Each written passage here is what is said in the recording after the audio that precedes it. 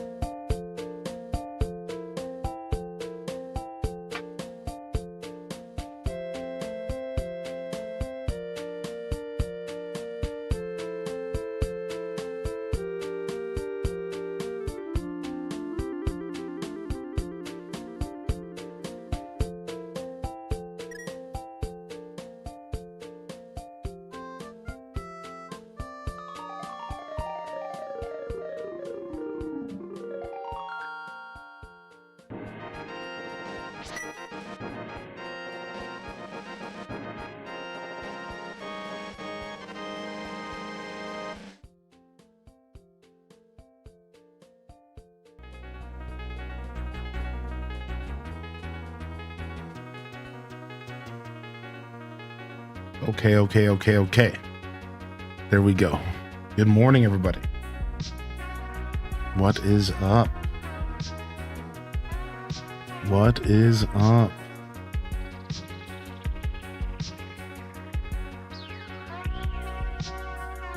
Saturday Squad.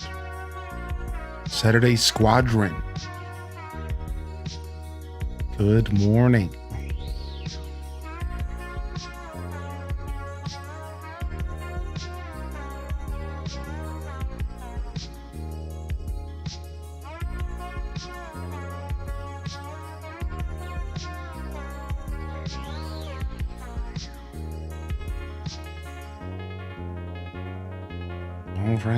All right. How we feeling, Saturday Squad? Welcome to the show today. We're back for some Pokopia. We're back for some Pokopia today.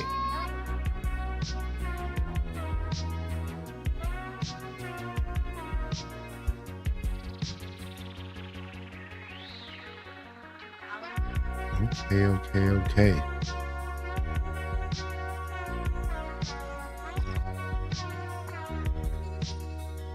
Abyss Sans first in the chat. Good to see you here today. Thank you for your patience, everybody.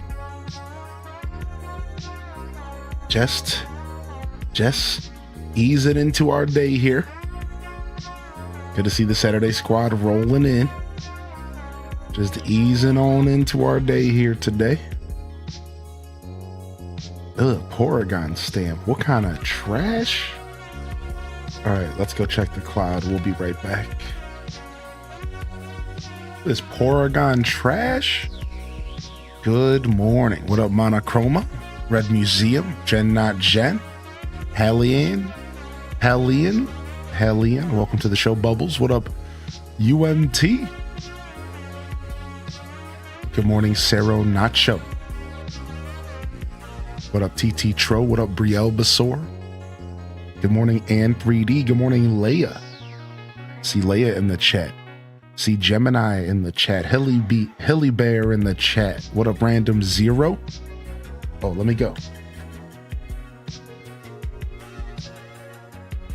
I thought I was already traveling. What up, Spidey Billy? What up, Aquana? Good morning. Quince3, good morning. Spankum Squad, did y'all watch the landing yesterday? You asked me. I did watch it. I did watch the landing, and it was cool. Splashdown. We have Splashdown. And the astronauts are back on planet Earth. It was very dramatic. It was awesome. About to rip some packs. Digital packs or real life packs? We have Splashdown.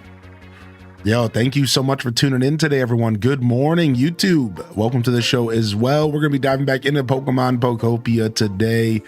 I see Big Doggo tuning in over there. We have Splashdown. Hope everyone's feeling good out there. All right, I thought I was going to check something, but I lost my train of thought. What up, Bookworm? Good morning. Mahogany Chica, Armazale, watched all of it, loved it. Yeah, I watched all of it as well. Oh, no worries, Sammy Dot. I did find the Poke Medal. Ooh, there's a bunch of goodies in here this time.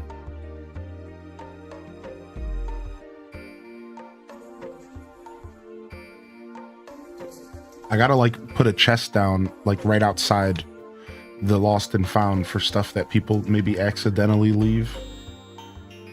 What up, E-Talker? Good morning. Sage the Spirit. What up, Dat Baby? What up, Card Shark? Good to see you. Ooh, we'll take Venusaur.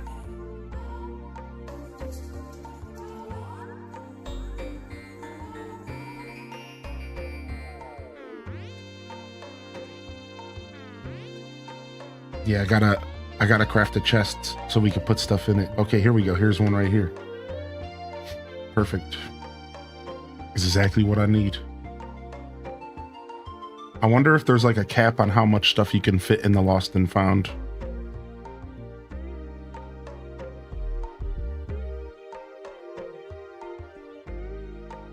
What is this? This crushed berry salad? How come I've never made that before? What's the flavor profile here? A salad with dry flavor made with crushed chesto berries. Oh, nice. Makes me want to work for NASA. Dude, throughout my whole life, I lived pretty close to like one of the biggest NASA bases in America. I think it's like one of two. At least back then it was like one of one. I think it's the first official NASA base, I believe, was in Ohio. It might be the second. The first might have been Florida. So yeah, I drove by it a lot as a kid, and I always had dreams of space.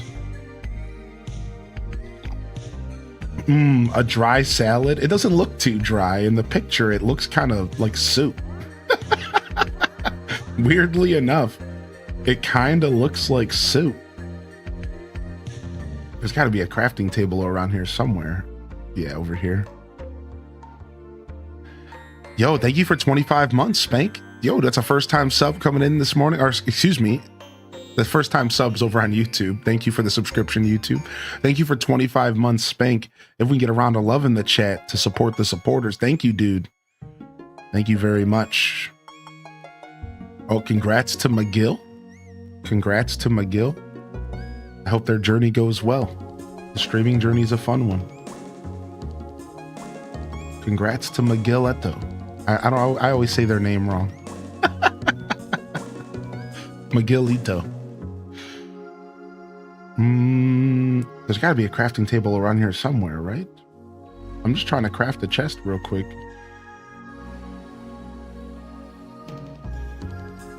Feeling a little better. Oh yeah, you weren't feeling well yesterday. Well, I'm glad you're feeling better, homie. Okay, here we go. Let me get. Ooh, I got the Poke Medal in my inventory too. Perfect.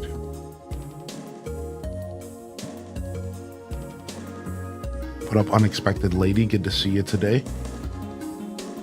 Chef Dente. Do you just spawn Chef Dente in randomly on the Dream Islands? Is he just like another Pokemon? Because like there's not a quest and stuff, you know what I mean?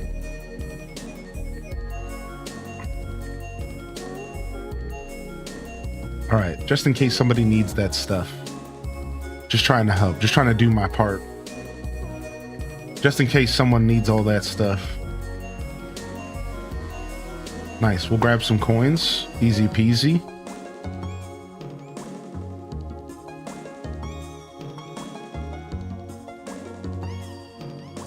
Let's quickly see if there's any recipes for sale up here. Ooh, the kitchen table recipe. Don't mind if I do. Soft mat recipe. Don't mind if I do. All right. Let's get out of here. Yo, what up, Stray Heart? I finally understand how the community box works.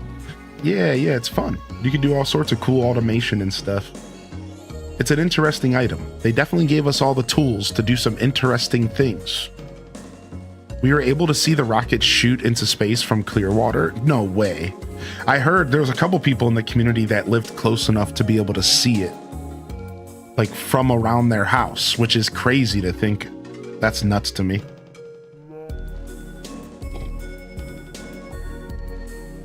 Yeah, thanks for sending that message. I appreciate it, Maharit. Thanks. Pretty cool. Pretty cool stuff. That's I'm glad to inspire anybody to pursue content creation. It's fun. What up, Happy Abby? Welcome to the show today. All right. We're back here in Pokopia. Oh, and we got a spawn. Ho, ho, ho, ho. Would you look at this?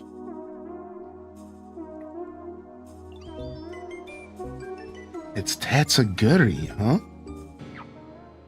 Tatsugiri? Good. Time to play dead. Oh, he pretends like he saw sushi. Huh? No way. Could you tell I was just pretending? Ha, you're pretty sharp, blobhead. I'd hate to be your enemy, so let's be friends instead. He just called me blobhead, dude? Yo, what up, classy Saya? Welcome to the show. This Pokemon tricks its opponent by playing dead. It's small and weak, but uses its smarts to survive. Oh, so he's a clever little buttum. Right, he's a clever little buttum. It's the droopy form. The droopy form. What other forms of Tatsugiri are there? I know there's different, like, colors, but that's not forms, is it? The droopy form.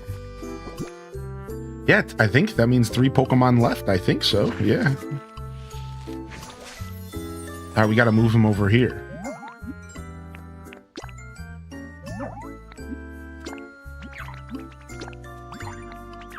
On my way to make that habitat my own because I want my own sushi fish friend. Oh, you're going to make it in your own game? Nice, smart. Yeah, it's a really easy one. It specifically requires this item called a side table. It can't be any side table. It has to be this one. And then the beach chair and the parasol. Yeah, pretty straightforward one, actually. My last look at stream before heading out on vacation. I'll be MIA for a week. You're going on vacation, classy Syed. What the heck? What the what? Dude, enjoy your vacation. Congratulations, man. That's awesome, dude. Take a break. Maybe try to disconnect. Don't worry. The stream will be here. Content will be here. Videos. All that stuff, you know? It's all cool. It's all awesome. I literally make a living off of it. But if you can, man, just a reminder. Disconnect. Let go. Turn off the phone. Pull out. Roll out. The content will be here. The show will continue.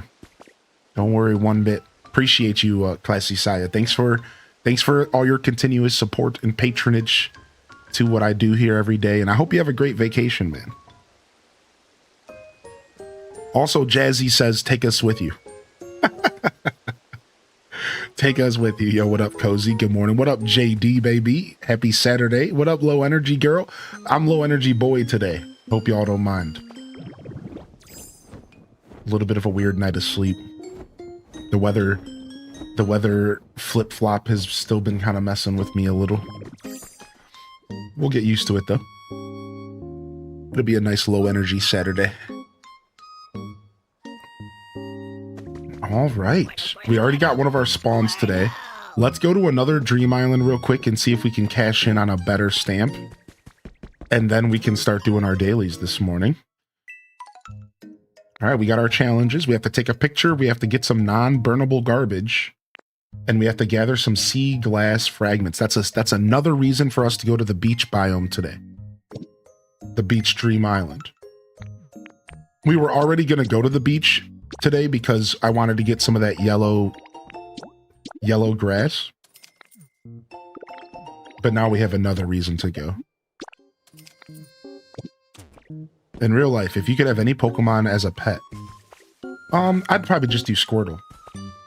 Yeah, for sure, because I've always wanted a turtle as a pet, so my favorite Pokemon is like the best choice for that question. Cool question, though. Definitely fun. I'd probably just go with Squirtle, my boy. He'd be an easy answer, because, you know, he's like a real-life creature. He's like a real-life... Yo, who said you could sleep? You better get to work, buddy.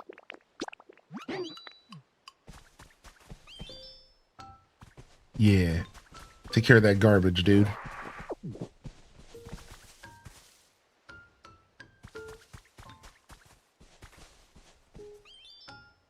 Okay, he's got it. Took him a second. What do you think about Vulpix? Vulpix is cute as heck, yeah. I've always thought Vulpix was cute. Not quite my style of Pokemon, though. Like, as far as, like, Vulpix has, like, never been a favorite of mine, but it's certainly not, like, a least favorite. You know, nothing like that. Vulpix is awesome.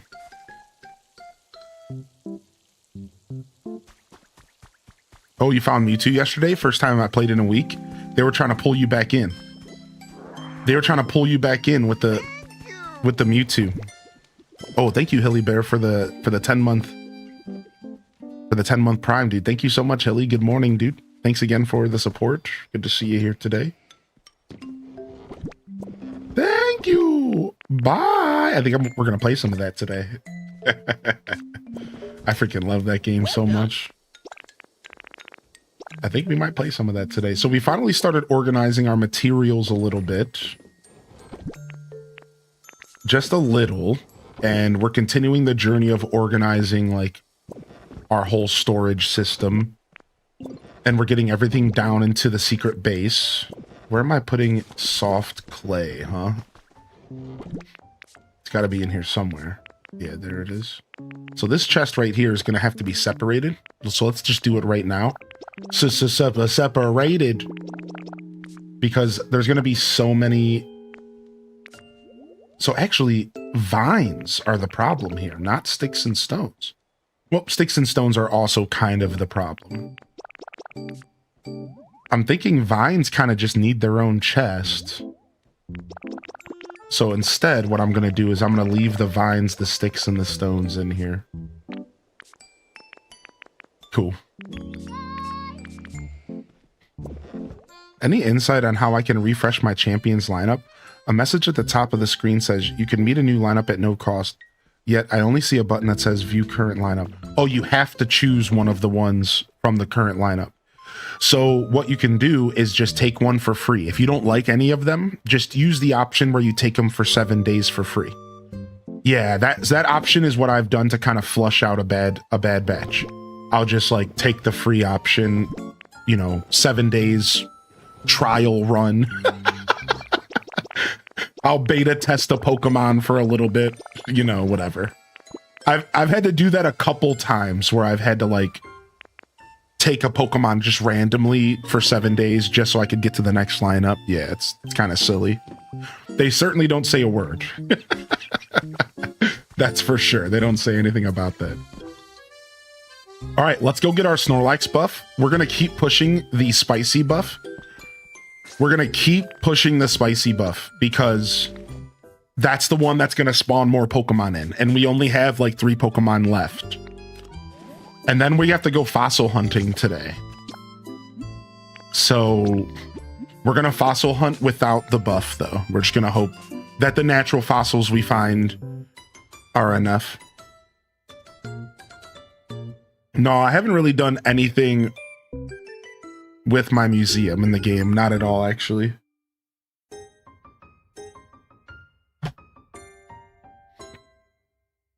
No, not yet. But that is the second area we're going to be working on. My plan is to work on the Rocky Ridges second. That's the chat chose. So we are going to start figuring it out. Like, we actually were there last week.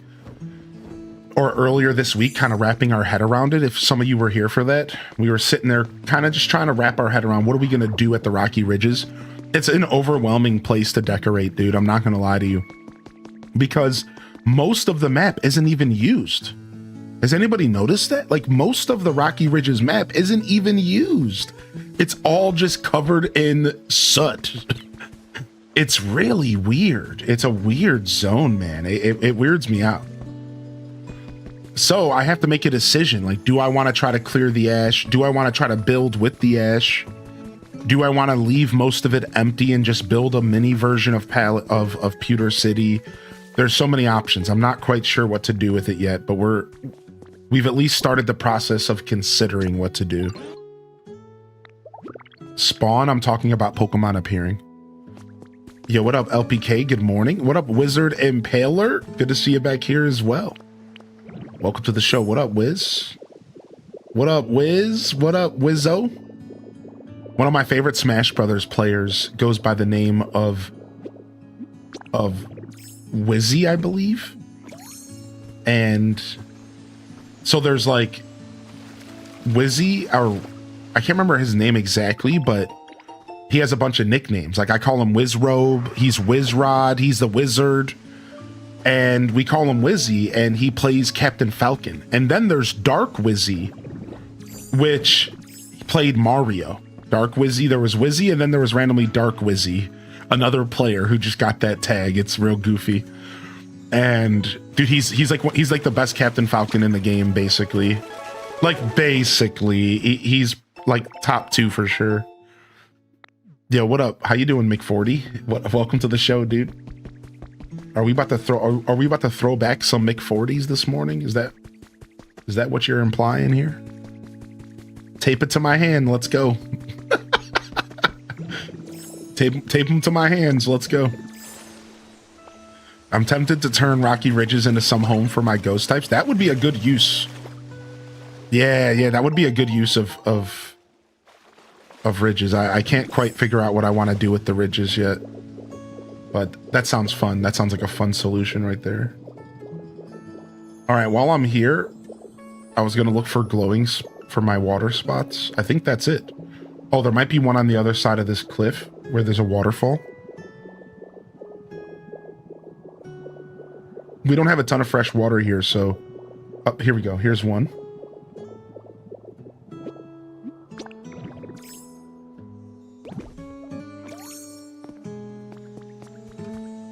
Is the fishing tournament in Animal Crossing today? Dude, let me get you a shout out, Mick40. Got you, my dude. Nice. You're doing some Grand Theft Auto 5 today. Nice. Man, the Grand Theft Auto hype is starting to build. I was just watching a video of... Oh, habitat information? What? I was just watching a video about, like, apparently... They finally gave me the freaking habitat for Floragato. Let's go, dude. Finally, the interrogation desk. I love it, dude. Why is she interrogating? I'm stealing this lamp. I'm gonna need it. Hopefully that doesn't piss off the den. I don't know. It might. Who cares? Sorry, the den. So yeah, man, I was watching this video talking about the budget of Grand Theft Auto 6 and how it might be like $3 billion. Like, oh my God. You want to play a quiz? Sure. Yay, okay, here goes. What's Azrael's most unfavorite flavor?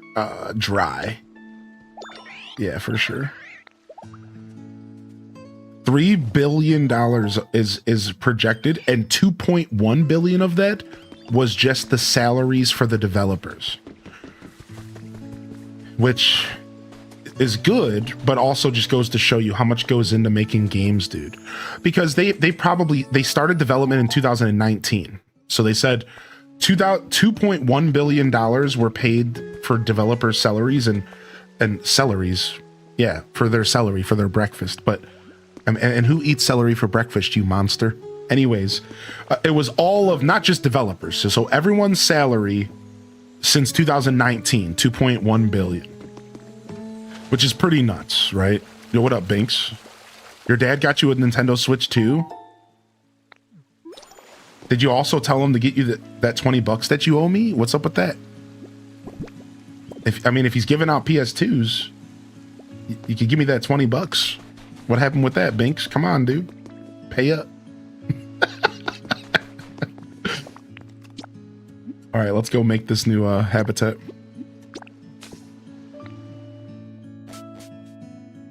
Yo, good morning, Taco. What up, Sidey and Fancy Mom? Good morning, y'all. Yeah, dude, detective.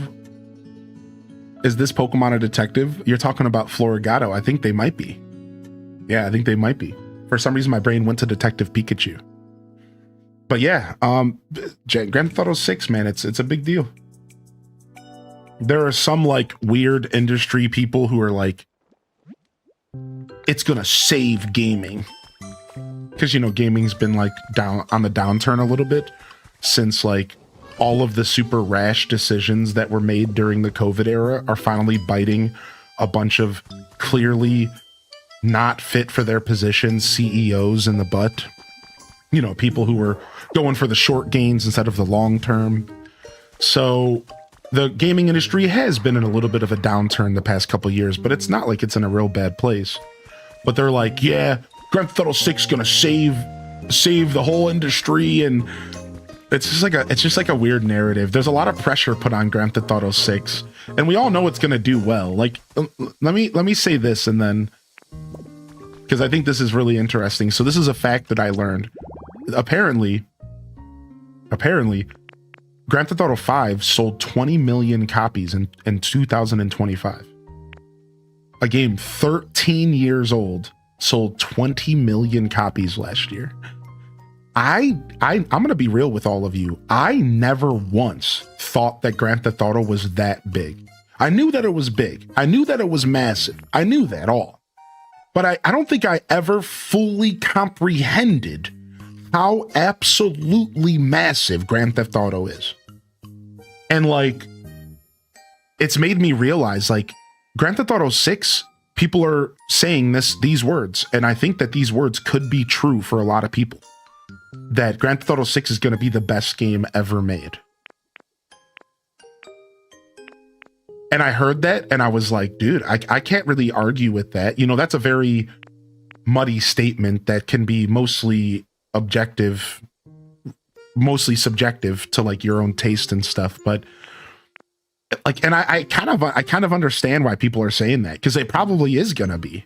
Like, there's a chance that Grand Theft Auto 6 could be like the best video game ever made when it comes to like the human experience.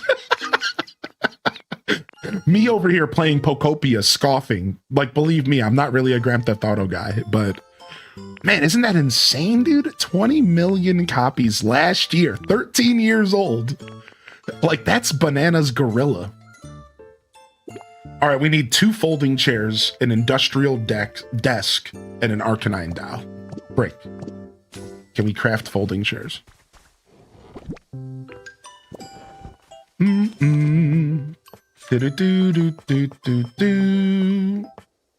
We cannot craft folding chairs. Well, that's a problem. We can for sure craft the desk, but we probably don't need to. Let's go into the storage and see what we got. They're in the sky area. Thank you. It's the fact that it's still so popular even 12, 13 years later. That's what I'm saying. That's the point that I want. Thank you. Yes. To sell 20 million copies 13 years later, that's more than like, dude, Tears of the Kingdom has barely broken 20 million copies since 2023. Real talk. Like, not really. I think it's at 26 million. It might be at like 30. I don't remember the numbers exactly, but it's not that much over 20 million. It's not that much over. Like, it's just, it really puts things into perspective. I had never realized how massive that game was. I don't think I ever fully like appreciated Grand Theft Auto's vastness. I really don't think I did. All right, let's go craft ourselves an industrial table.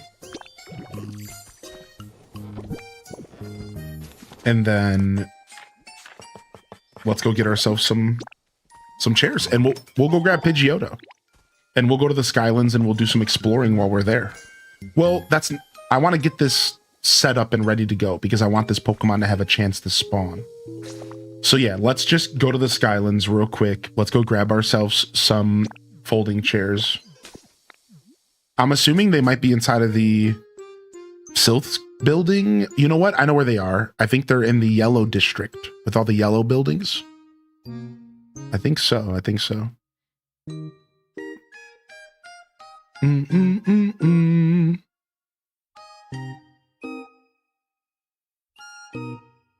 I know last I asked you, you said Sableye event was in May, but I'm set on today's date and he's here walking around outside for me, showing on the event Pokedex. Yeah, he's supposed to be here from April 30th to May 10th specifically. Yeah, April 30th was the actual date that somebody said in the chat yesterday. Oh, dang, I missed it, Alicia. Thank you, Ali. How are you today? Thanks for helping out, dude. I appreciate you. All right, we'll be back here to go shopping later. Let's go this way. Ooh, let me go see if I can get that feather. Meow. That's me meowing back to my cat. Now I have to say hi to her. Hold on. Let me give her a little bit of pets just to let her know that she's appreciated. Come here. Come here, Midna. You want some pets?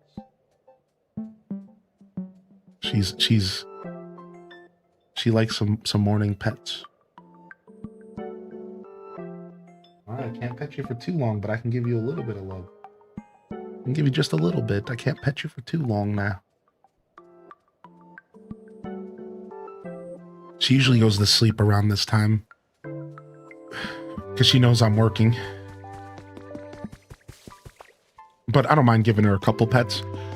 I've realized that not every time she's looking for the full body rub down. Sometimes she just wants like a little pets and she'll be okay and she'll just go out about her business. It's not always like a full it doesn't always have to be like a full 5-10 minute thing. Sometimes just a little bit, you know, just a little bit of love goes a long way.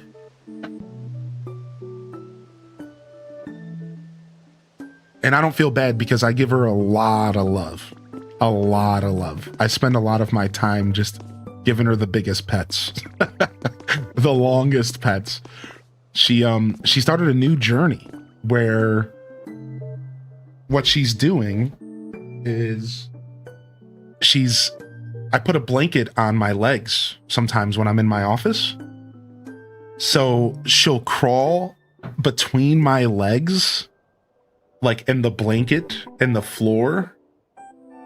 And like she'll just sit there for hours as long as I'm not like moving too much. So she's gotten so comfortable. I'm obsessed. I love it, dude. She'll just like crawl between my legs and just sit there. As long as I'm not moving my feet too much, she'll just crawl between my legs and just jam and just go to sleep. Yeah, she has like a little blanket for it, basically. Like that's the first time she did that yesterday. And I was shocked. I was like, oh my gosh. Because normally she's not about feet, but I'm like really respecting her and like giving her a lot of like patience. Like when I move throughout the house, I try not to move too rambunctiously. So I'm like trying to get her used to my movement so that she realizes that she doesn't necessarily have to be scared of my movement. She's always like, just like every cat, she's always going to be jumpy when like you start like hustling through the house. And that's fine. That's not, but if I can get her to just like warm up to just being around me standing, because I did some research and I found out that cats generally don't respond to standing well because they take it as a threat. So like naturally cats don't naturally cats want to be the tallest thing in the room. So that's why a lot of cats are just kind of skittish around humans standing in general. Right. And there was like a pro tip I got that said, just go ahead and like try like just sitting in her space every once in a while and letting her just like explore around you while you're sitting, and that like helps. And so anyways, the point that I was trying to make was, you know, I could sit here and yap all day, was that I've been like working on getting her more comfortable. So she's at the point now where she'll like come into the kitchen when I'm like feeding her and she's not like afraid of my feet, even though I'm standing.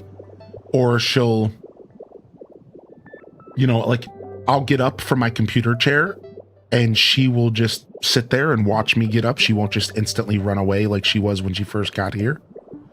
All like super awesome signs that she's gotten like real comfortable and she's like getting an understanding of my movement and like my routine. And like I said, I'm kind of helping her out by making a point not to stomp too much and stuff, you know, like trying to show her like, you know, not all of movement is needing for you to like run away, you know, But again, it's not going to stop her from being completely freaked out every once in a while, but you know, sometimes your boy's got to hustle. So you can't knock the hustle. No, I don't have a laser pointer for her yet. I was thinking about picking one up soon. I did just pick up her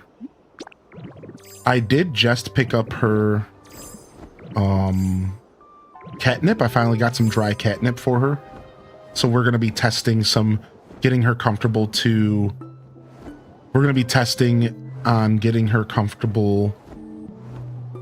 with the cat tower and stuff. I'm going to try to use the catnip to get her to like climb up the tower and realize like it's her play palace. What up, Dreamy? What up, Dweeby Gamer Mom K? Yeah, I'm trying to get her comfortable with the idea of her cat tower, so the catnip will help with that.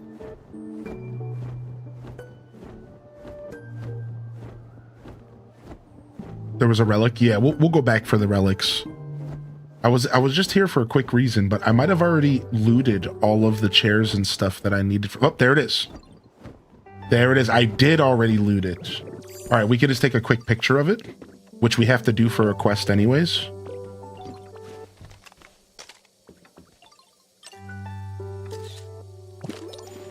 Boom. And then let's go back. We got it. What even is Game Share? Game Share is a feature that some games offer where you can play a game with somebody else on another console, sometimes even online, without that person owning the game. It's actually a feature all the way back from the Nintendo DS era, where they released a Mario Kart called Super Mario Kart or Mario Kart Circuit or something along those lines.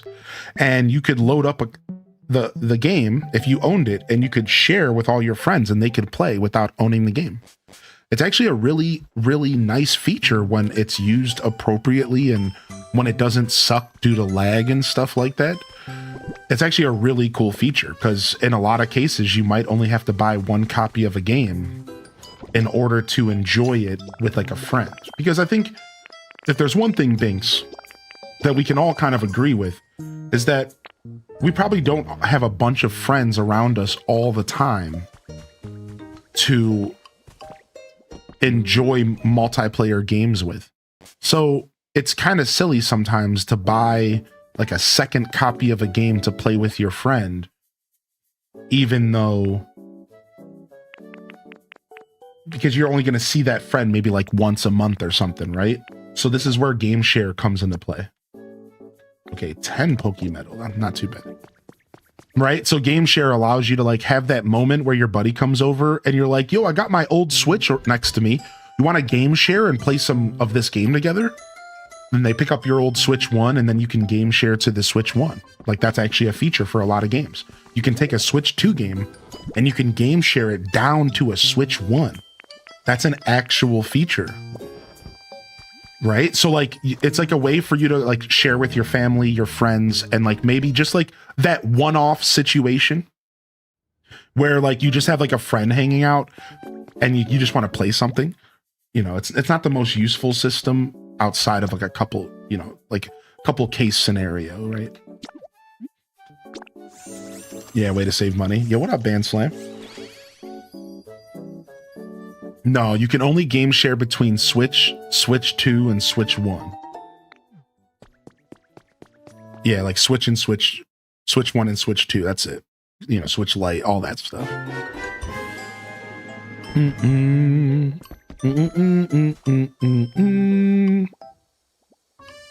Ah, I see. Really? Is that a thing? Do cats get fatigued with lasers? It can mess with their vision if used too much. Thanks for the heads up. Yeah, thank you. Yeah, I wanted to get one just for like some playtime because until she's still getting comfortable. So here's the problem with playtime right now is that thank you Lit Brit for the 30 months. Yo, holy heck. Thank you Lit Brit. Some love in the chat. Thank you Random Reject and Tam Perpetrator. Good morning. Shadows Benji. So here's the thing. Like, I haven't really been able to get a lot of good playtime in with her because she's not necessarily like she's still, like I just said, I'm getting her comfortable with like me walking in and out of rooms. And I can't just like walk into a room that when she's like has the zoomies and she's trying to play, up until like maybe this week, I haven't really been able to like walk into the room and start playing with her because she would run and hide. And then 15, 20 minutes might go by before she comes back out again. And at that point, playtime could be over. So I've struggled a little bit like getting her to play with me, but she does play with her toys and stuff that I put out for her. So now my new strategy, and I just read about it, is I'm going to go sit in the living room on the floor. And I'm just going to like put something on the TV and I'm going to sit there until she comes up to me. And then I'm going to try to get her to play. Now I have got her to play with the fishing rod with the bug toy on it. You guys know the classic. And I'm dangling it around and she's jumping and attacking it. But it doesn't feel like it has a long enough rope on it. It feels like the rope is too short. So she's too busy worrying about my hand and then of going after the bug. And I'm like, whoever made this, like you need to make these fishing rod items longer so that I can like throw it for a little bit further. And like, she's like, it's way too, the rope's only like this long. I'm like, dude, I can barely like dangle it before I'm like hitting her. So I hate this stupid toy I got. And I'm like, I'm hoping that I have a couple that are unopened. I'm hoping that the couple that I have that are unopened are better. I'm hoping the couple that I have are better. So yeah, she's kind of responding to playtime. She's doing a really good job, like responding to playtime. I just haven't found like the perfect opportunity to like play with her a ton yet. Only like a little bit so far, not like a ton. Extend the fishing rod yourself. Right. Like I have some twine, some cooking twine I was going to use, but that's all I have in the house. I just got to buy some like nylon rope or something. I think that's what they recommend. Right. Exactly. That was my thought. Yeah. Something like that. Either way, that's kind of my, so I am like actively working on trying to get her to play and like have fun with her. So that she doesn't have as much energy. So she's not like going to sleep with like, she's not like having too much energy. I want her to like burn up some of those calories and stuff, but she's pretty healthy overall. She's been zooming and playing every day, at least a little bit. And she sure sleeps a lot though, but that's like a normal cat thing. Yeah.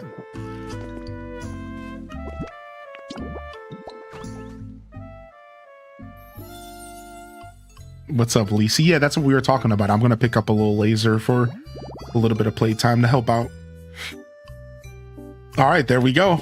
We got the common from Florigato here. Nice. Nice. All right, let's go grab Pidgeotto. Let's grab Pidgeotto and let's do some artifact hunting now. Oh, let's go to our Dream Island first. See if we can get some new habitats. And we're not going to one with Mewtwo today though, because I actually want to prioritize some materials today. So we're going to go to Pikachu and go to the beach because we need to get some grass and we need to get some materials. So let's go farming for a little bit. Yo, good morning, by the way, Band Slam on YouTube. Thanks for jumping over there, and make sure you hit that like button, y'all, if you haven't already. All right, let's go. I appreciate that. Yeah, I'm having fun with my cat, you know. She sits in my lap and stuff all the time now, or like between my legs when I'm sitting on the couch. It's fun. I've been playing a little bit of Pokemon Champions. Yeah, just a little bit. What about you, weirdo girl? Yeah, I built myself a little team and I'm having fun. I just adjusted the team last night. I'm gonna keep adjusting it until I get it right. They get that from their ancestors. Yeah, she I don't know, I'm having a blast. She loves being around her papa.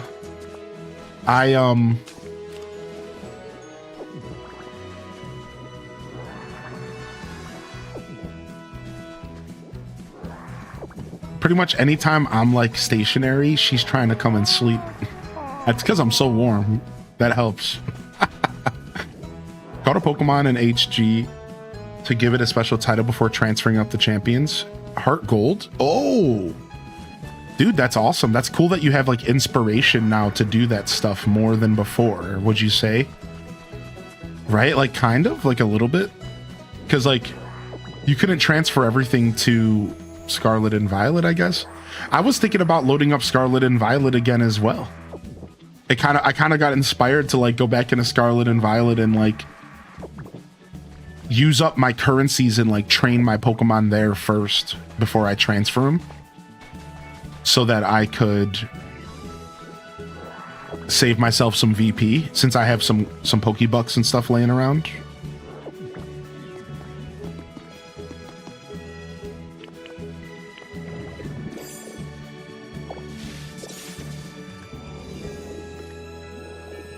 I've always loved ribbons and titles.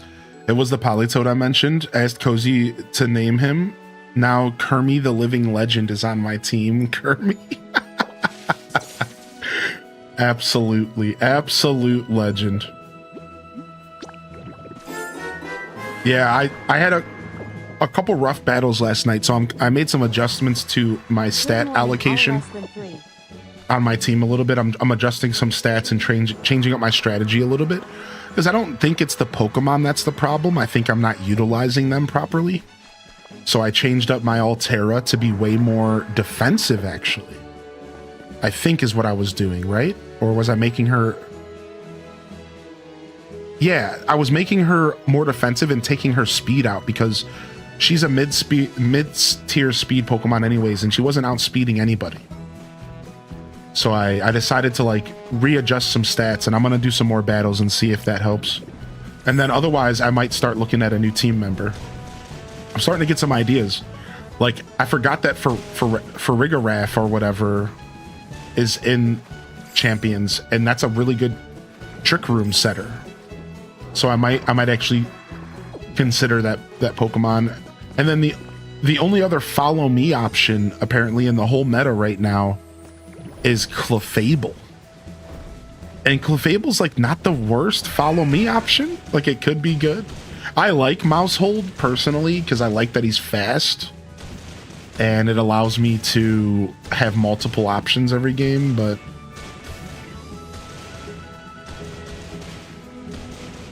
all right, I need this grass. We're here for some of this yellow grass. Yo, Bree, thank you for 4 months. Good to see you today. And again, Lit Brit, thanks for the support. I hope you're feeling good. She's doing very well. Thank you, Joopy. Yeah, we could go for a Rage Powder. I forgot about Rage Powder. Thank you. Thank you. Thank you. You just expanded my options by a couple. I know Skull Villain's got Rage Powder. I'm sure there's at least 1 or 2 others in the meta. Yeah, so I don't want to make team adjustments yet. I don't think my team's as bad as it could be. I think it is me just misusing my mons and not realizing exactly when I should be bringing and shouldn't be bringing certain members of my team. So I'm going to work on that instead. I'm just going to, for me, my favorite thing about competitive Pokemon, for those that don't know, that's what we're talking about here. Competitive Pokemon like VGC champions. My favorite thing is like learning. I know it sounds like super boring, but I love learning. So I love analyzing my matches and going, you know, what could I have done better here? And when I do a lot of that, and I'm really good at self-reflection. So like, it's easy for me to see when I'm the problem and not the team. And that's like, after last night, I was like, yeah, I think I'm the one that made a couple mistakes tonight. I went like 2 and 4 or something in my matches. And I was like, you know, I think that this game I played pretty badly. This game, I shouldn't have brought this Pokemon. I should have brought another one. You know, this game, I should have tried to predict a little bit more of the switch-ins. Like, I had my first miserable experience getting shut down by a Vaporeon. And I got shut down by a Vaporeon and a Sylveon using Calm Mind. And then they kept cycling Incineroar in and Intimidating and Parting Shotting. And they just rinsed repeat. They just kept rinse repeating. They're like, Meanwhile, the Vaporeon keeps calm minding and starts setting up sweeping on me, and I can't do anything because at that point I have to use physical damage, but I keep getting parting shotted and intimidated, and I'm like, dude, this sucks. And I had like never really experienced that before. I was like, oh man, this is oppressive. Like, it felt oppressive. I was like, whoa. So I instantly realized that I can't not play around in Sinnoh. Like, I have to learn what to do in that situation. So I decided to kind of adjust my team a little bit to make sure that I could handle a situation like that in the future. Right? That's the fun part about building teams, is trying to make them the best team for all scenarios, while also like making them good at their like niche and like what they're made to do. It's an interesting battle of going back and forth between how do I make this team be able to handle anything, but how do I also make this team really good at the thing I want it to do. Yeah, I'm in Great Ball 4. I fell into 4 last night. I was in Great Ball 3. So a little bit of ranked. What up, Nembo Tavi? Hey.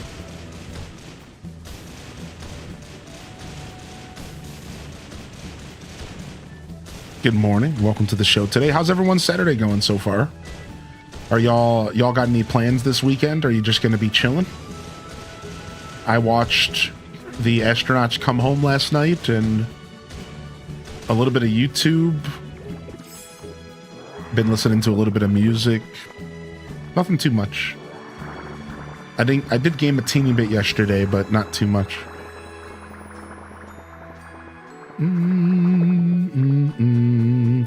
On that champions grind? Oh, nice. I'm gonna have to get y'all added. If you're in the Discord, we'll have to use the Pokemon Center channel to add each other's friend codes so we can do some testing and battling. I'd love to have some people to play the game with, because it's a lot more fun to play VGC if you have people to bounce ideas off of and stuff. It's cool. Probably gonna go hiking if it doesn't rain. We're getting a new roof this morning. No more leaks. Nice. Still in bed. There ain't nothing wrong with that, dude. I was feeling pretty tired this morning. I didn't really get a good night of sleep, so part of me almost took the day off. But that's always like the last case scenario for me. I don't like to take off days without at least 24 hours in advance. But it crossed my mind, you know? I was like, should I just take the day? I'm kind of sleepy, dude. But I just kind of slept in instead. Got my coffee going and felt good enough to, you know, just kind of do some content. We'll be here for a bit today. Need to buy some outdoor bird seed. Our Gremlins first baseball game. I saw that in the Discord. I think so. Or maybe it was basketball yesterday. First time coming into a Pokopia stream since I was avoiding spoilers while I played it, but basically got to post game, so there wasn't any issue anymore. Right now I'm entirely focused on terraforming Pallet Town into a single landmass. Dude, I love that. I love the single landmass idea, dude. That's sick. We're currently stealing grass from this dream island. Because I need this light green grass for pathing for my build in the Withered Wastelands, where I'm building Fuchsia City.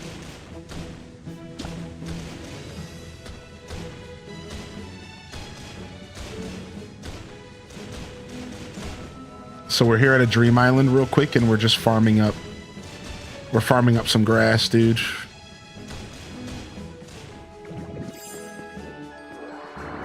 I went to bed late. I might chill in bed a little further. Nice. You're helping me get through the last bits of unpacking. Dude, Bubbles, congrats again on the move. I hope it went smoothly. Heck yeah, for the still in bed team, my wife's been in Japan for the last week, so I've been soloing our 4 pups. and work. I just made myself a latte and hopped back into bed. Dude, that's what Saturdays were made for. I could not agree more. All right, let's go and see if we can get a new habitat today.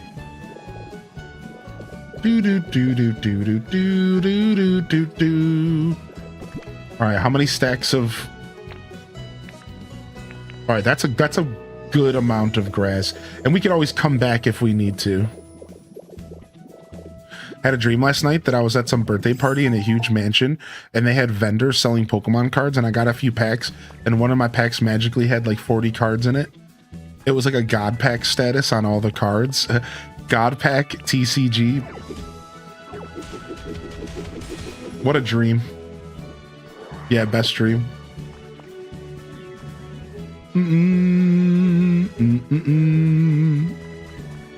Yeah, weirdo girl. Yeah, I'm highly into Scent in Discord, and we can add each other on champions. I just have to get you guys my code, right? I think that's all we have to do. Is I just have to get you guys my code.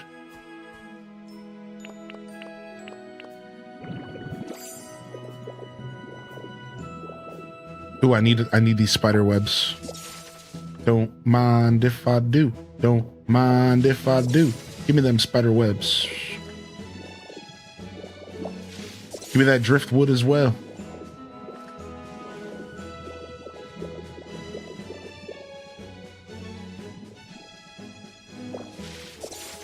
Spent your afternoon converting your books to EPUB because Amazon effed up an update, so I had to send and sort over 60 files. Oh man. Let's go, Amazon. Figure it out. Well, it sounds like you're done now, at least.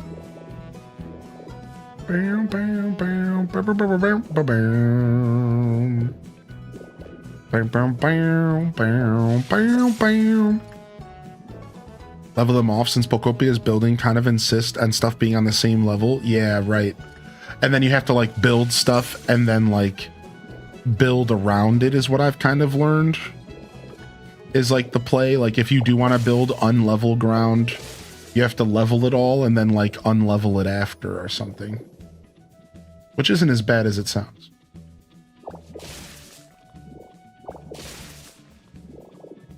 Nice. I'll take these grubby papers. Don't mind if I do.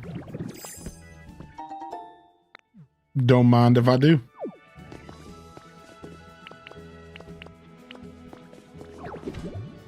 Oh, I need food.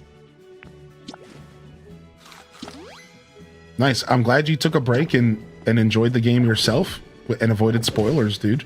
Did you enjoy the playthrough? Do you have any comments about the story, or are you happy to finally be done so you can do post-game stuff? Post-game stuff can be a lot of fun.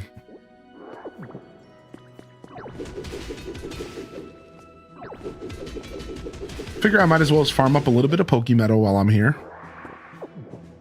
Just a little bit, why not?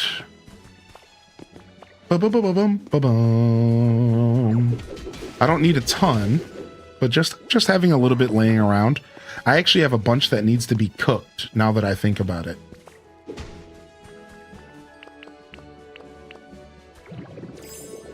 Now that I think about it.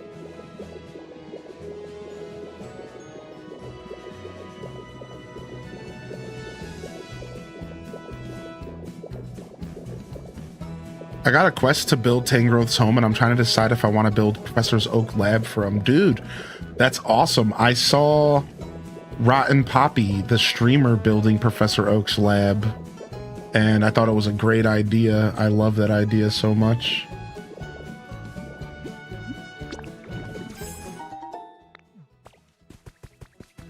The question is are you going to do just a one-for-one Oak lab, or are you going to do your kind of your own version of Oak's lab with like a little extra flair on it?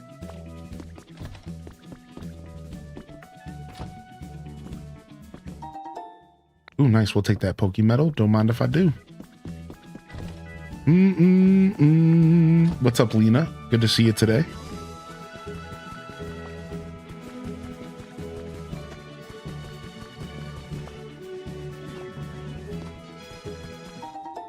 One plain chest.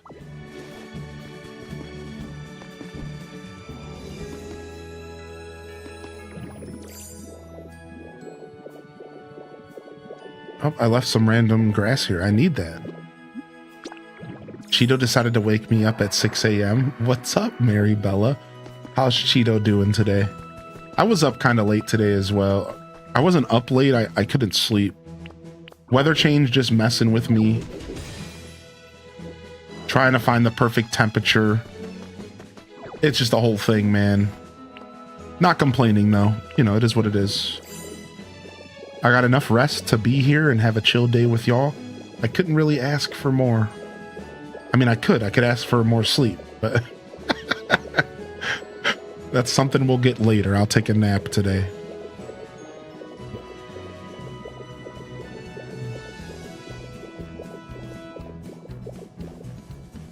All right, I think that's all the items. No habitat here today. Yeah, the street lamps, if you punch them, you get iron. Yeah, I love that. Ooh, what's this? I need your advice has been added to your human records. My daughter's been sobbing every night recently. She keeps saying that she wants to see Mary, and she just cries and cries. I tried giving her a plush toy that looks just like Mary, but she got angry and yelled that it wasn't the same. How are things with your family? I hope you're not going through the same thing, but if you happen to have any ideas about what to do, please let me know. Love, Minami.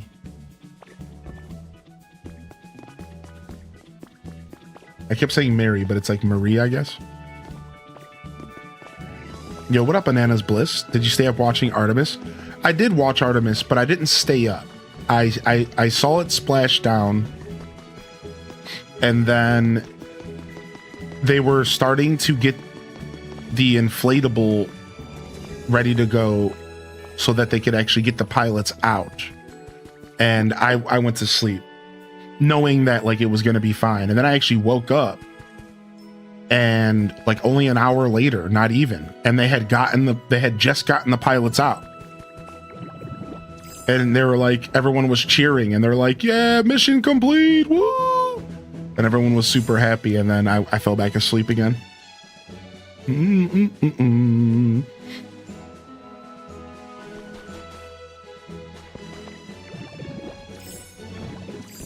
right, I think that's enough materials. Let's go. Get me out of here. Eminem's Stan. I haven't heard that song in a long time.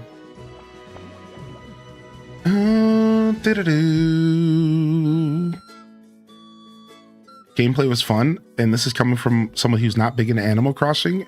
Trying to do some of the crazy builds some do.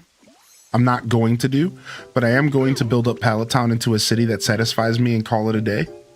I have some notable criticisms. Yeah, of course. We criticize everything in life, you know, especially the things that we love, generally speaking. Finally, Detective Florigato is in the building. What's up, Detective? Fleur! Aha! Did I scare ya? Operation Mischief, huge success. Sorry, I just wanted to start our friendship off with a bang. I'm gonna live here now, so be sure to say hi if you see me around. Cause if you don't see me, Mischief might just strike twice. Cute. Mischievous cat is mischievous. Any recommendations on where to buy defunct systems and games like 3DS and GBA? You could use this website called Whatnot. The hardness of Florigato's fur depends on the Pokemon's mood. When Florigato is prepared to battle, its fur becomes pointed and needle sharp.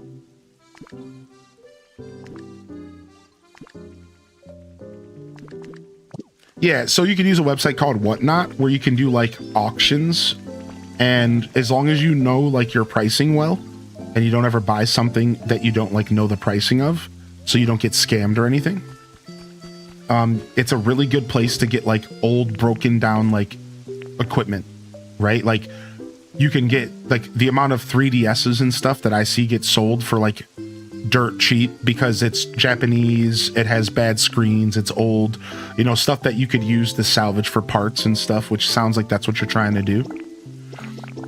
Otherwise, you just got to do eBay, which is the obvious one. So sorry to hit you with the obvious, but you could use eBay, right?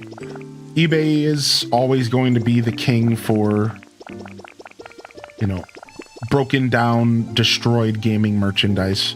You can go on eBay and you can find like lots, you know, $20 for like multiple consoles that are like busted and broken that people use for parts to build up their own consoles and to mod their own things, right? Which is why there's a market for it in the first place. People who want to like maintain their own equipment, stuff like that. Yeah. So Whatnot, it's like a auctioneer website basically. And there's a lot more than just video games on there, but I can't stress this enough. Make sure you're not buying stuff on Whatnot that you aren't comfortable with the pricing on, because there's a lot of sellers nowadays. The website's gotten pretty popular from what I've read. And people are going to try to scam you, you know, like it's an auction. So like a price could go up for something and then, you know, you're like trying to buy that thing. And before you know it, you're spending $20, $30 more than you could have by just going on eBay and literally buying the item. You don't need to play the game of Whatnot. So I can't stress that enough. It's a really useful website when you do your research first and you pay attention to like what you're paying for. But a lot of times you can just go on eBay and you can get like the same thing for cheap. I know eBay has like its ups and downs, but it is still pretty useful for that kind of stuff. So,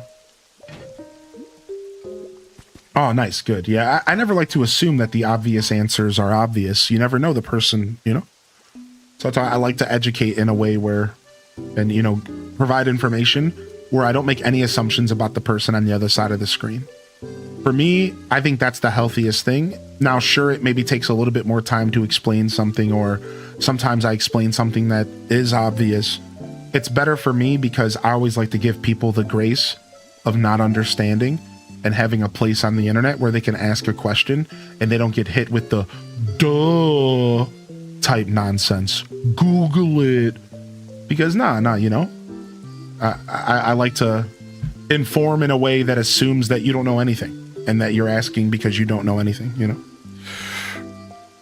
So many people on Reddit have said that you need to be careful for this reason. They're not afraid to scam you, right? Like, make sure you know your pricing before you start buying stuff. But I've spent so much on Whatnot, it's kind of dangerous if you're not careful. Yeah. Really, my biggest frustration with Pokopia is why the PC never unlocks an item storage function that persists across all maps. Yeah, that's like a lot of people's main complaint about Pokopia, actually. All right, let's do some shopping. That's actually a lot of people's main complaint about Pokopia. You're far from alone there. A lot of people's main complaint with this game is the storage system feels a little bit antiquated. And to be fair, it's because it is, right? So the thing is that, and I've said this before, every single video game nowadays that is doing a game like this needs to start following the rules of engagement. And those rules are as follows. We want connected chests. We want chests that are connected to crafting tables. We want chests that are connected to cooking tables.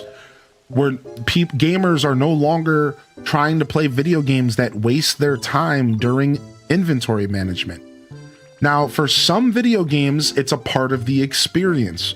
Games like Fallout, I would argue that it's a survival game. You're supposed to be worried about your inventory. But a game like this, it's unnecessary. You're wasting our time. Stop. And so I hope more video games start to wake up to this. Like, it's antiquated. Start making storage stuff not feel like a slog, dude. We don't want this anymore. I feel this way about all of these games. Ooh, nice C-dot lamp. Look at this. Look at this. What a nice lamp. Holy heck. Don't mind if I do.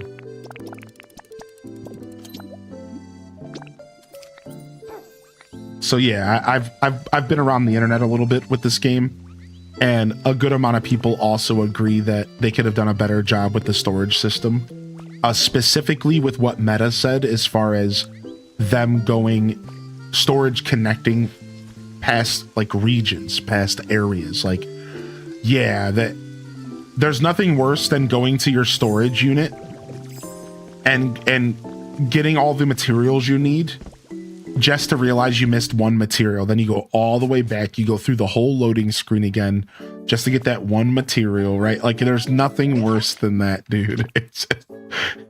It's rough, man. I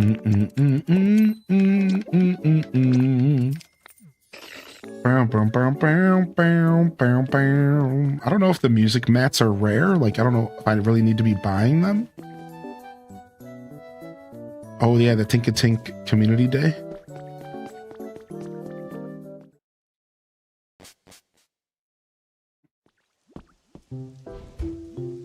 Yo, Sea Stove, good to see you, buddy. Yeah, no problem, man. I appreciate you saying that, dude. It's just a personal thing that I have kind of, that I think about because I don't like it when people do it to me. It's just grandma's rule. Treat people the way you want to be treated, you know?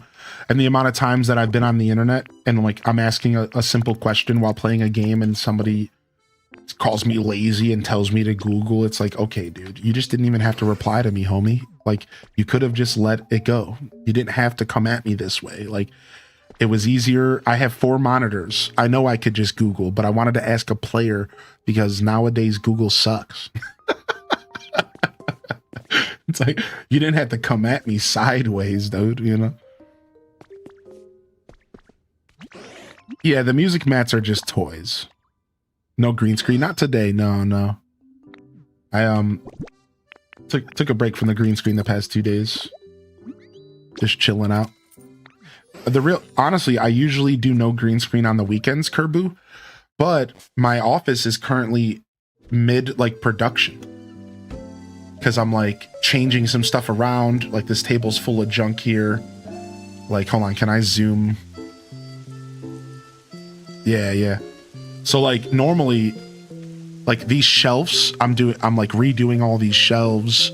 I'm adding lights to them. I have all this stuff on this table. So like I was kind of like purposefully not showing the background for a couple weeks because my plan was to finish it and then kind of reveal my like updates to the background.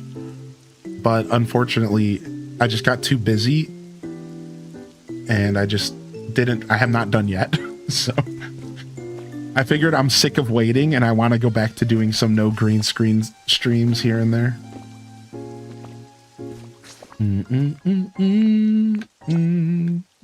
All right, off to the Withered Waste to go shopping and grab our Pidgeotto. Life be lifing. Yeah, I just got caught up doing other things. I have to start the journey of like really locking in my cord management this year. Because right now I've been in this house for a year. April. I've been living in this house for a year, this apartment, and I didn't really get a chance to do cord management since I've lived here. And I'm gonna have to start I'm buying new Ethernet cables and I'm gonna start kind of managing my cables because I have this cat now and I don't want her to get into something that she shouldn't be into.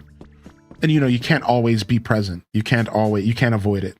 So you just have to do preventative measures. And the best preventative measures for me would be getting my cords like really tight, you know, nice and neat. So yeah, it's been a year. How about that? It's been a year since I've been living here. Can you believe that?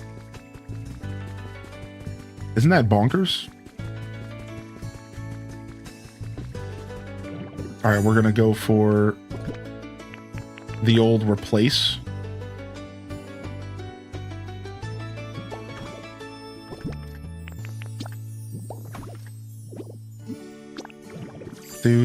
I thought my Pokedex was going well until I looked at how many Pokemon are in Pokopia.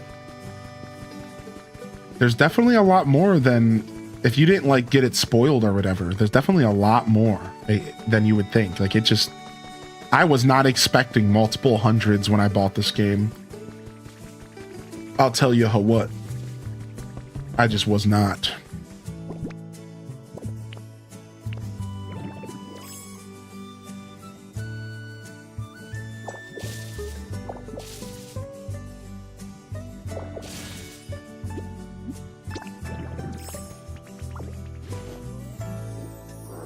Yo, what's up, Alto Girl? This past year flew by. It really did. It really did. While I'm pretty proud of some of the progress I've made learning how to live life and being in my own apartment and stuff, and like really appreciating things in a different way for the first time in a long time in my life, without going too far into that. Sorry if I'm leaving you hanging there. I will say that I still have so much more I could be doing, like for sure. Like I still have plenty of walls that need more stuff put up, and like I just mentioned, the cord management, and you know, the list goes on. So I'm simultaneously like pretty content with what I've accomplished. I'm also like, yeah, but I could do even more. So this year I'm going to try to finish some of the projects that I didn't wrap up last year around my house. And my new cat's kind of encouraging me. Where's my Pidgeotto at?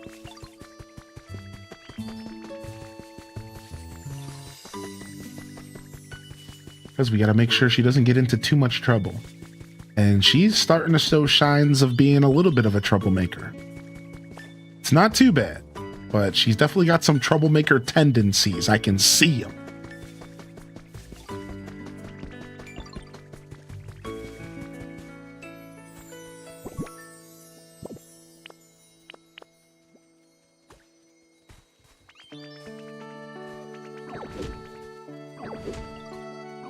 How many Pokemon are left to find for you? 3? 3, I think. 2? 2 maybe? There might only be 2 left right now. We're getting very close. We're getting very, very close, dude. We might even be down to 2 at this point. I know Aerodactyl's one of them. So there's 3. There's Swoobat, whatever the other bat is, and there's Aerodactyl, which means that beach, I'm realizing now that there's multiple forms of Tatsugiri, aren't there? Are there multiple forms of Tatsugiri? There has to be. Yeah, there has to be. I'm just realizing now that freaking beach one that I put down is all Tatsugiris, isn't it? Son of a B word. So that means that I'm still missing a whole habitat. I'm still missing a habitat that I don't have. Because I don't have the habitat for Swoobat and stuff. The Swoobat line, I still don't have the habitat. You guys don't have to tell me it. Like that, I'm fine.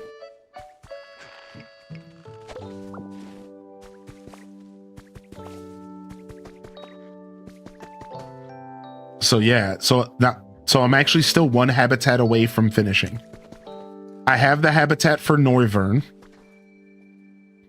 Noivern's evolution, I believe. Or whatever it's called. Yeah, it's Swoobat, Woobat, or whatever. Again, I gotta stop I gotta know what the hell these Pokemon's names are, because I don't remember and I keep saying whatever. All right, what the hell is this Pokemon named? Because I hate it. I really don't like this Pokemon. All right, it's Woobat and Swoobat. Okay, Woobat and Swoobat. So I'm missing Woobat and Swoobat. I hate these Pokemon. I hate their names. They're cute though, to be fair, and they're kind of fast. I didn't realize that Swoobat had such a nice speed. Ooh. Anyways, Woobat, Swoobat, and Noivern, the evolution of the little pink bat, right? I don't remember what the little pink bat's name is. That's the thing I'm...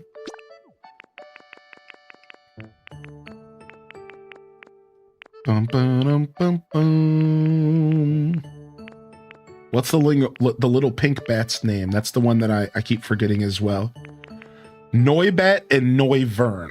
Yeah, correct. So I'm missing Noivern, Woobat, Swoobat, and Articuno and Aerodactyl. My brain keeps wanting to say Articuno. I did that yesterday as well. I know the difference between Aerodactyl and Articuno, okay? The PokeRap taught me that. This is 150 aboard the sea. to be a Pokemon master is my destiny. So if you're judging me, don't judge me too hard, all right? I know what's going on. You just got Noibat?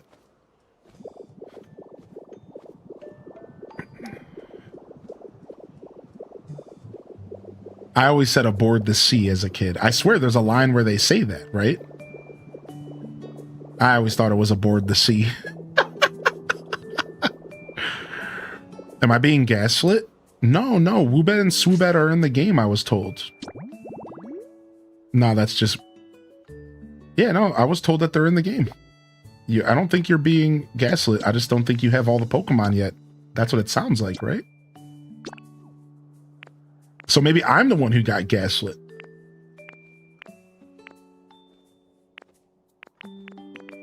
Right, so we have Noivern here. Yeah, I might have been the one that got gaslit. The chat told me that Woobat and Swoobat was in the game. They're a bunch of liars. I can never believe you, chat. You're a bunch of phonies. All right, there's Aerodactyl. There's Noivern. Yeah, I don't have any other question marks.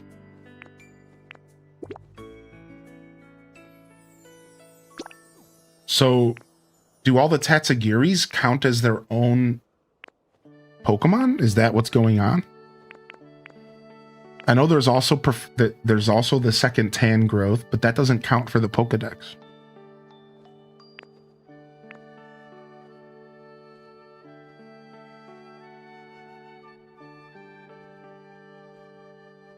Do all the 3 Tatsugiris count as separate entries? I feel like that's ridiculous. Why does Tatsugiri get 3? Different forms only count as 1 dex entry. Yeah, that's what I thought. Okay. Yeah, that's what I thought. Oh, never mind. I'm only missing 2 Pokemon. Oh, I'm only missing 2 Pokemon. Chat, we're almost done. Yeah, we're only missing Aerodactyl and Noivern. And we're done. Yeah, we just need this fossil. And we need Noivern to spawn. We already have Noivern's...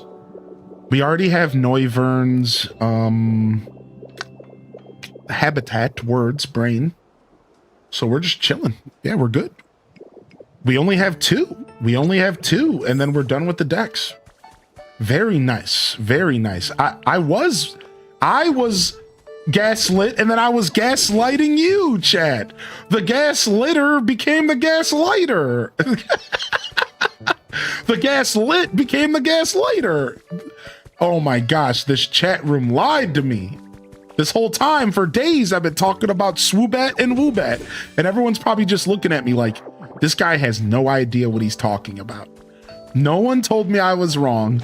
No one questioned me. Everyone was just like, yeah, sure.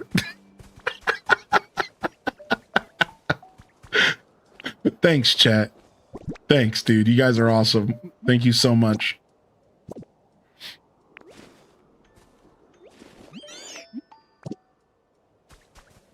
That's why he's the king of AC, not Pokemon. Sure. Stay in your lane, bozo. You think you're a Pokemon trainer? Nah, you're just Tom Nook's minion. 150 or more to see. No, I swear they say aboard the sea one at least once. Do they for real not say that? Did I make that up my whole life? My whole life since I was a kid? Do they not say aboard the sea ever? I want to go find the lyrics. You made that up? Y'all are just turning my whole reality upside down today, and I don't like this. Stop it. The next person that corrects me when I'm wrong gets a full life ban from my channel. Let me live my lies. Let me live my fake truths. I'm sick of this.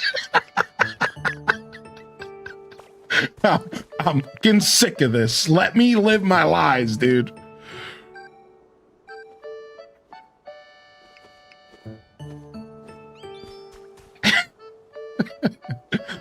Check over there, yo.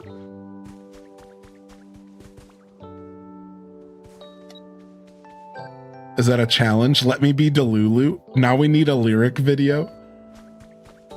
150 or more to see. It makes so much sense. I'm so mad at young me. If I had a chance to see young me right now, I'd slap him. I'd slap him right in the mouth. Like, fix your ears. Clean out your ears, scuzzo.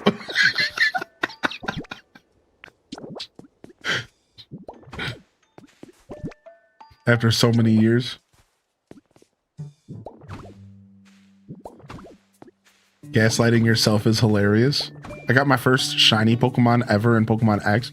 Oh, you're playing X and Y? That was fun. We played X and Y before the release of ZA. So now, was it a full odds shiny? The full 8,000? Or were you doing like Matsuda method or whatever? Like, were you actually shiny hunting or...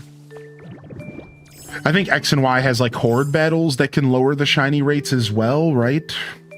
So there's a couple techniques you could have been using.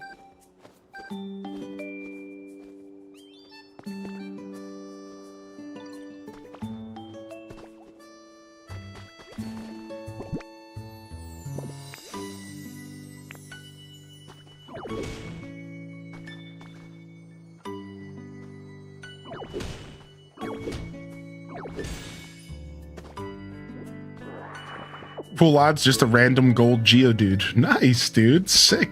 Yeah, I don't think the hordes matter until like a certain... I don't know. I don't know how shiny hunting in that game works. I'm not going to pretend like I do know.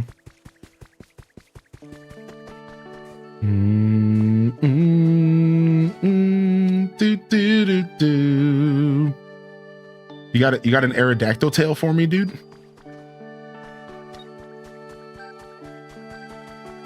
We were talking about, I wonder if fossils are like per area or if they're complete RNG. And it's such a good question because like I wonder if there is like a rhyme or a reason to like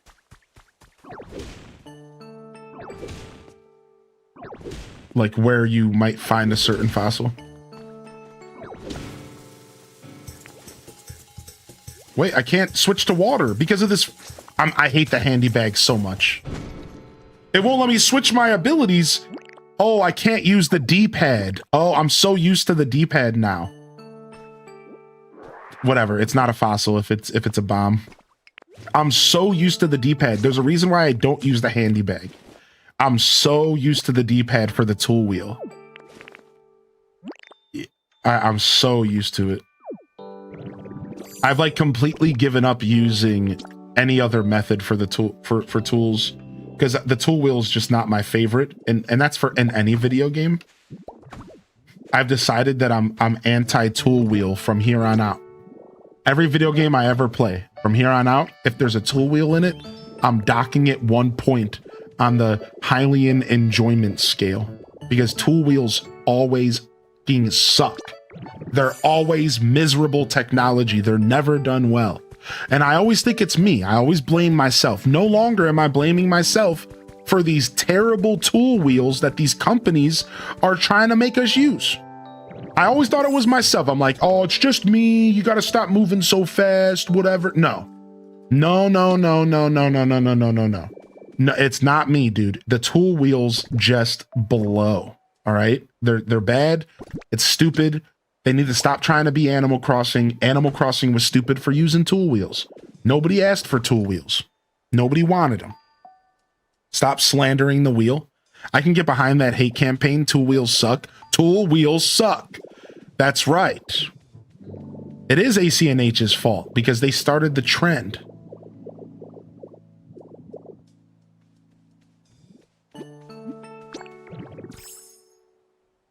Pro handy bag. Well, I like the handy bag when I'm treasure hunting. That's the thing. I only use the handy bag when I'm treasure hunting, so I don't have to keep opening up my inventory. That's the only reason we're using it. And then we'll go right back to no handy bag. No, the hold left doesn't work. I thought about that. I thought about that strategy as soon as I was complaining. No, it doesn't work. It just cycles through the handy bag.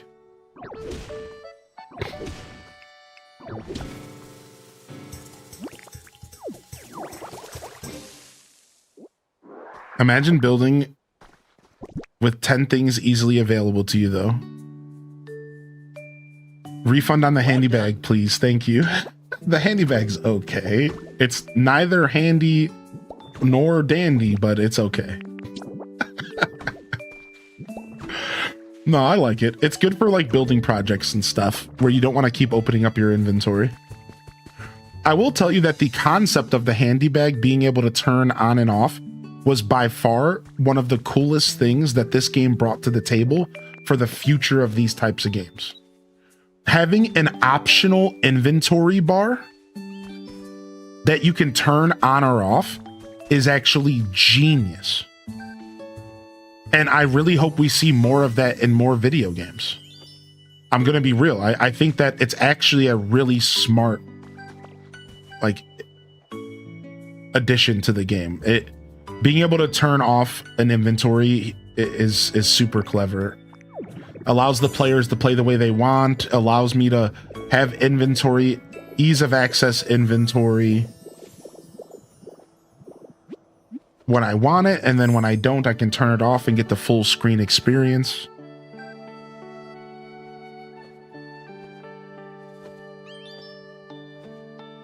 Dude, where are you sending me, dude? What the heck? How far are we going? It's got to be close. Yeah. Boom, boom, boom, boom.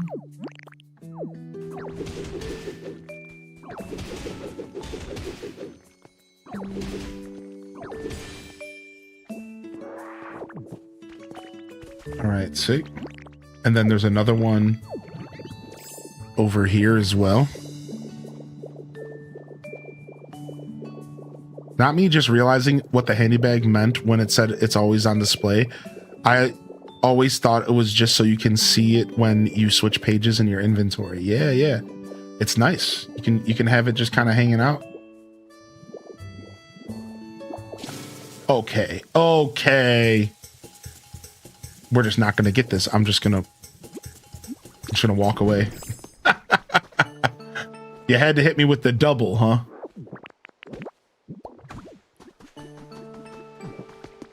I know. If the Aerodactyl is the last thing that is left, I'm going to just take a picture of the wing from somebody else, and I'm just going to call it. But we're going to try to get this fossil myself.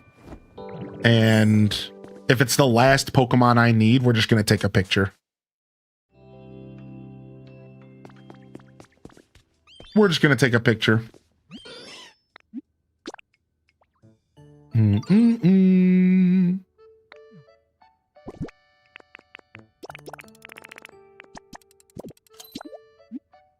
Take that. There's a shortcut to move stuff from the handy bag to the regular inventory. Yeah, I know what you're talking about.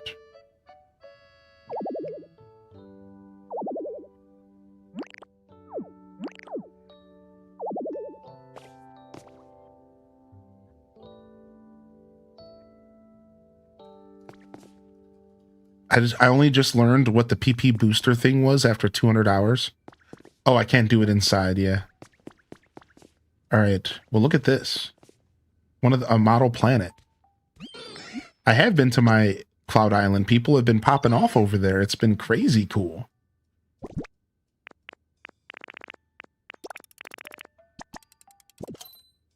Somebody built a whole house with a whole storage system. It looks amazing. Antique chest. All right, let's get out of here.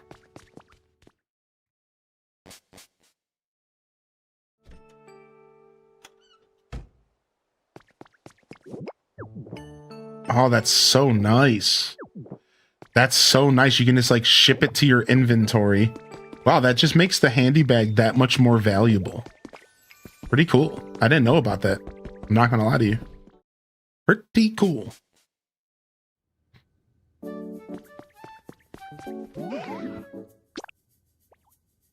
Boom, boom, boom, boom, boom, boom.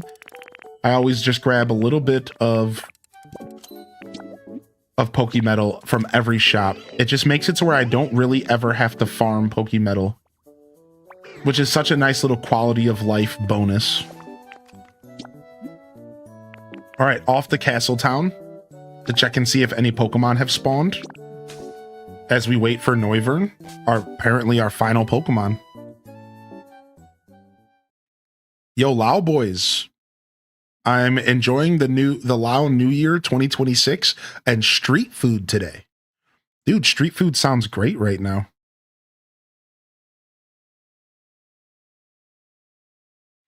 And so you want to build with a block that requires Pokemetal? Oh yeah, I'm sure I'm going to have to farm at some point. When going from a high place to a low place, do you fly down or just drop? I drop straight down every time. I take advantage of no fall damage in this game, like a bad habit.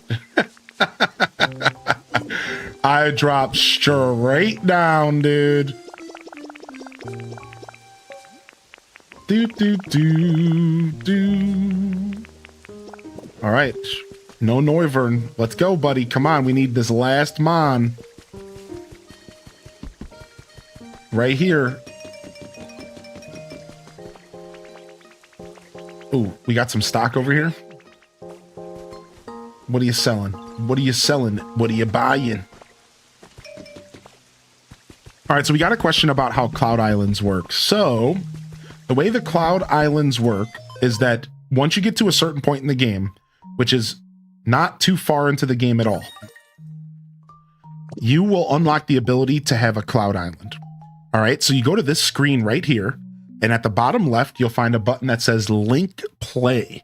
If you don't see it, you're probably not far enough. I don't know the rules, but if you don't see it, don't overthink it. So go to a Pokemon Center and go to Link Play. So once you go to Link Play, you're going to find some options. You're going to be able to invite people to visit you. You're going to be able to visit a friend, or you're going to be able to play on a Cloud Island.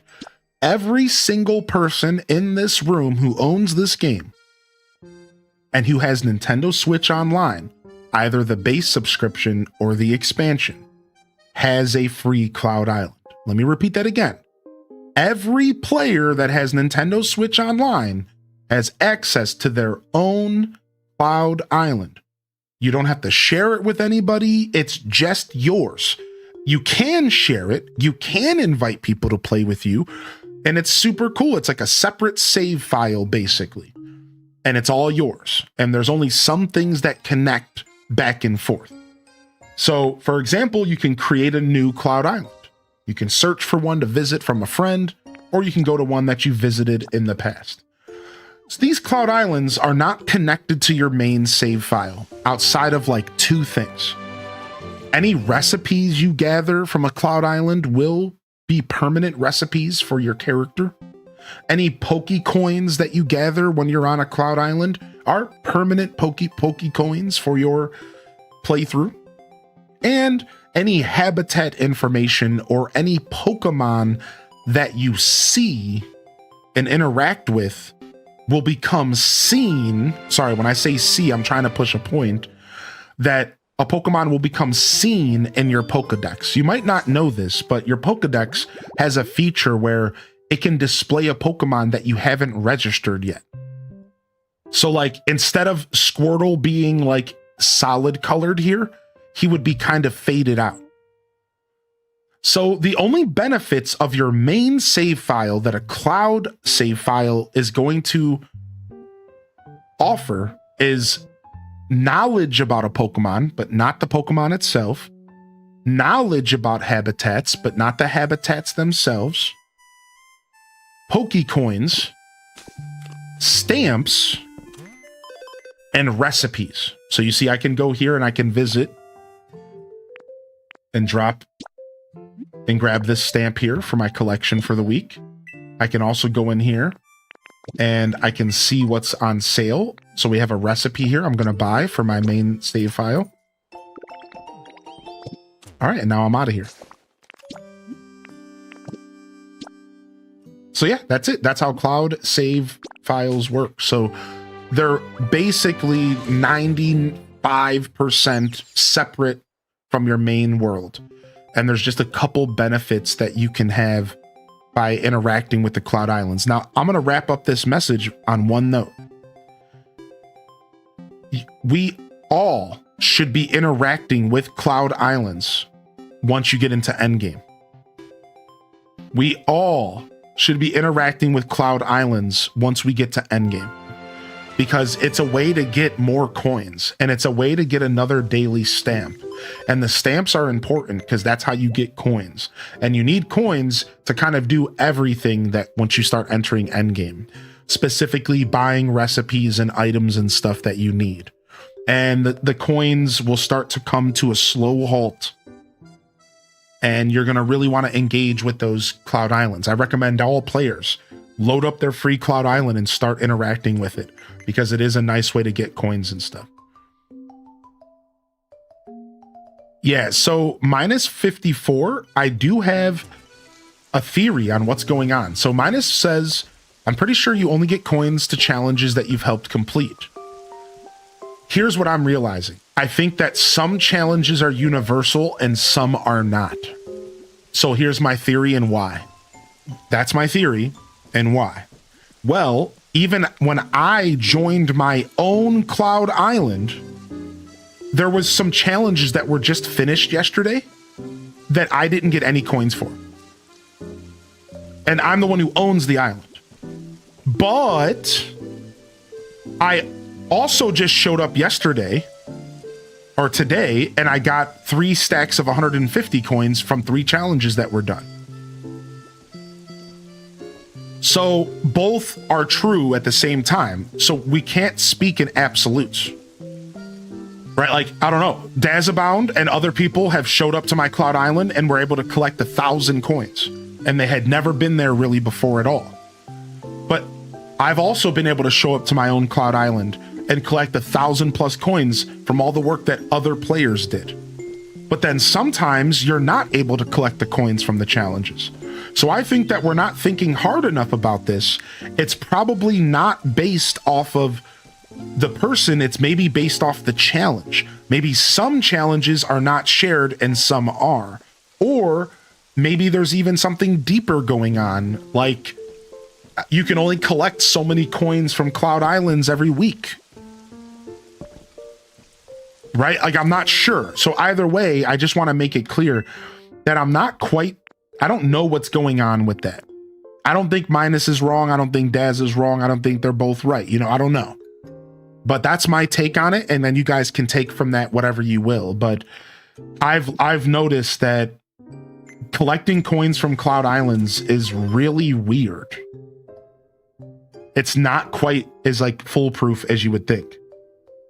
Right, there's got to be something else going on. Does somebody else have a Cloud Island for me to visit real quick so we can test it? It would have to be one that some work has been done on it. Does anybody have a Cloud Island? Sith Angel? All right, Sith, do you want to share your Cloud Island with me, either in a DM or in the chat, whatever you want to do? And then as long as you've done a little bit of work there, we can do a quick test right now. We can go to a Cloud Island I've never been to before, and let's see if I can collect coins when I get there. Let's just do a quick field test right now. Let's just see if I can collect coins when I get there, right? Because I think there is something going on that we don't understand. I think sometimes you can, sometimes you can't. Even Kerbu mentioned that they can't even get stamps from my island. It's like sometimes you can collect the stamps, sometimes you can't. It's like kind of confusing, to be honest. I have a Muse stamp on my Cloud Island. I'm about to post in Discord. Okay, sick. Thank you for sharing with the community, by the way. Thank you so much. Is your Cloud Island address in the Discord? No, but I can share it with you right now. I keep forgetting to write it down and to get you guys all the information here. I'll write it down and I'll make it a quick command or whatever here. Can I do this in Discord chat? Add com or YouTube chat? Add com space cloud. And then let me try this. FHBHPYS5. Okay, I don't know if I have that bot activated on YouTube or not. Either way, there's the code for you, Pandamochium. Oh, I do have it work. Okay, I do have Nightbot activated over there. Okay, sick. All right, good. And then I have to do that over here as well.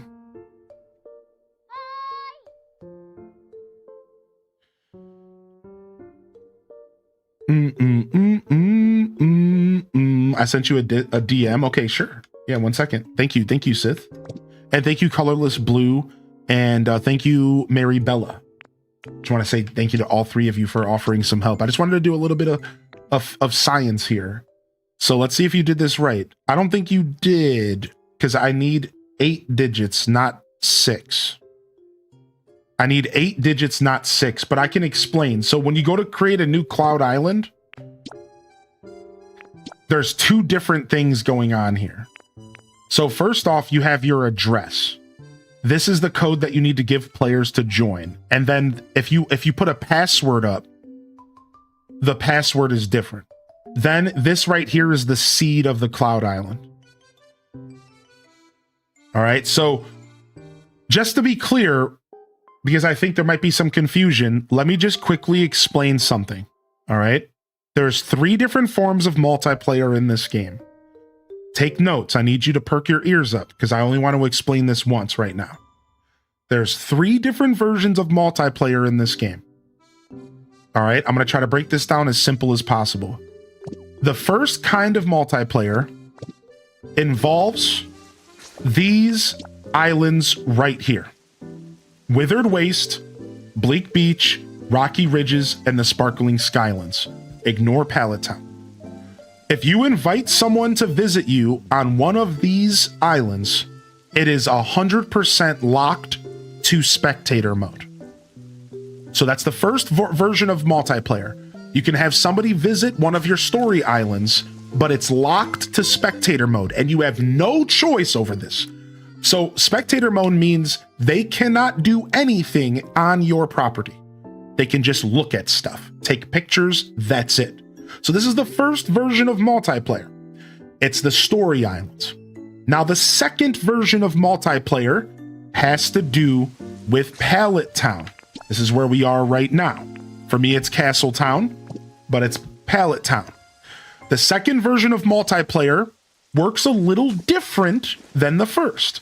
If you go into your settings, this is the best way to see this. So go to settings, go to Pallet Town, and you have some options. First off, you have a link code. The link code is basically like a password or a way for a player to connect to your town. It's like a dodo code, right? I'm fairly certain I'm right about this. This is just a dodo code. And then you can display it if you're like a streamer, right? Whatever. You can choose the number of players. Now here is the key difference. Spectator mode on or off. So what does this mean? Pallet Town is a multiplayer friendly zone. And if I turn off spectator mode and I invite you here, you can run around and pick stuff up. You can run around and cut my trees down. You can run around and pick my inventory up. You can build habitats. You can live your life here if I turn spectator mode off for Pallet Town. But, and this is a big but, we're talking a juicy booty, all right? Nothing you do here can affect your main save file, except for the stuff we listed earlier. Let me explain. If I'm the host and I am inviting you to my Pallet Town, you cannot take any items home with you. You cannot take any Pokemon home with you directly. There is like a way to do it, but so a better way to think about it is Pallet Town multiplayer, the second multiplayer that I'm explaining, is like you're only there to help the host. It's kind of weird. Like, you're only here to help me. You can help my save file. You can build habitats for me. You can collect resources for me, but you can't take any of that stuff home with you, except for Pokecoins and except for like recipes, stuff that I explained earlier, but you can't bring anything home with you. And if you're wondering, well then, Sir Hylian, how could I stop somebody from cheating or from stealing something from me? Well, there's a button right here called Get Friends Stuff. So anybody that I invite to Pallet Town that leaves Pallet Town, I have access to their whole inventory. So let's say that I invited you to my Pallet Town, and then you broke down a whole mountain for me, and you collected a whole inventory full of stone, and then you left. I could go into this button right here, and I could take all that stone out of there because it's all mine, because everything on Pallet Town is mine. When you come to my Pallet Town, it's all mine. You're just here to help me.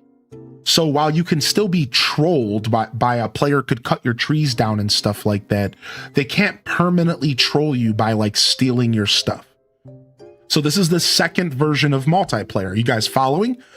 H does cat jams in the chat. Are we following?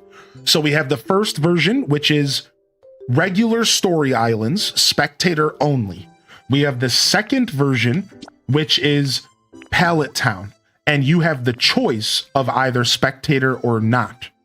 Up to 4 players, but it's not like real multiplayer. You can't really get any help, or rather you can't take anything home with you. It's like you're just there to help the person who invited you.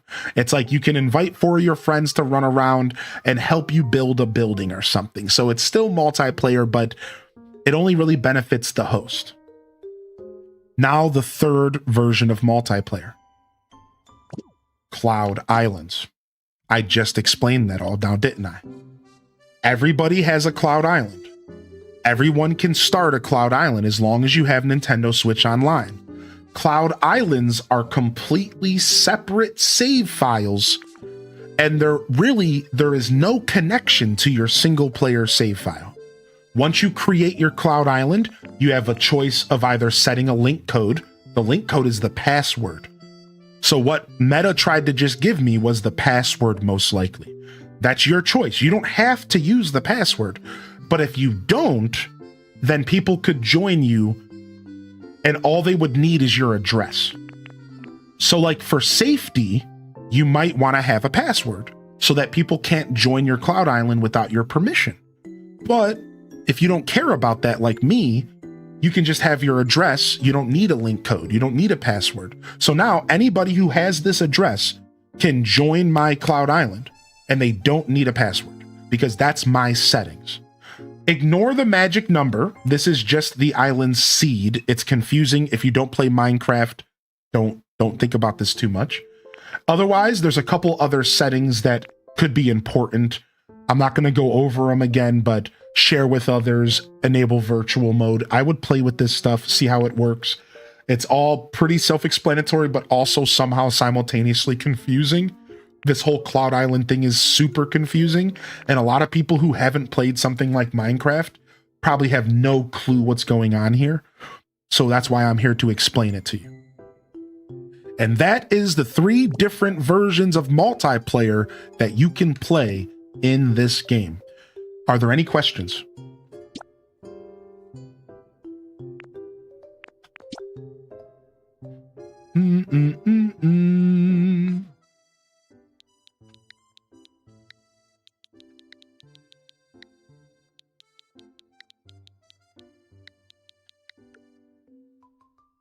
So you only gave me, you didn't give me 8 codes, Sith Angel. I need 8 numbers. Okay, I see. You just missed one. Also, it's not an S, it's a 5, so I was messing up anyways.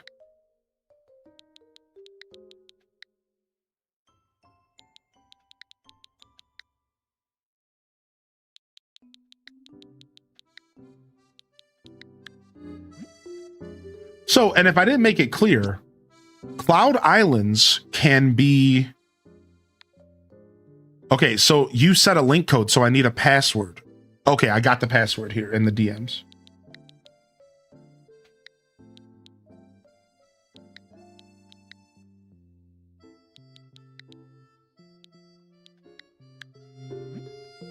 So if I didn't make it clear, the Cloud Island can be played by yourself, and it can be a complete single player experience. To be clear. So like, the Cloud Island does not have to be multiplayer. You could just like load it up and play it by yourself if you want. I'm missing Aerodactyl and Noivern. Where do babies come from? Well, Didius Maximus. Santa Claus.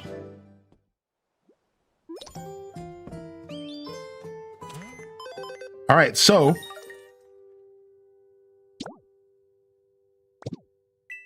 challenges. So I was able to get the daily challenge, which makes sense. But am I able to get any of the stuff that was finished here before? Use life coins, find a new Pokemon, or gather sturdy sticks. And I'm not able to collect any of these coins. Right? So just for like testing, I wasn't able to collect anything but the dailies. And that's my personal experience here. Ooh, I'll totally buy this. So yeah, I wasn't able to collect any coins that weren't the dailies.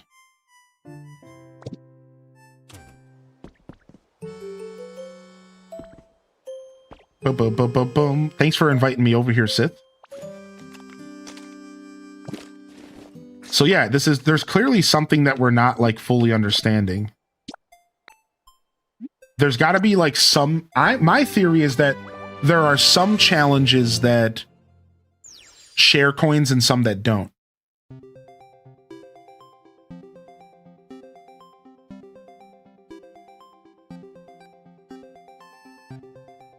Ah, interesting, Random Zero. I never considered that. So you're telling me a stork doesn't deliver my babies? Yeah, you could still go to Dream Islands, true. Thanks for the coins later. Yeah, we're trying to figure out how this works. Thank you everyone. I appreciate it. I hope that was a good explanation. I might go back and highlight that and save it as like a highlight so that we can help out new players. I feel like that was a pretty detailed explanation, but I didn't get lost in the sauce. Like I didn't overspeak. I just said exactly what needed to be said. And I agree. It is a shame that we need a 15-minute explanation. They did a good job about letting us have different playstyles, but it sure as hell is confusing. Yeah. What we really need is a much more developed island to visit for the first time. My theory is that maybe if it's your first time, you don't get main challenges that are already done. Interesting. So yeah, like some challenges won't count, but some will. All right. No, I don't want to erase my old one. Stop. All right, I'm going to visit one more. So another way to test this would be, is there a player that's never been to my Dream Island that could join our Dream Island and see if they can collect any coins?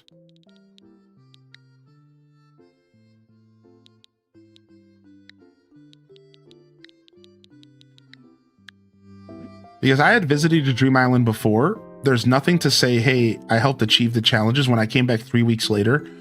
Oh, so what Dazabound is saying, so minus, I wonder if this goes along with your theory.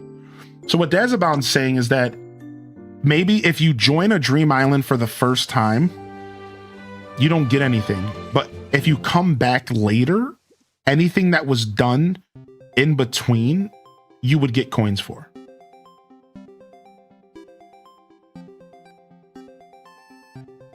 I had never been there and couldn't collect. So maybe it has to do with like, you have to visit the first visit, you're not going to get anything. But if you come back, you'll get stuff. I've never been. How do I join? So you want to go to the Cloud Island page there, go to search for a new Cloud Island and put this code in right here. You don't need a password. Yo, thank you, Mary Bella, for the Mew stamp. You're a legend. Mary Bella, you are a legend. Mew, Mew, Mew, Mew, Mew, Mew. Give me them coins, coins, coins, coins.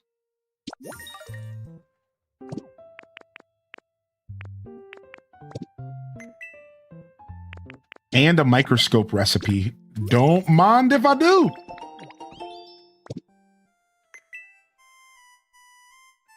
And I got 150 coins. Sick. I went back to your island today and saw a bunch of challenges that were completed and got nothing for it. See, that happened to me as well. That happened to me as well. I went back to my own island and I felt like there was a bunch of stuff done that I didn't get any credit for. I swear that happened to me as well, dude. Ah, man, it's such a mystery. Pokemon can visit someone else's town. Yes, yes, Maribella. And there's a secret. If you give that Pokemon a star piece, then you can take that star piece, that you can take the reward from them home, and you can have that Pokemon live with you. So like we can test it. Does anybody want to show up to my, anybody want to bring Noivern to me? Anybody want to bring Noivern to me and let me test out the star piece system? We got any Noiverns out there? Since we only have 2 Pokemon left, I don't mind doing a little cheesing. I think I have Noivern. I wish I could go to Cloud Islands. It looks cool. No, I need the evolution of Noibat, which I think is in the game, right? He's like a big goofy looking bat dragon. I can't even claim the daily rewards from your Cloud Island. Is that your first time visiting Oz since your reset? Yes, in game. All right, well, I only need 1 person and I have a terrible stamp. So like, there's honestly not a good reason to come visit outside of helping me out. So just first come, first serve, I suppose. All right, let's test this out. I have him if no one else does. Thank you. Thank you, Lore. All right, hold on. I'm going to keep spectator mode on so none of y'all can mess with my stuff. Invite others to visit.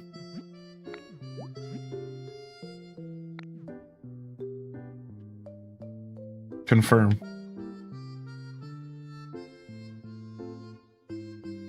Yeah, like you could, if you want, Armazael, you can interact with the PC. There's just not much for you today.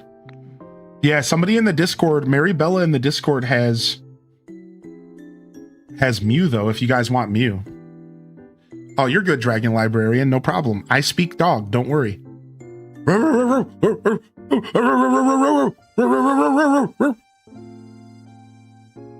All right, here's the code. If somebody has a Noivern they can bring over, and then let me grab a star piece and let's test it out. DMX, is that you? Oh, I can't open my chest because of spectator mode? Is that why? Why can't I open my own chest?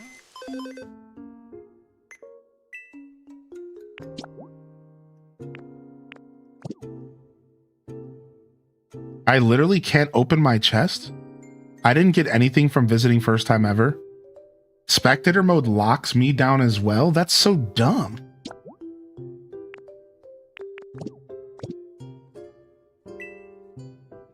All right, I need to... If I have the star piece on me, can I just use it? She's doing really well. Or can you use the star piece with spectator mode on? Does anybody know? I guess I should just turn it off, huh?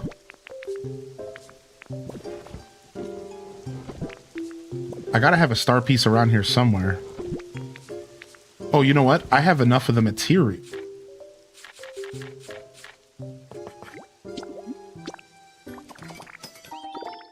You can't go into your bag either. Man, what a terrible system.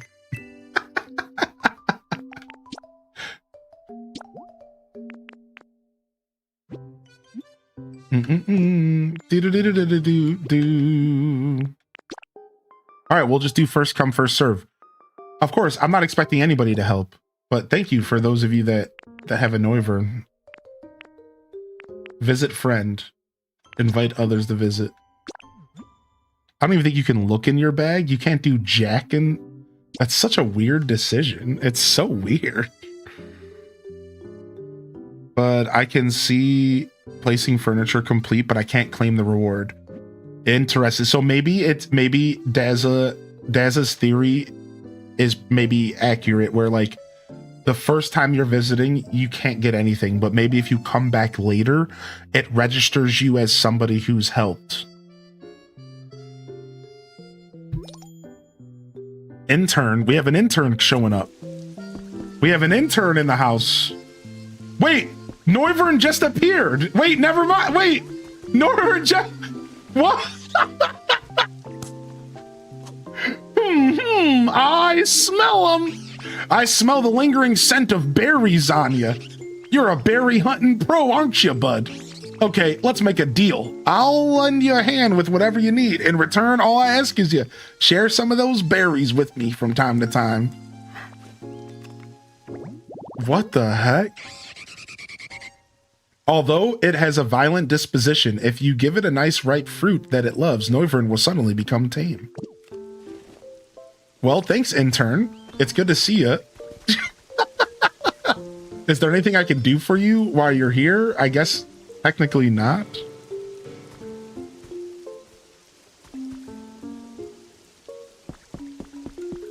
Yeah, I have a terrible badge, but you're welcome to poke around if you need to or something. Wait, who is intern, by the way, in the Twitch chat? I'm just curious. He's like, wait, I'm here. It's Kerbu. Thank you, Kerbu. Yeah. If you need anything, let me know, all right? I know I can't help you much, and you're probably farther along in this game than I am, but thanks for coming to help, man. Seriously, thanks so much for helping out. I can't believe that Noivern came, like, as soon as I had everything set up. That's so dumb. That's so dumb. Yeah, we have one Pokemon left, dude. It's just Aerodactyl. I need his stupid right wing, dude. I need to take a picture of somebody's Aerodactyl right wing so I could just finish the dex.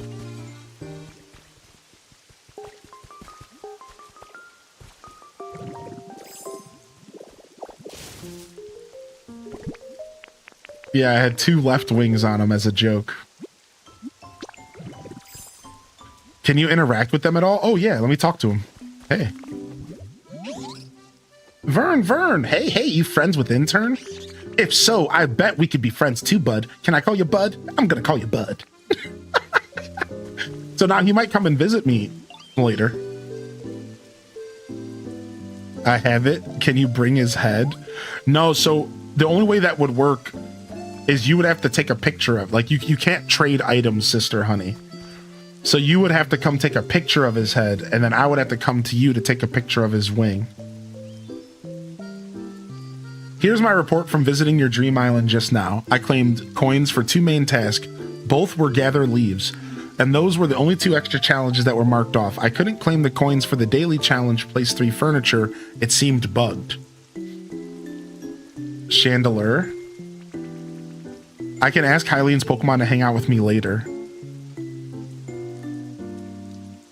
So if it's a first-time visit, I can't collect the stamp. No, you can. The stamp should be collectible no matter what. However, we also, Colorless Blue, found some goofy stuff with the stamps. It feels like for some reason, sometimes you can't claim a stamp from somebody's island, but we don't really know why.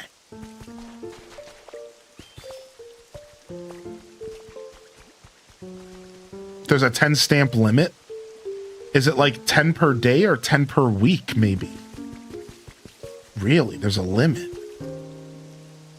How do I collect? When I go to the box, it just asks me if I want to go home. So normally the way you would collect is you would go to the PC, and on the bottom right, there should be a button that says stamp card.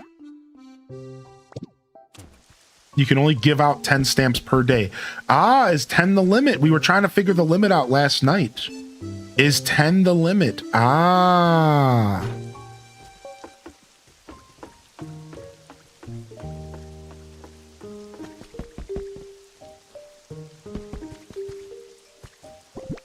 Yeah, we were curious what the limit might be. Can you remove the platforms that you have to build to complete one of the evolutions. That's right. Yeah, you can put them down, finish the quest, get the item, and then you can just pick them back up again. Correct.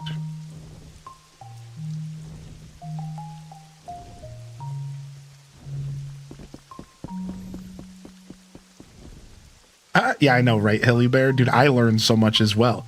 Like, I learned today that I don't know the Pokerap lyrics. And I learned today that Swoobat's not in this game.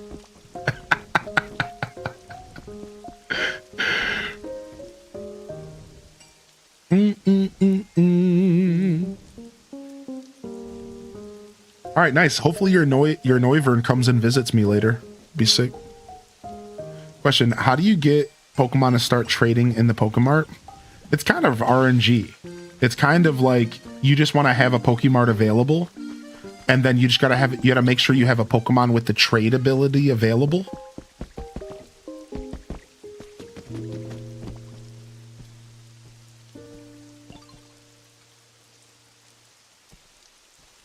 Oh yeah, and you need power in the Pokemart. Correct. Electricity is important. Yo, good to see you, Valentine, by the way. All right, Sister Honey, did you want to take a picture of that skull? You can do it if you want real quick. Thank you again for everyone who was offering to help.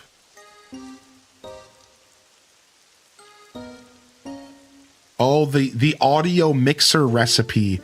Pandamochium's looking for the audio mixer recipe. I think that was Mary Bella's Island.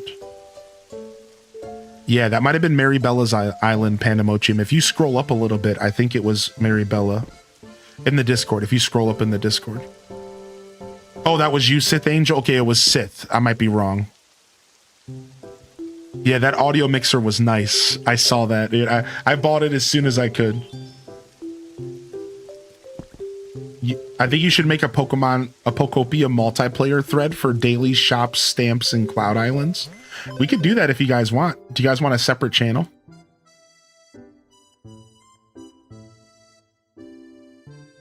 You definitely got 0 coins, and yet there were new challenges that had been completed that you weren't credited for. I am now officially confused. There's no obvious answer. There isn't. I know. All right, here's the code. If only Sister Honey could visit, I would appreciate it. Nobody else for now. Thank you. I would appreciate your kindness there. Here you go. You just got to go to visit friends, Sister Honey, and then enter this code right here. Just go to visit friends. It's not a Cloud Island.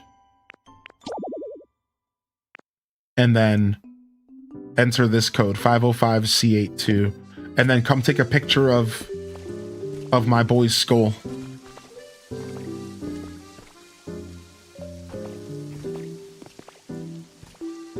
How do you get electricity to your buildings and home? Does a pole just need to be connected near it? Yeah, that's right. So every pole has like a radius of electricity around it that it can provide.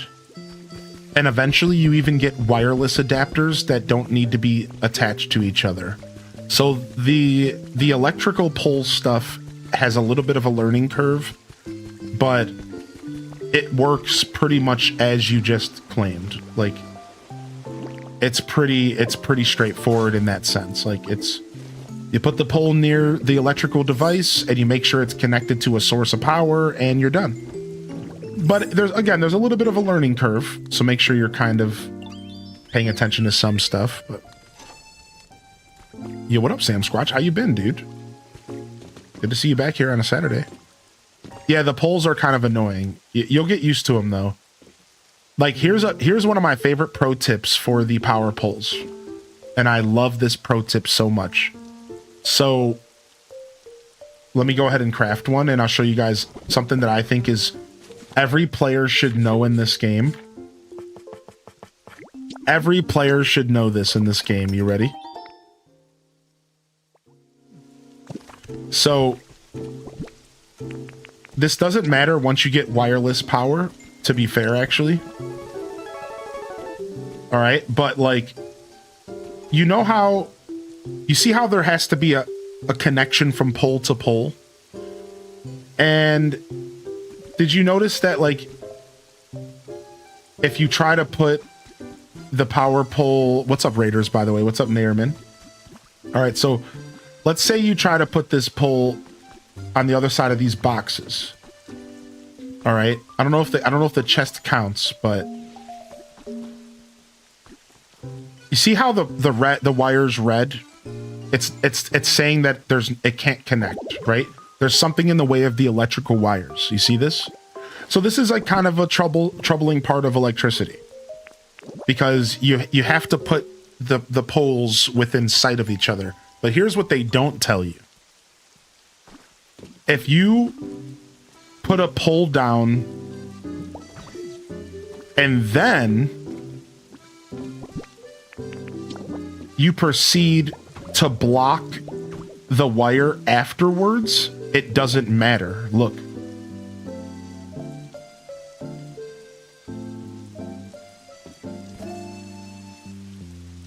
So you only need the power lines to be clear when you're placing the power pole. Once you're done placing the power pole, you can actually do whatever the hell you want. And they don't even have to be near each other. Or not near, but they don't have to be in line of sight. This is a massive trick. Now again, it's not that big of a deal, because once you enter... The truth is that once you enter the era where you get access to the wireless technology, you're probably not going to struggle as much with this. All right, hey, what's up? Jewel joined?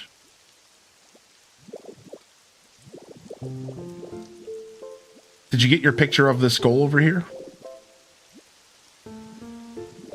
Okay, it's over here, yeah. Come this way. I see you now. I like your outfit. Yeah, it's over here, under this overhang.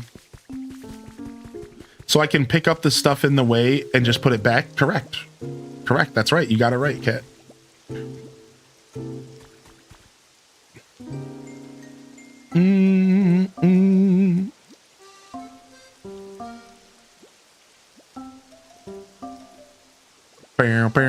Recovering from a 2-day migraine? Oh, that's the worst. That's rough. I'm glad you're feeling better. What up, Mr. Mad? I'm glad you're feeling better. Yeah, here you go. Just take a picture of this dude's skull. Make sure you're on object mode. Make sure you're on object mode and go home and copy that bad boy. Does Chandelier not care that it's in the rain? No, it cares. Oh, he's probably pissed. But this is actually his home, and his home is technically under, so he might not be as mad.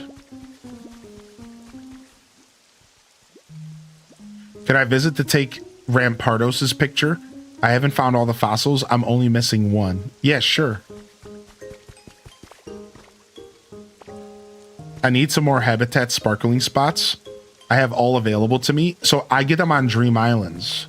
A lot of the habitats I get are from yellow Pokeballs on Dream Islands, but you only get so many a day. So like, yeah, I think that is going to be kind of limited, unfortunately. Do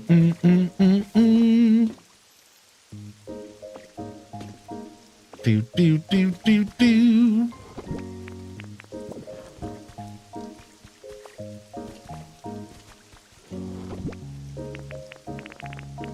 All right, let me drop this off.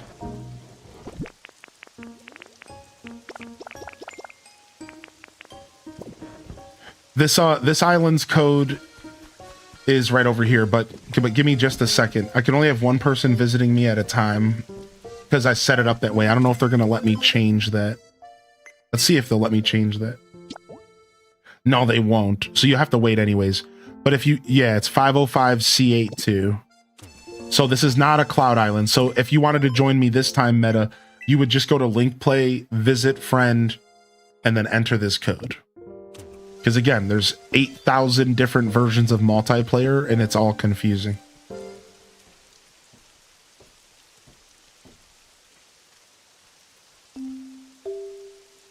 I'm looking at habitats. Yeah, that's all right. A lot of this stuff's a mess around here. I took a picture of the right wing. You want me to come over and print it? No, that's all right. We'll let Meta come get this picture of Rampardos, and then I'll figure out what we're doing next. Thank you, though. Thanks for offering to help. I'm glad we got some science out of the way here. I'm gonna go grab some more coffee. I'll be right back. Thanks for your patience, everyone.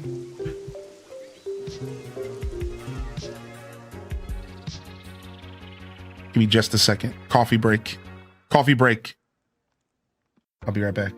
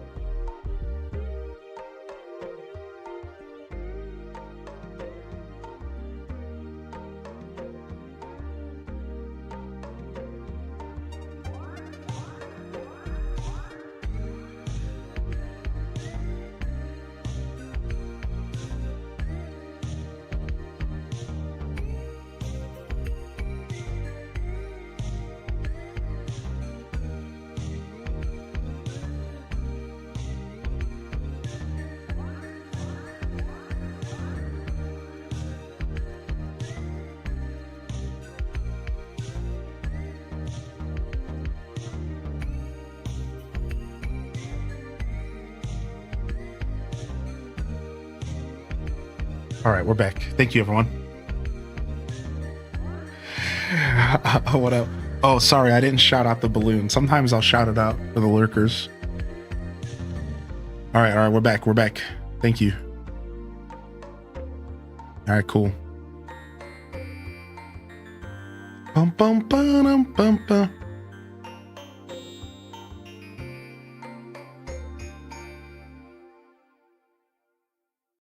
Yeah, we back, baby.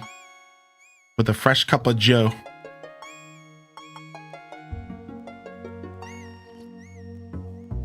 Ooh, ooh, ooh, ooh, ooh, it's hot. Fresh cup of Joe. Nah, she's sleeping somewhere. Yeah, she's gone to sleep for the shift. She tends to just sleep throughout the day. I think she's just gotten used to my routine, and she knows that she can't get a ton of love from me while I'm streaming. So she just sleeps throughout the day, which again is natural for a cat's cycle anyways.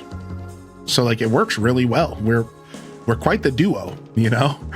She just sleeps throughout the day. I work from 8 to whatever, and then in the evening we hang out. I know, dude, Kerbu, I was thinking the same thing. It really would have been a cool science. It would have been a cool science. Yeah, sorry I didn't open up for multiple people, but we're not in a rush, by the way. But you can come over next meta for sure. I only opened it to 1 because it was my first time doing multiplayer stuff, and I had a brief moment of nervousness. I was like, oh no, what if somebody comes and destroys my mess? What if somebody makes my mess messier? It's not that big of a deal. I don't care that much at all. Does she like the windowsill? She does. Yes. Yes, she loves the windowsill, especially when I open the window, because she can fit her whole body like in there. She loves it. And we also got a window seat from the throne. The chat hooked us up with the window seat, and I have catnip coming in the mail tomorrow, and we're gonna try to get her to use the window seat a little bit more. I think she's used it a couple times, but it's just this wooden thing with a bed that you can attach to a windowsill, and she can sit, so she doesn't have to be in. So the reason I'm bringing this up is because when I don't have the windows open, this is a good option for her to sit and look out the window because she'll have enough room. So I'm really excited to get that set up for her.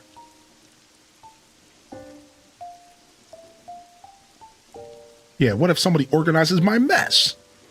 Can't mess with the mess. What up, Exhaustion, dude? Good to see you today. Good morning, man.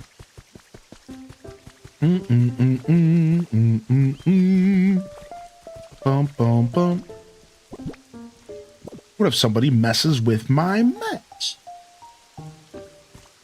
I'll punch a chest. Don't do that. That's messed up, dude.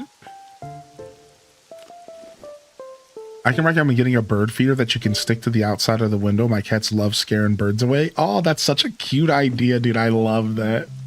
I love that so much. What up, Sonny? I have a lot of birds in the area because... I don't know. I basically live in a freaking bird sanctuary. There's so many trees around me. So... The birds love to like stow away in my air conditioner and stuff, and I feel like it drives my cat simultaneously crazy, but also like not like it's like I think she likes it, but she also gets drove a little bit crazy because she's constantly hearing bird chirps and constantly hearing them scratch and like go to park around my air conditioner, and then she's like jumping around the house looking like, where are these birds at? It's so cute, dude.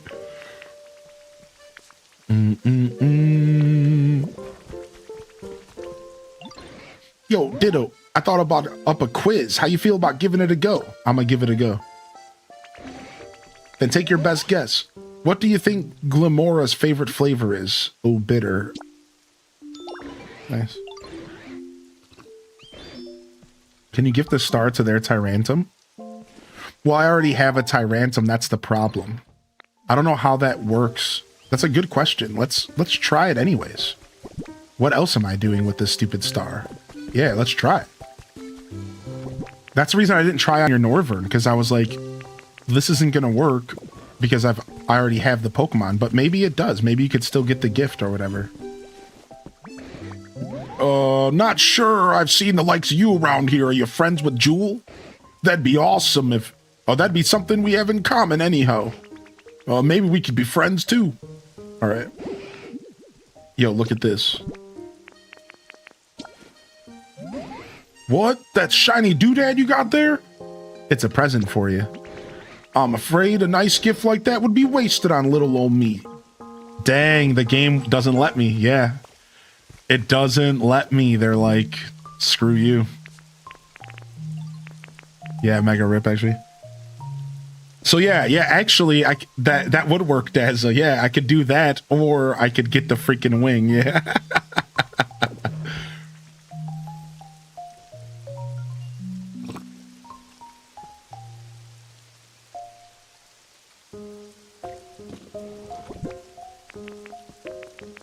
All right, drop this off.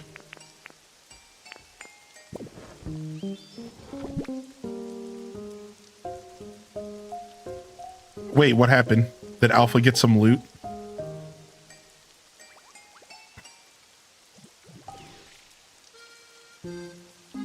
Oh, just to find 5 iron nuggies.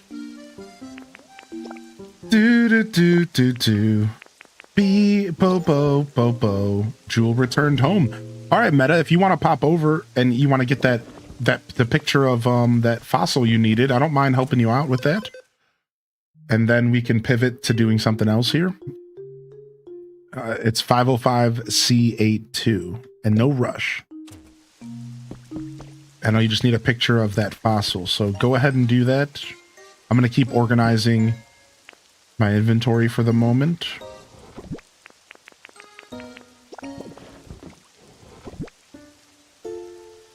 Yeah, I do actually, Kerbu. I want to do it all. Yeah, our next thing that we would be working on would be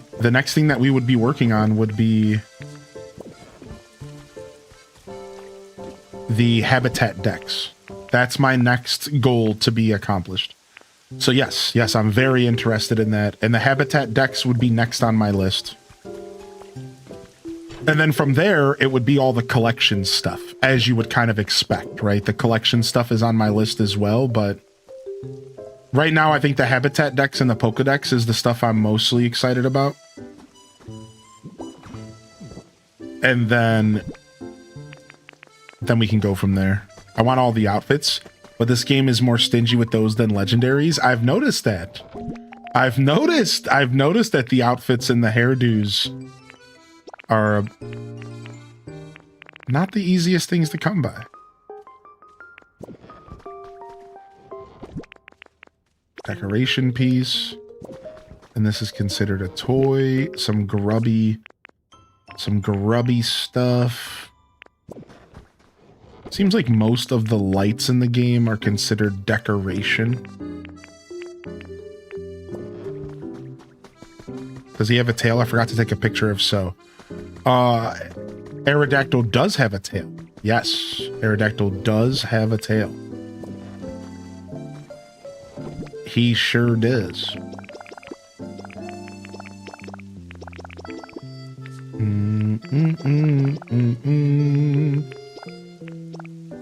That is correct.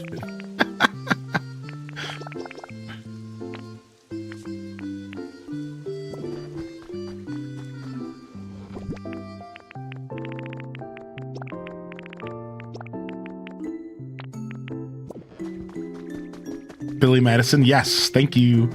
That is correct. As I start to take my shirt off.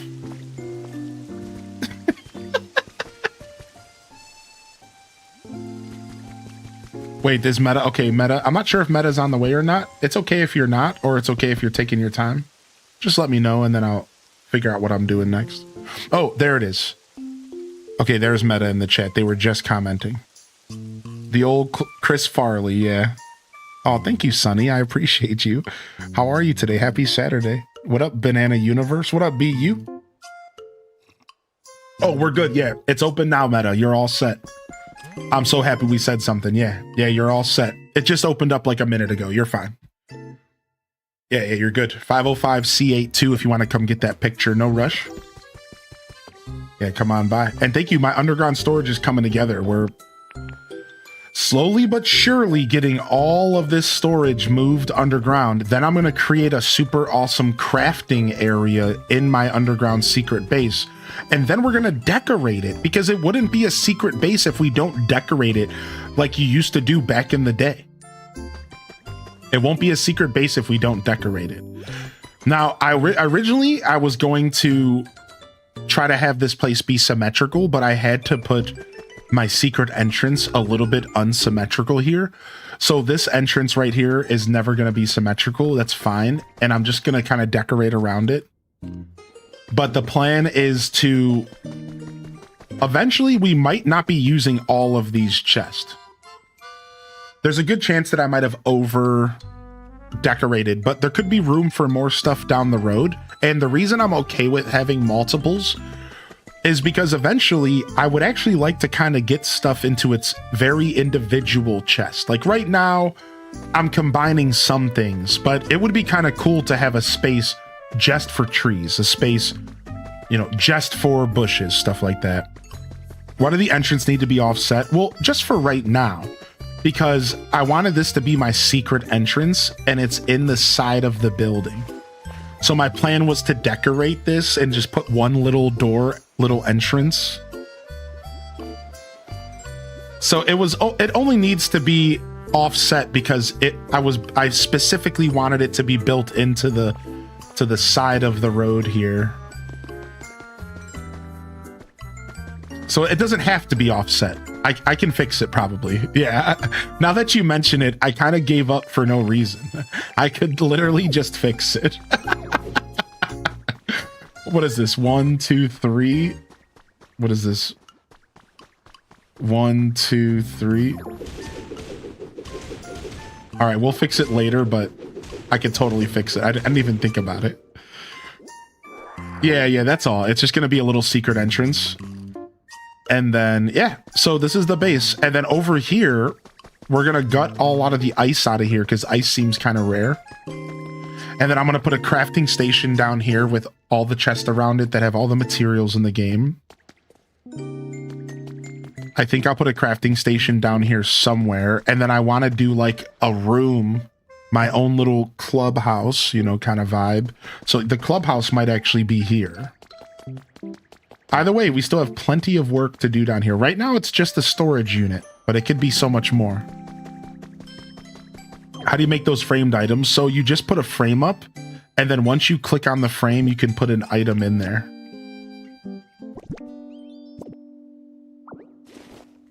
So yeah, the frames themselves are separate. And then you can just click on it and you can put any item in the game in there. It's pretty nice, right? Yeah, super nice. No, it won't shell fire, unfortunately. Just preparing my banana pancakes. Let's go, baby. All right, nice. Did you get your photo meta? Did you need any other photos while you were here? Up there you are running around. Cool. Yeah, take any photos of any furniture or anything that you need before you leave. But if that's all you needed, you know, you're all good.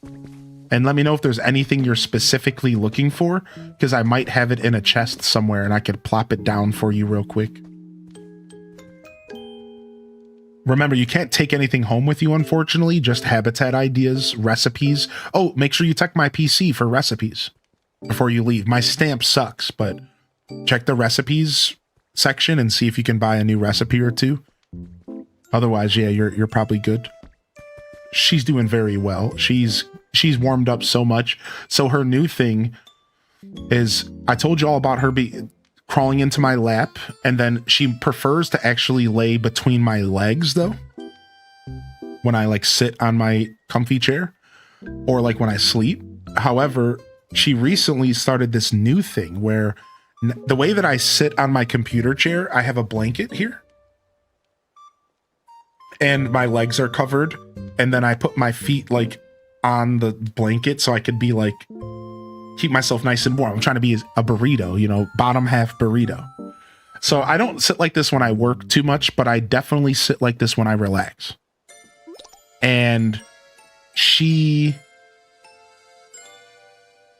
has now decided that she's going to go and sit between my legs, right on the floor between my feet, because it's probably nice. It's like a pocket of warmth.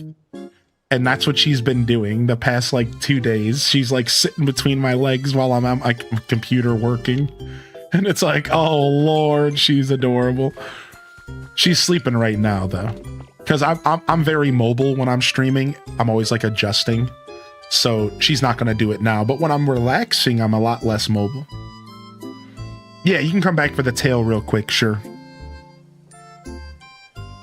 I'll be standing somewhere with and my cat will come and sit on my foot. That's hilarious. I almost choked on my coffee. Yikes.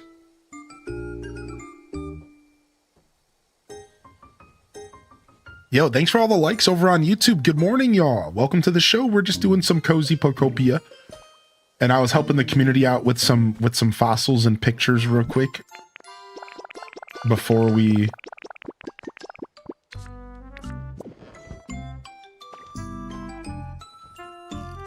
move on to our next project for the day.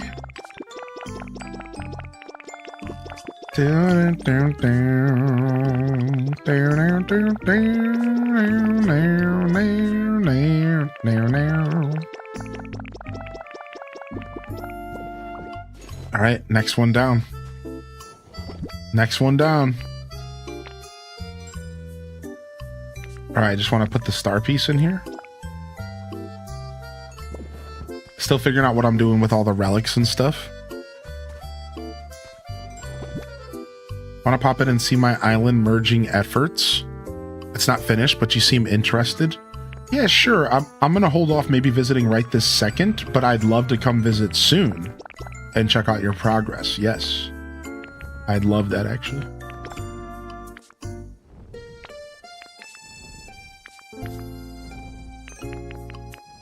All right, this stuff goes into the basement.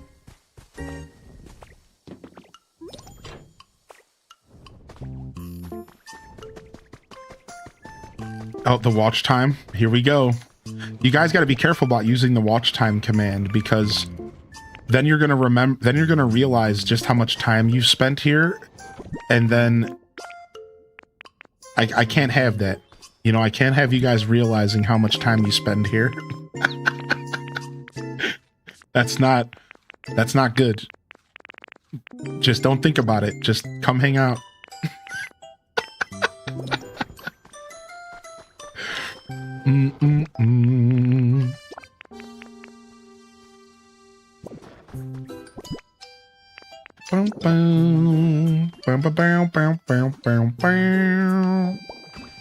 I spent the whole month of my life watching you. Yeah, you got to be careful about that command, because you're going to start realizing, you're going to start going, wait a second, just how am I really spending my time? And it's all downhill from there. It's all downhill from there.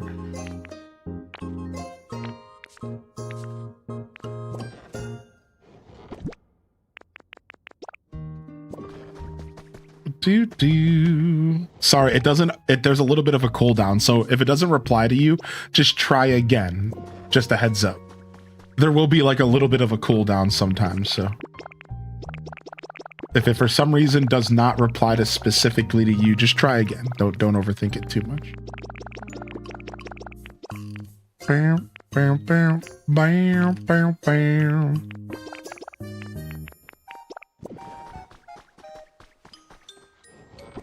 Coming up on 2 months. 3 months well spent. I'm glad you feel that way.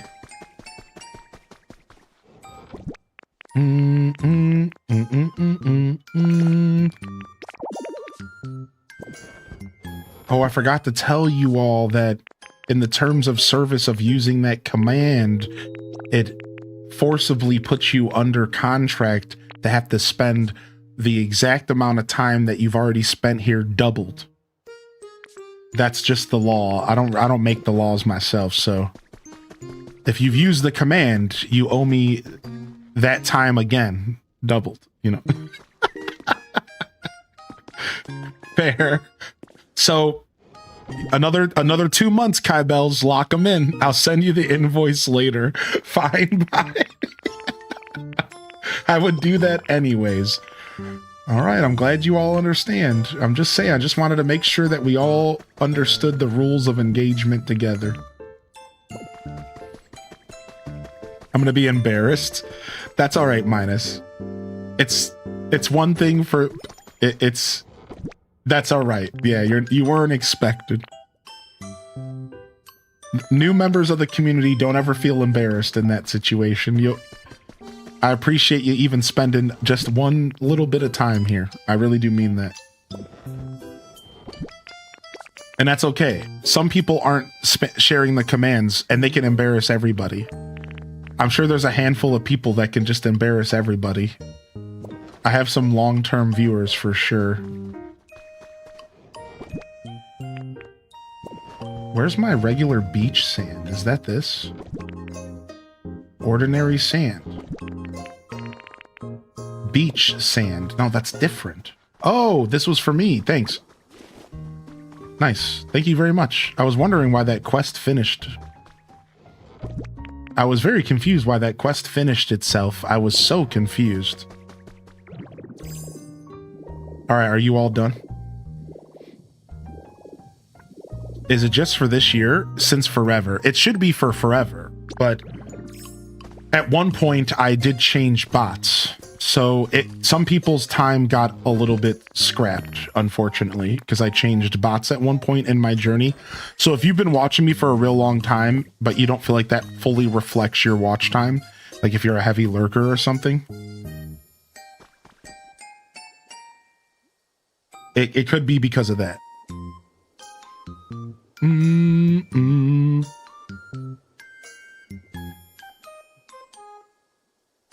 realized on days you're not streaming, my days feel off, and I realized it was me missing your stream. Aw, hula.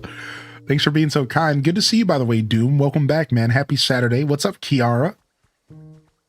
My game time on WoW back in the day was over a year of playtime. So we need to beat that.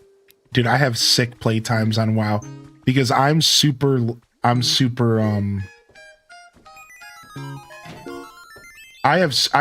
sick playtimes on WoW because I'm a very slow player.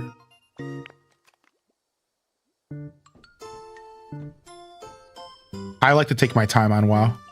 So because I'm such a slow player, my playtimes are outlandish. Like for what I've accomplished is what I'm saying. Like compared to what I've actually accomplished in WoW, you would think that I was like an all-star mega raider.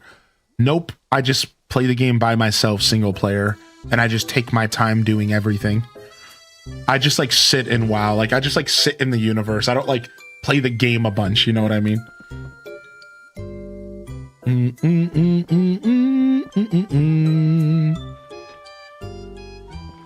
Yo, I'm doing well today, Kiara. What up, lovely Cindy? I did see your message, Meta. Yeah, I won't be doing any visits today, but maybe later, but soon. I'd love to come visit soon. I love that Steam shows the amount of time you spend on a game. For some reason, it makes me feel loyal. I really appreciate... I weirdly enjoy seeing how much time I've spent on a video game. I weirdly enjoy that myself. Oh, there it is. 1 year, 1 month, and 22 days. Oh, Lord. There it is. All right, we can get back to what we were doing. That was quite the branch off, but that branch off did lead us to getting Noivern, which is awesome. Now, let me go see if I can find my Pidgeotto again, and we can get back to hunting artifacts.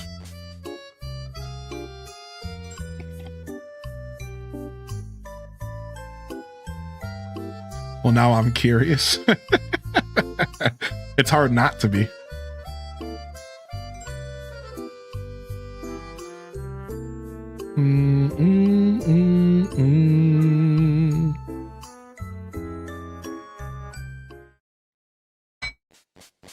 Dang, dude. Respect, Blaze. Thanks for enjoying my show, buddy. That goes to anybody, though. Whether you got a single day or you're here every day, just thanks for tuning in whenever you get a chance. I really do mean that when I say it. Thanks for tuning in when you get a chance, even if it's just to visit me for 5 minutes. If you just want to come and see what I'm up to for the day, like that means a lot. Thank you. Thank you so much. Playtime is all good until it's too high.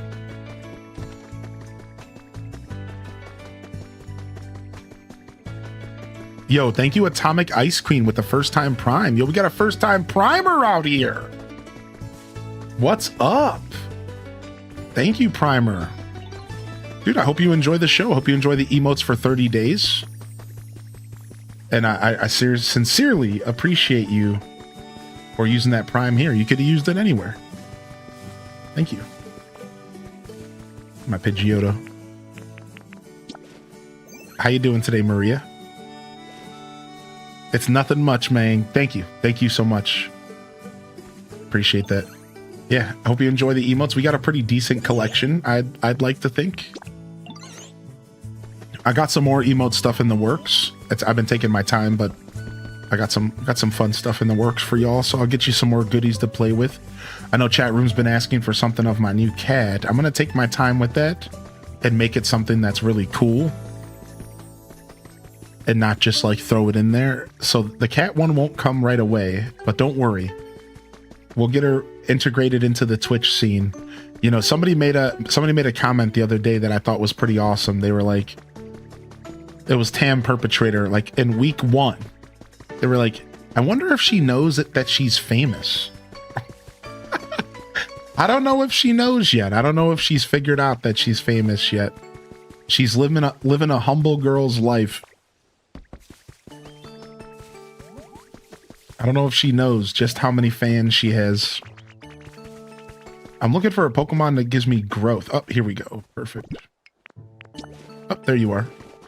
Come here.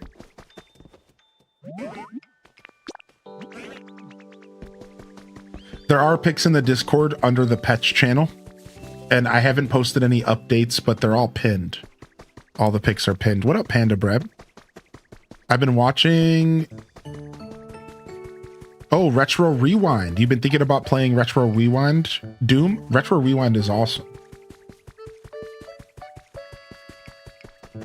All right, can you help this stuff grow, dude?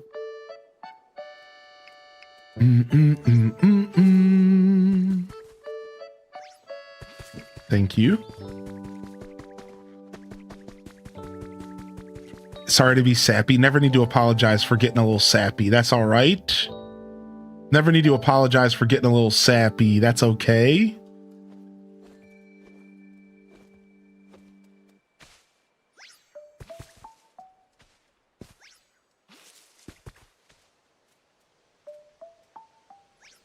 She might get, this Bellsprout might get hungry halfway through this process.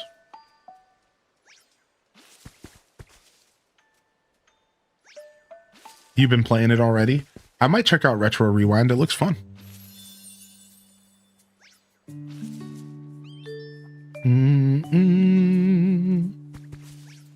Saturday's going good so far. Thank you for asking.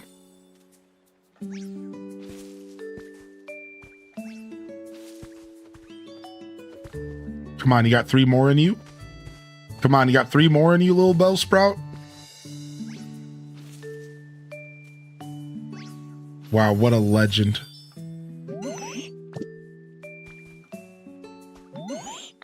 I'm trying to talk to the Bellsprout. Get out of the way, Pidgeotto. All right. And then I think we just put grass in between here. I wasn't going to do that, but I think we're actually just putting grass in here.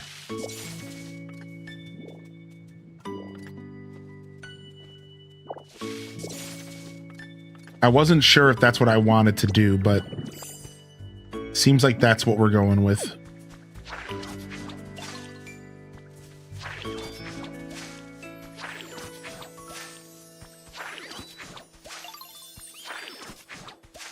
You made 2 of the beach habitats, and I'm waiting on my Tatsuguris to come spawn. Now is a good time to grab breakfast. All right, we only have 1 Pokemon remaining. I think today is going to be the day we finish the Pokedex, something we've been working on for pushing a month now. I don't know if I like the regular grass in there. What do y'all think? Maybe I should just do all flowers. Maybe it should be all flowers, actually. Just different color flowers, maybe. I don't know if I like the grass in there. I kind of hate it. No, I have not set up the concert kit yet. I think flowers are going to look better. Now the problem is how do I cut this stuff without cutting everything? I don't think I can. I don't think I can do a cut without cutting everything. Okay, that worked. Nice. Have you thought about where you want it? No, I'm not sure what to think about the concert kit. That sounds like something that I might put at Pallet Town.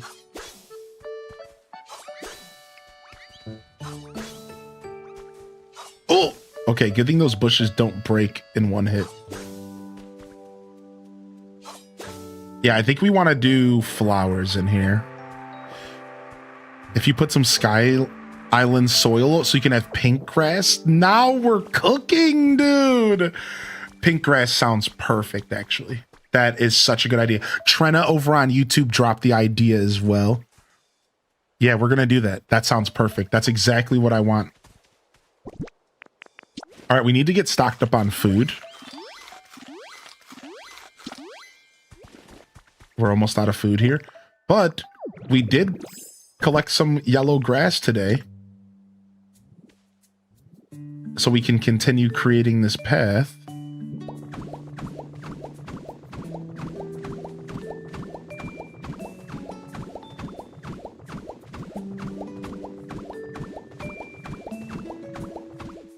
right? And I don't know where I want the path to go from here. I don't know if I want it to keep going or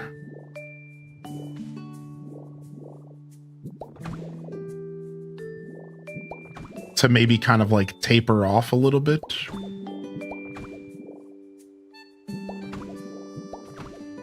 And just like stop, maybe. We'll figure that out later.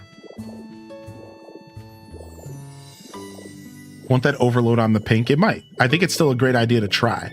It could be a lot of pink though. If I did flowers, I was definitely not going to do pink flowers. I was thinking about doing like red. I mean, I have blue and orange wildflowers. So I could do like blue down the middle. I might even rotate some of the pink flowers back and forth. We'll see. Could be a good idea. And then we have some more paths here. Let me go ahead and grab. And then I want to decide what I want to do here.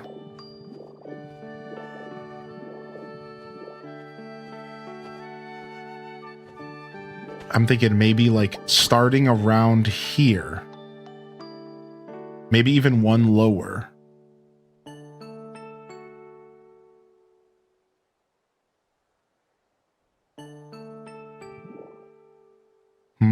How do I want to do this? Okay. Something along the lines like this. I'm using a reference is what you guys see me looking at.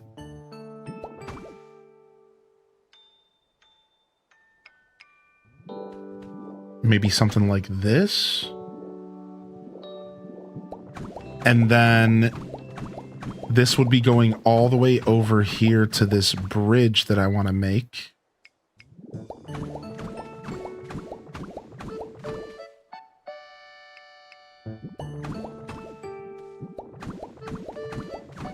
And there's going to be some sort of like bridge here that I'm going to make, like a little land bridge or something. And then I haven't decided what other pathing I'm going to do yet, but this is just helping me start to paint my first picture over here. I'm going to have a nice little scene here, and this is going to all be water inside of these little holes. So we're starting to build the picture that I want to paint here. Now I don't know what this side over here is going to look like quite yet. So I have to figure that out. I think I'll have a building over there. And then we have this whole space right that I'm hovering over right now that will probably end up putting another path and some park style stuff over here. Did you move all your Pokemon to one area? No. Most of my Pokemon for the Withered Waste are on the other side of this cliff. My future safari zone.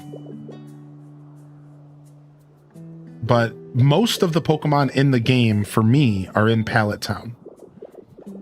That's just because that's where they spawned in originally. I haven't really moved a bunch of Pokemon around. Right? I spawned a lot of stuff in Pallet Town just naturally. That was just where stuff spawned in for me.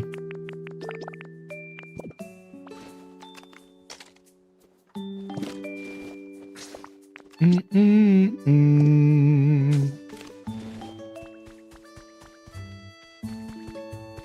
right, did we check these shops?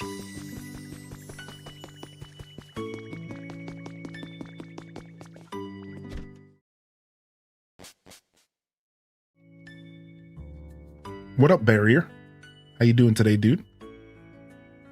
Trina, thank you, Trina. Thank you for correcting me. I don't mind. When it comes to name stuff, I would rather you say something than just deal with me saying it wrong.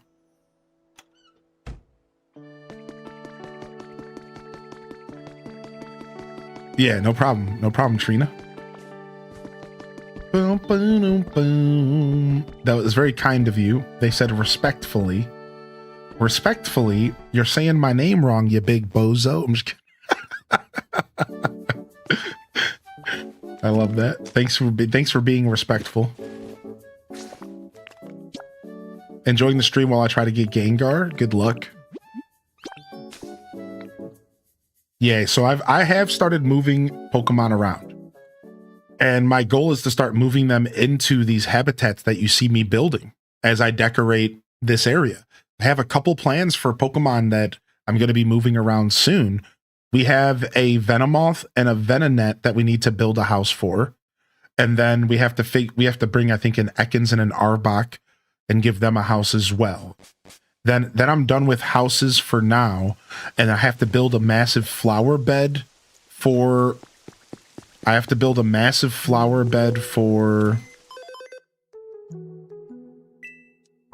Combee and Vespa Queen. I'm going to have them live in flower beds, actually. And I might try to decorate around the flower bed and make it fancy. So yeah, I will be moving Pokemon around. We're just not quite there yet. We're slowly moving Pokemon one build at a time.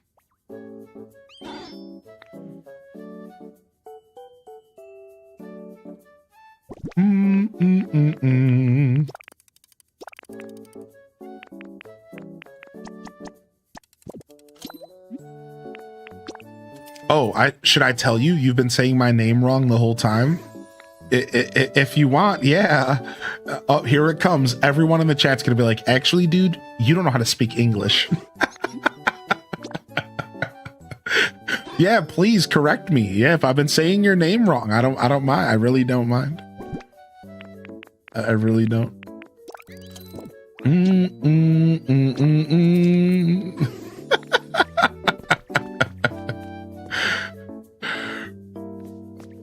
Pop art tables, cute. The robust flowers. I do have a lot of flowers. I ended up putting my concert kit in the mountain area near the kitchen where you first have the party. That's a good place for the concert, actually. My environment level keeps going up and down because of the rain. Whatever, dude. I'm not too stressed about it.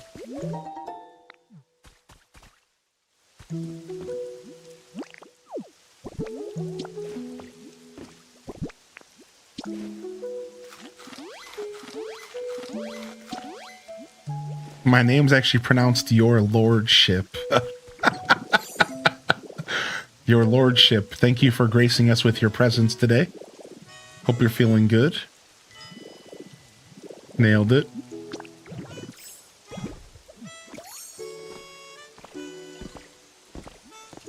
So would it be... It's Kira, maybe? How do you spell Kira from Death Note? Maybe it's Kiara?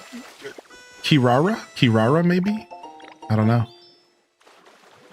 I'll stop trying now. I'll stop embarrassing myself. I tried, though. Just know that I tried. What up, Lily Tazi? What up, dude? How you doing today, Tazi? Can you get... I think glowing spots has to be fresh water. Like, it can't even be... If I had to guess, glowing spots can't even be in spring water, like hot spring water.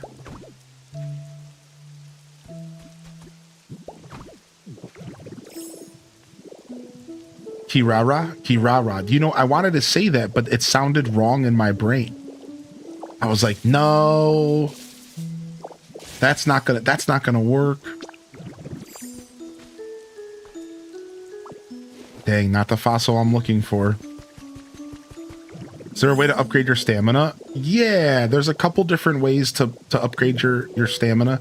As you progress through the story and you unlock higher environment levels, they'll introduce a PP up. A PP up is a Pokemon item that traditionally increases the amount of uses you have per a move, but in this game, it increases your stamina. So, you're just looking for the PP up item, and you can buy it from the PC shop. Every town in the game offers you a PP up once you get to, like, environment level 6 or something.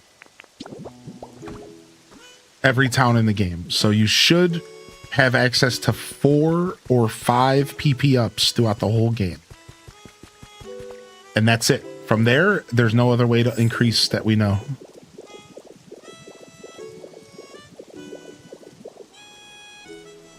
So hopefully that helps.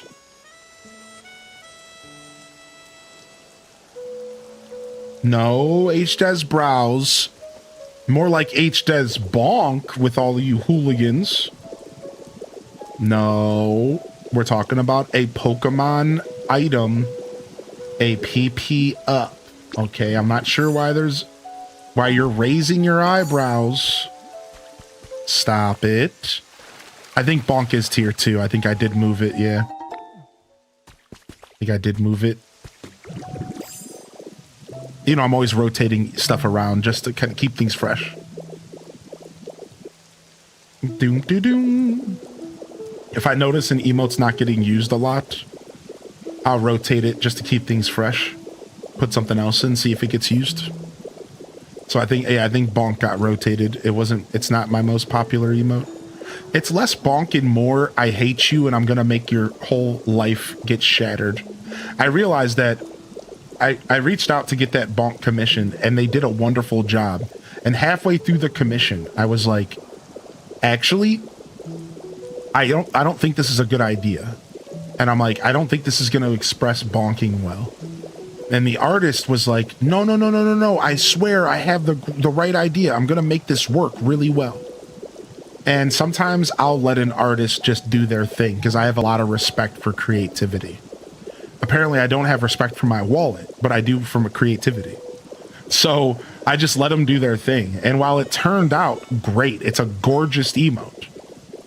It's less Bonk and more like shattering your reality. Like it doesn't work too well as a Bonk emote. It works more as a like, I'm super pissed and now I'm blasting you in the face. It's like a rage emote. It's kind of its own thing, but it's not like the traditional Bonk that people would use it for. Because if you don't know Twitch culture, Bonk traditionally is a spray bottle emote. It's used as a way to quote unquote pull out the spray bottle when somebody's getting a little feisty in the chat. Well, let me tell you right now, HDes Bonk does not have spray bottle energy. It has you're pissing me off energy. It's like it doesn't have that like spray bottle energy. It just doesn't. It's just not a Bonk. It's more of a banhammer, yeah. So I don't know. It's sometimes emotes hit or miss, man. Emote culture is so fascinating to me. Sometimes an emote just doesn't hit because it just doesn't quite express the emotion properly. It all comes down to that. It's like sometimes it just doesn't express the emotion as well and people just don't gravitate towards it. Yeah, exactly, Cozy. It's like, so I'm actually probably going to commission a new Bonk in the future. And I already have a cool idea for the next one, so. And then I think we're just going to change HDes Bonk to HDes Rossetti. Because in all reality, it's just a Rossetti emote. And it really represents Rossetti really well.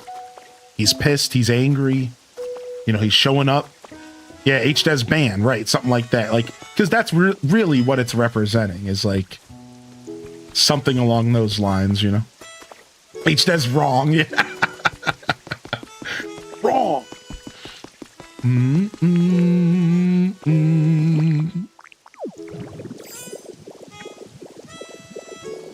HDes, hey, you might already do this, but you could include an energy vibe with the prompt. So wait, oh, I see what you're saying. Yeah. I honestly have a really good relationship with my artist. It was one of those times that I didn't feel the need to like push. That's why I kind of told this story, right? Like, usually she understands my little like vibe drops, right? That's what I do. I go into the chat and I'm like, hey, this is like basically the emote vibe I'm going for. This is what I'm trying to accomplish. This is what I want it to be used for. But there is a little bit of a language barrier between them and I, and like I said, sometimes I can't help it. When an artist is feeling passion and they're like, oh, I have the greatest idea, I'm gonna go with it. Sometimes it's hard for me to back off because like I really like supporting artists and I love it when something gets done passionately. Because sometimes passion is the most important part of art, even if it doesn't express quite what you are intending, you know, like it's the passion. And like I live for passion in art. I live for passion in game development and music. If it's passionate, if it feels like the artist is passionate, then I'm here for it, you know? So, yeah, I do have a vibe prompt is like the perfect way to word how I kind of approach my artist. I don't know. I could probably do better. I really appreciate the insight. Yeah, maybe I could present it a little cleaner to them. Yeah, usually I just throw words at my artist and I'm like, I expect them to just figure out what I mean. Working with me can't be that great of an experience. I'm like, I'll send them a bunch of pictures and references, and then I try to explain it to the best of my ability. But I swear, sometimes, like, my explanation has to be ridiculous, you know? It's funny.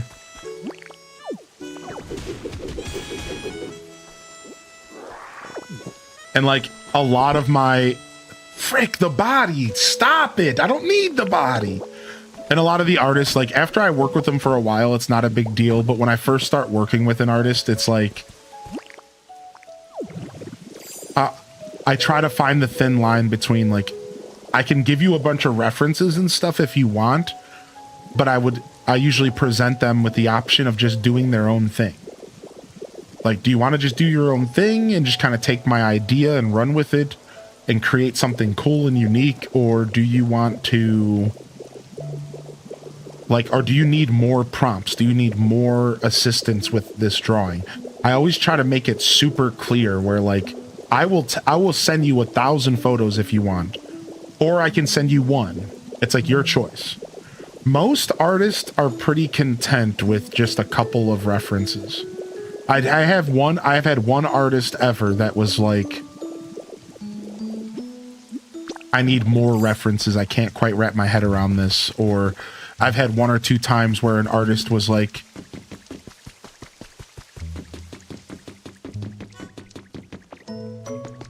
didn't even want references. One time I had an emote artist go, actually, I would love to come up with this idea myself, they said to me. They were like, I want to take your prompt and see if I can come up with exactly what you're thinking. And that emote ended up being... Lurk. HDes Lurk. HDes Lurk. I was like, I have an idea for an emote. And I think they were like, yo, I kind of want to experiment. Can I just like have some fun with it? And I was like, yeah, let me see what you got. And they just cooked mega hard. Yeah. It's just like, yeah, dude, I think it was Lurk. Yeah, it was like the only time I ever had an artist like kind of level with me and be like, yo, I want to do something really creative. This sounds fun. Can I do this? And I was like, yeah, sure. Like, let's have some fun.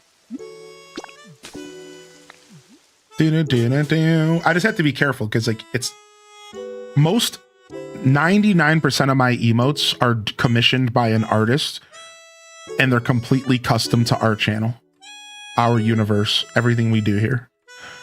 So I have to be careful because like sometimes I'm spending a good amount of money, you know, like some artists undervalue themselves, some kind of overvalue themselves.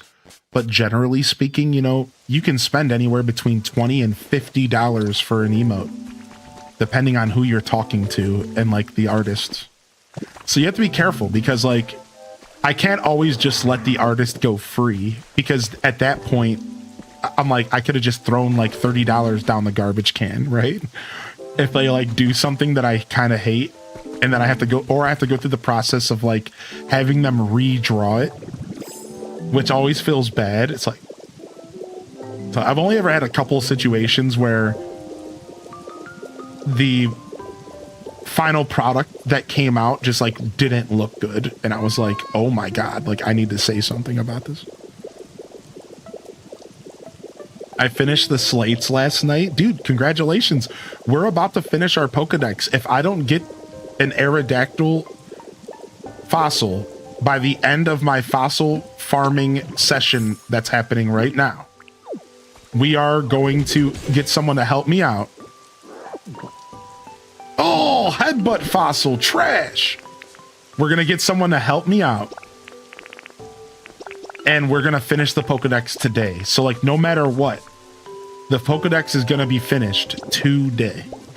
We are one Pokemon away, and I'm trying to have a little bit of patience because I've done this all by myself.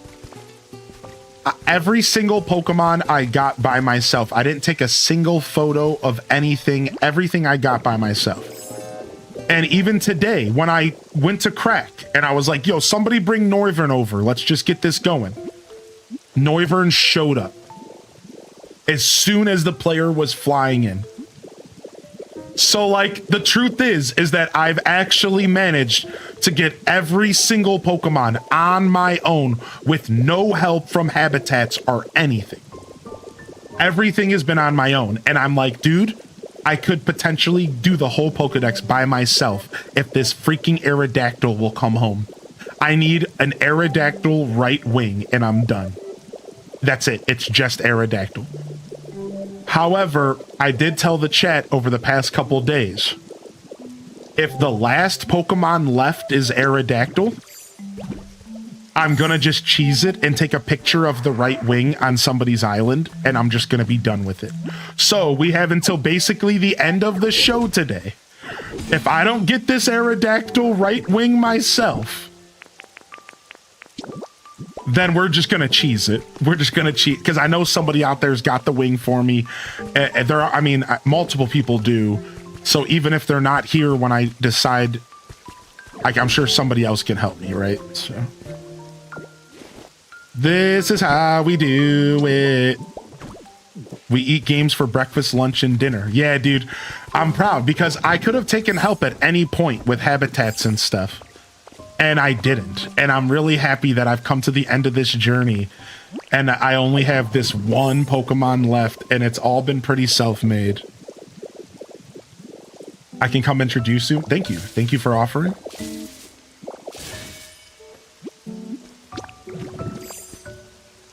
I could hook you up if you need. Good excuse to get you on my island. That's what I did for Aerodactyl. Hunted for 2 days for the last wing and I couldn't get it. Yeah, dude. I've been hunting for this wing for what feels about a week and a half now. And it's brutal. My RNG for this wing has been miserable. How you doing, Caesar? You're only missing Dusknor and it won't spawn. Have you tried the trick of getting him to spawn during the day? There's a trick. You can create a dark habitat even during the day and get nighttime only Pokemon to spawn. So just throwing that out there in case anybody needed to hear that. But as long as you make the area around the habitat really dark, you can have a chance for Dusknor to spawn even in the middle of the day. Yeah, I think they will be adding more in the future. If I had to guess, this game is going to be getting updates for a very long time. Because we're not talking about Nintendo, who's allergic to money. We're talking about Pokemon Company, which is a merging of Nintendo and Game Freak. And let me tell you, Pokemon Company, they ain't allergic to money. They love money. They love money. So I don't see them skipping past what this game could bring to the table. And I'm fairly certain we're going to be getting all sorts of content for this game. Because again, it's Nintendo that are allergic to money. It's Nintendo that doesn't do things and we all sit around and question why they don't do things.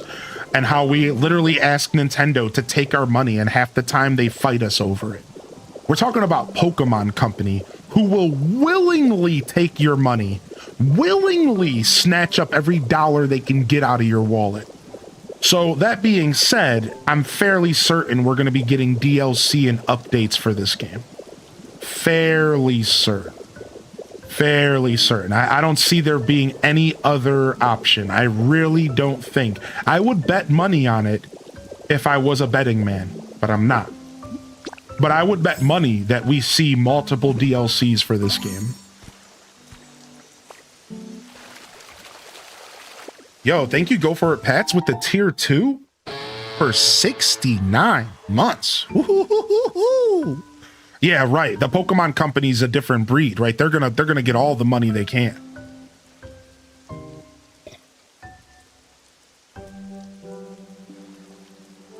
Ah, that makes sense, Lights. Come on, that's an interesting little pro tip. I love that, actually.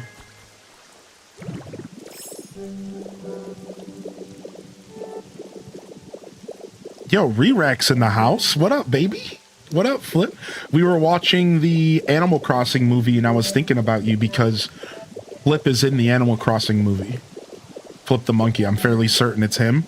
He runs around with a muscle shirt on and works out the whole movie. And we were watching it in the Discord, and I was thinking about you. Yeah. Flip is in the Animal Crossing movie, yeah. Okay, whatever. I'm just walking away from this.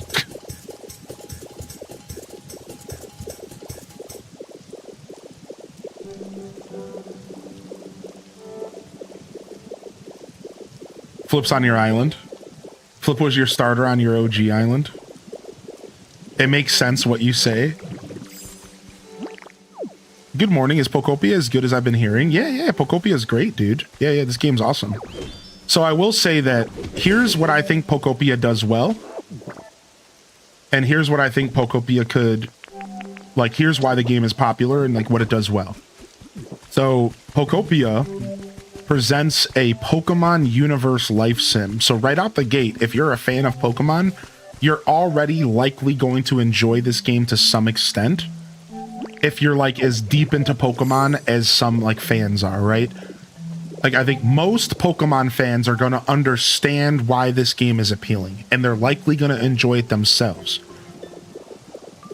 All right, most. Now that's a bold statement. There's a lot of different types of Pokemon fans out there.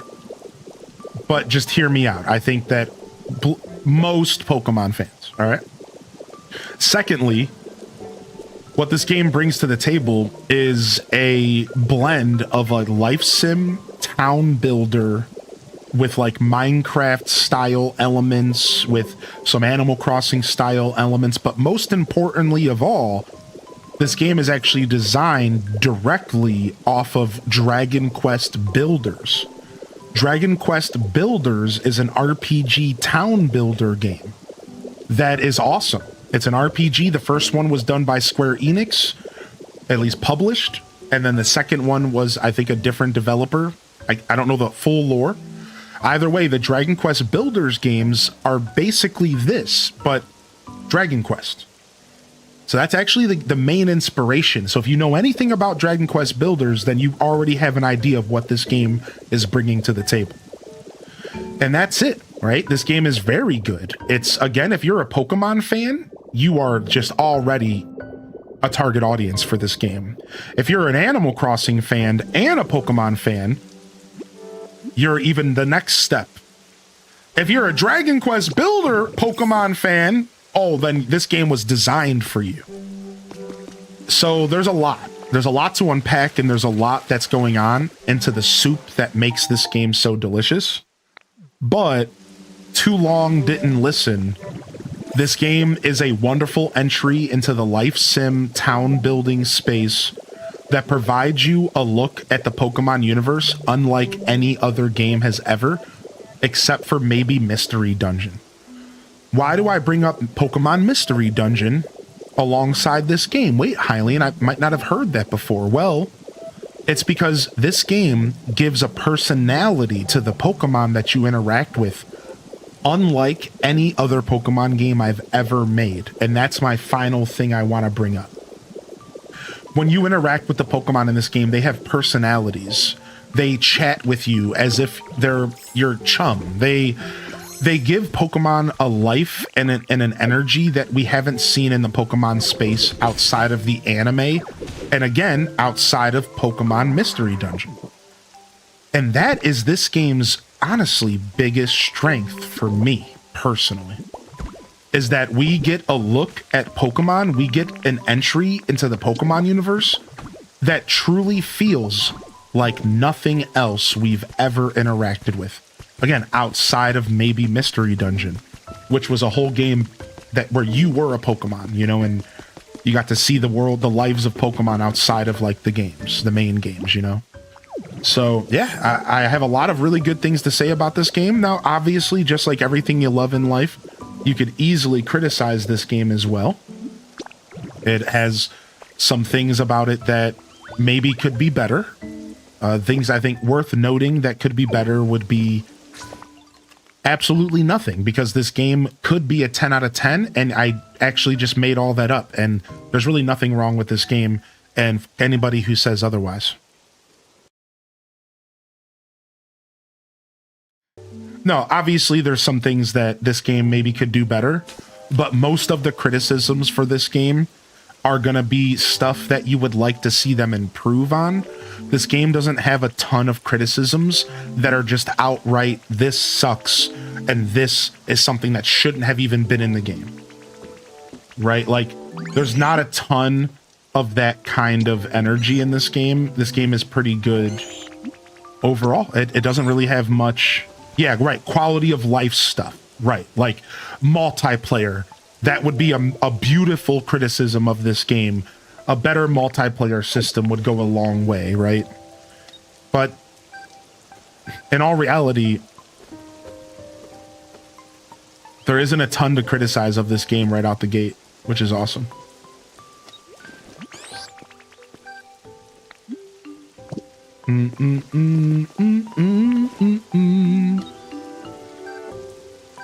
Oh yeah, the natural disasters mystery dungeon in this game. That's a cool call out, actually. That's actually a super cool call out. I didn't think about the parallel between the natural disaster stuff. Right, and that's what I was trying to say, like, jokes aside. Most of the criticisms for this game is going to be small stuff that could be fixed either in a sequel, either in DLC, either in patches. And that's awesome. That's not something you say about every video game, you know? Now obviously not every game is for every person.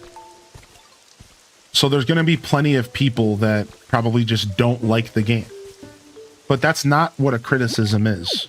I'm here to remind you that a criticism isn't just because you don't like something.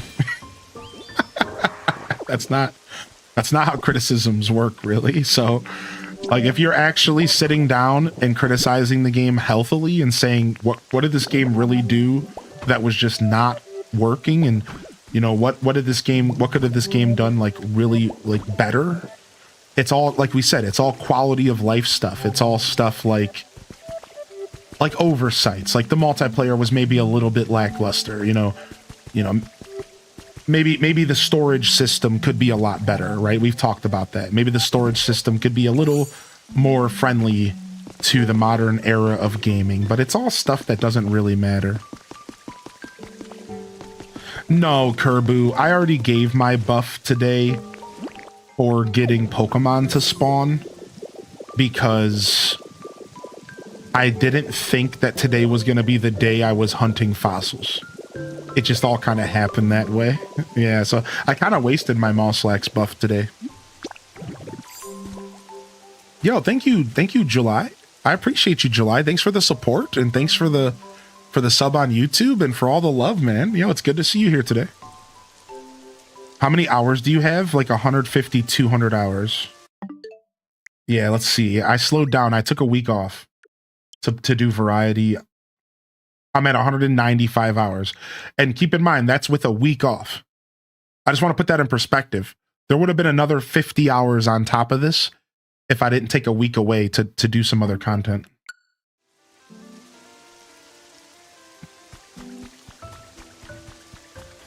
Yeah, I got one Pokemon left.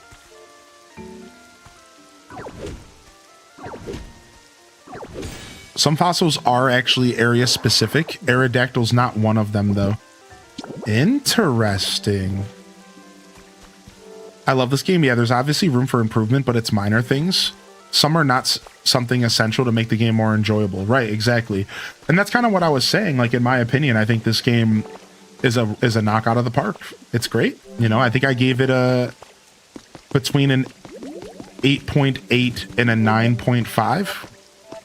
I gave it between a 9 and a 9.5. I can't quite decide, but it's not a 10. 10s are not something I give out often, but I think this game is right up there with like some of the best games I've ever played. So an example of a 10 for me is Castlevania Symphony of the Night. we're talking the GOATs, the obvious answers. Maybe not obvious to everybody, but like if you're like pretty deep in gaming like I am, we're talking the obvious answers, right? Like Stardew Valley's a 10 out of 10. Right? I think for me, Castlevania Symphony of the Night is a 10 out of 10. Right? I don't give 10 out of 10s often. I would say that Ocarina of Time is potentially a 10 out of 10. If not, it's really close. It's really close if it's not. I'd say like Tears of the Kingdom is like a 9.5, maybe like a 9.3. Breath of the Wild's like a 9.5. I'd say like Wind Waker's like a solid 8.5 to a 9. It has some slog moments, but it's a wonderful game. I'd say Twilight Princess, same thing, like 8.5, 9. Maybe both of those games are pushing 9.5. Wind Waker and Twilight. I'd say A Link to the Past is a 10 out of 10. A Link to the Past is a 10 out of 10 game. Castlevania Symphony of the Night, 10 out of 10 game. Stardew Valley is a 10 out of 10 game. Yeah, unfortunately, Kerbu, yeah. I think this game is a shoo-in for family-friendly game of the year, though. Or simulation game. Which, if you follow the Game Awards, those are two categories that they participate in. So I think this game is a shoo-in for both of those. I think so. I think this game wins Family Game of the Year, or this game wins Simulation Game of the Year. They're not going to get Game of the Year, though, but that's fine. Game of the Year is a wash every year anyways. It's all nonsense. Let's be real. Like the only year that ever surprised me for Game of the Year ever was Astrobot. The only year that ever surprised me, that was ever like, this is the game that should win, but it's not going to win because it's not Elden Ring. And all of a sudden Astrobot wins, and I was like, you're fucking kidding me. I did not expect Astrobot to take that year, because that's just not what the industry does. The industry doesn't like let cutesy games win ever. So like, I think that Astrobot was like the first time in a long time that I was ever surprised by an award at an award show. And when I say surprised, I'm specifically saying a situation in which I thought something should win, but I knew that it wasn't gonna win. And then all of a sudden it won. And I want to make that clear because I didn't even play Astrobot, but it felt like from everything I saw that it was a really heavy contender. And I was like, nah, it just can't win. It can't beat, you know, the games that the industry considers to be the best games. And it won, dude. And Astrobot's a great game. I eventually played it. I didn't finish it, but I did enjoy it.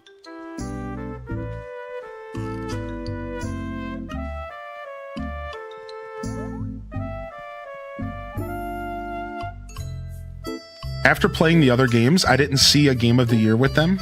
Yeah, I don't remember what Astrobot went up against. To be fair, I do not remember what Astrobot went up against. Did it go up against Wukong? See, Wukong probably deserved it. Like, probably, right? Like, probably, dude. Wukong is a phenomenal game from what I've read, but... So I don't blame you for saying it got snubbed. It was probably between those two games, huh? Yo, Nayerman, let me get you a real shout out today, dude. Nayerman, you've been supporting me and giving me love for a long time over here. And you dropped us a raid earlier. I just want you all to check them out and drop a follow up at Nayerman's stream. Wait, why am I not following you? What the heck? Listen, Nayerman's been here forever. And I, for some reason, just wasn't following you. So check them out. Give some love up to the top of the chat there. And hopefully I can come check out your show sometime soon, but... Super happy I did that. I didn't realize I wasn't following you. Metaphor was my Game of the Year. So wait, was Metaphor last year? Is that what you guys are talking about? Or the year before? Yeah, Metaphor was last year. Oh no, you're talking about the year of Astrobot. Ah, thank you, Nayerman. So Metaphor and Final Fantasy Rebirth split the RPG crowd, so Astrobot kind of snuck in. Not that it's not deserving. Right. You're not saying that at all. You're just putting down the facts.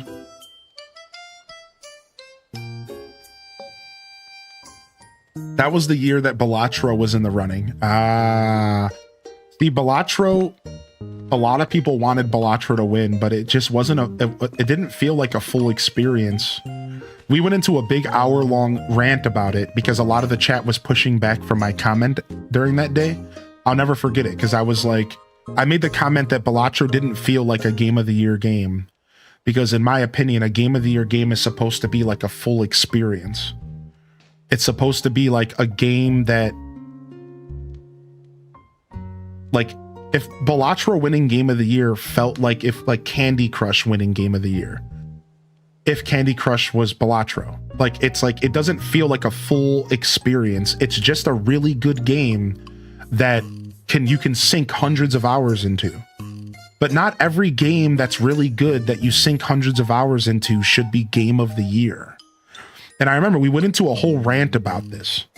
And I was like, and by the end of it, some of the chat kind of understood what I was trying to say, but I think a lot of people were still like, nah, you're wrong. It's just like, it's not every game that's really good is Game of the Year material. And that's what I was trying to express to the community. I still disagree with it, which is okay, right? It's like, yeah, like the way that video games work, I think that there's always going to be a dissonance between certain styles of good games. Like certain games can break through the barrier of pop culture, but it doesn't mean that they're Game of the Year material. Like, especially when you're going up against something like Wukong. Like we're talking a full experience that makes you feel multiple emotions. You know, we're talking about like, it's hard. It's hard for a game like Balatro to stand up against that. It's just hard, dude. So while it deserved to be in the running, and it could potentially even deserve to win, it just didn't have a chance, in my opinion. It just didn't have a chance. Oh, thank you, Coco. It's good to see you. What's up? How you doing today, Renee?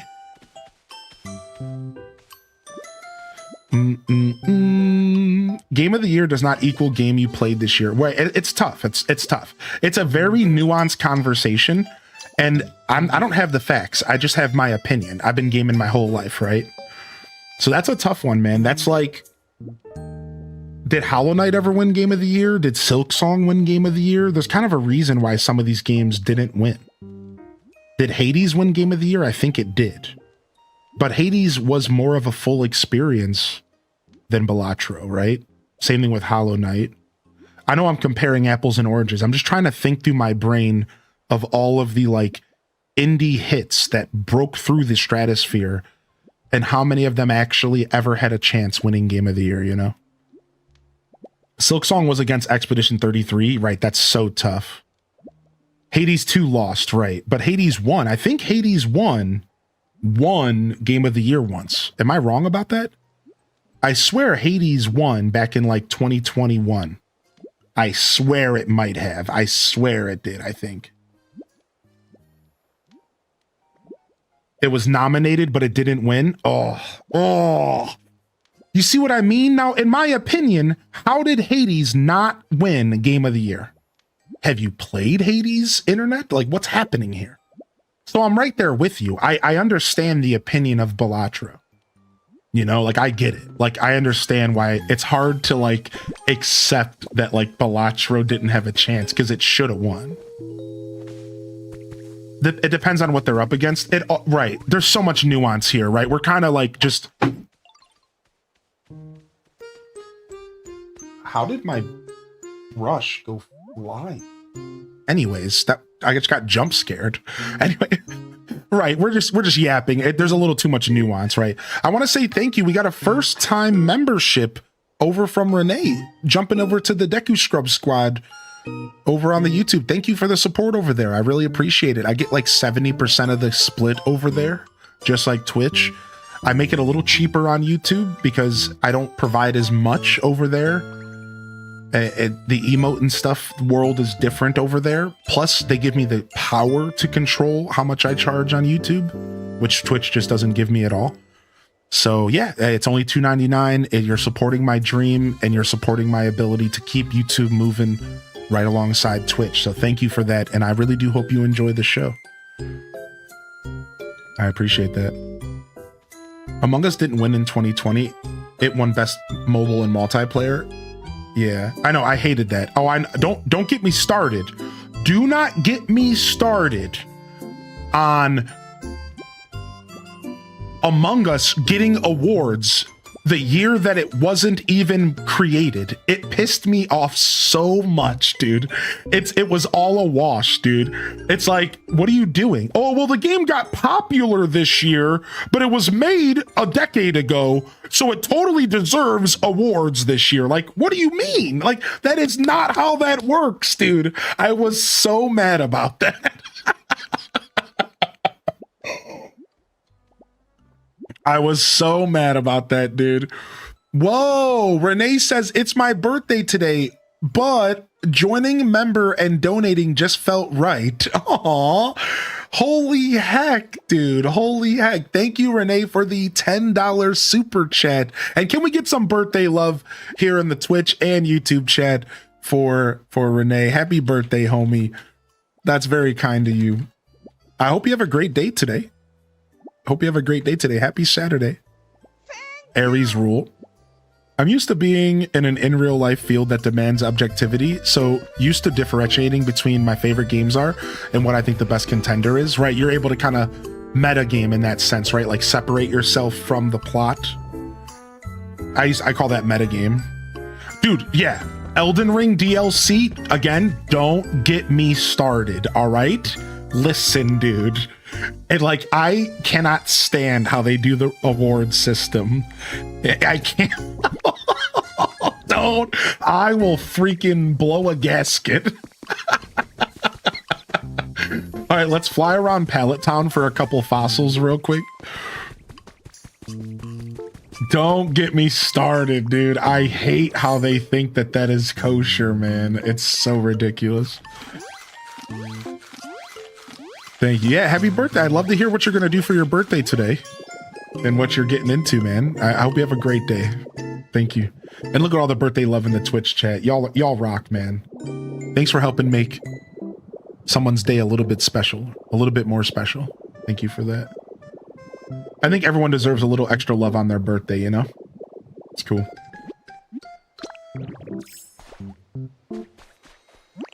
Yeah, what a nightmare. And then don't even start the next conversation as well. How longest running game and how that category is just the same games for the past 10 years. When I know damn well there are so many more than 10 games that have been going for a decade. Don't even get me started on that. It's like, why is it always Fortnite? Why couldn't it be the other 30 games that are live service and popular that people play every day? RuneScape, old school RuneScape is more popular than it's ever been in existence. How is it not a contender against Fortnite? Like, get out of here. Get out of here. Like, oh man, I could rant.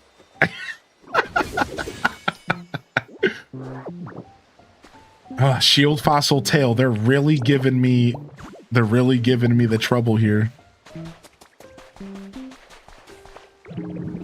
I almost did one last year and I couldn't pull it together.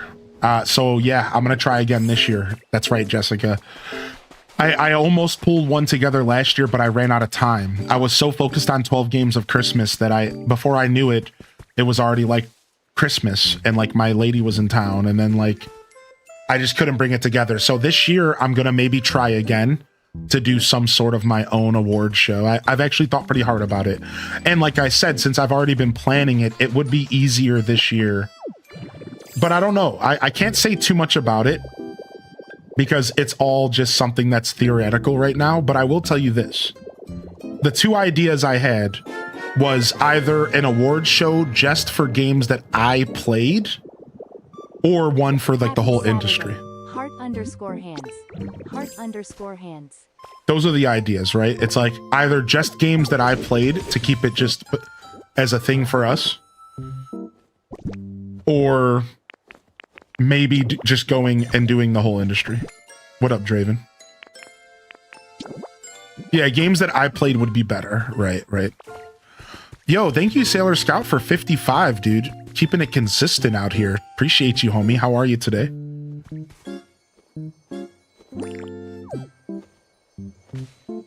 Boom, boom, boom. Oh, and then I missed the message here from Renee. Renee said that they're going to be... They said, of course, it's my pleasure. Love to all the Hylian family. Aw. You're going to be spending time with family and friends. Nice. Nice. Yeah, go treat yourself. Treat yourself. Get yourself some food or something. Otherwise, we're just guessing. Yeah, I have a couple ideas.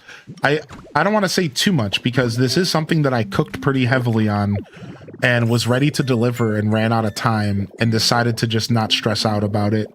So I'll leave it at that. But, you know, maybe not just games. Let's just say that. Like, I've had some ideas for a while now where I might just do something at the end of the year that's just kind of all-encompassing. Maybe not just games, because there's some fun stuff we could do, you know?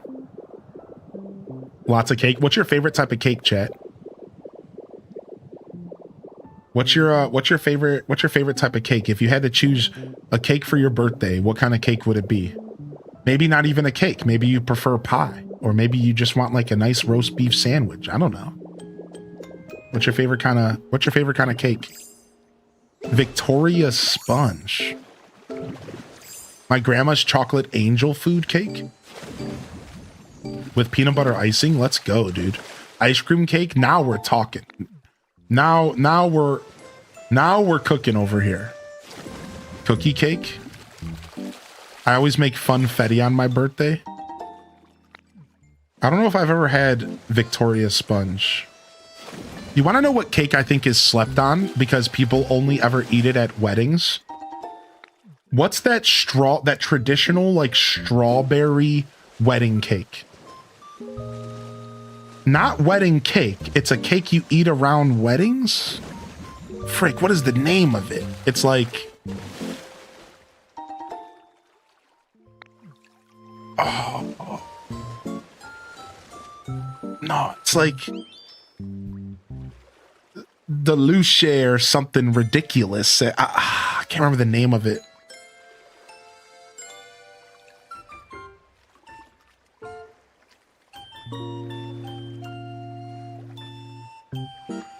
Yes, I think it might be Deluche de Leche strawberry cake. Yes, dude, this cake is so slept on. And for some reason, I feel like nobody talks about this cake, dude. This cake is so slept on. Like, look at this cake, dude. When it's made right, like, look at this. Like, I feel like nobody talks about this cake, dude, ever. Nobody ever talks about it. Everyone brings up all the staples, but they don't bring up the dulce de leche, yeah, dude. The dulce de leche. Dulce de leche. That's right. What's up, Raiders? How we doing, baby? Yeah, Nembo Tavi got it. Dulce de leche. Dulce de leche. Dulce de leche. Whatever, man. Y'all, this turned into a language lesson.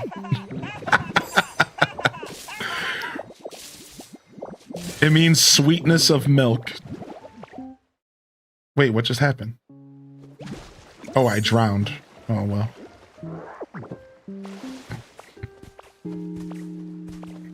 Yeah, but that's not my favorite, though. If I had a favorite cake, it would be... If I had a favorite cake, it would easily be ice cream cake. Are you kidding me? Is there even a contender? Ice cream cake with the crunchy little chocolate crunchies? And you guys know you can just buy those chocolate little crunchies separate and you can just eat those. You don't even need to have a whole cake and ice cream if you just want the delicious chocolate little crunchies.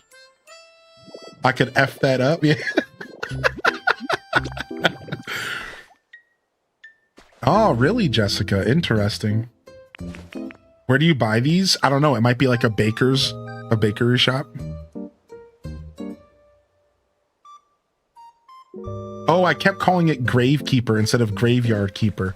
You know, I actually went back to the VOD and caught myself saying that yesterday, and I was driving myself wild. I was driving myself mad.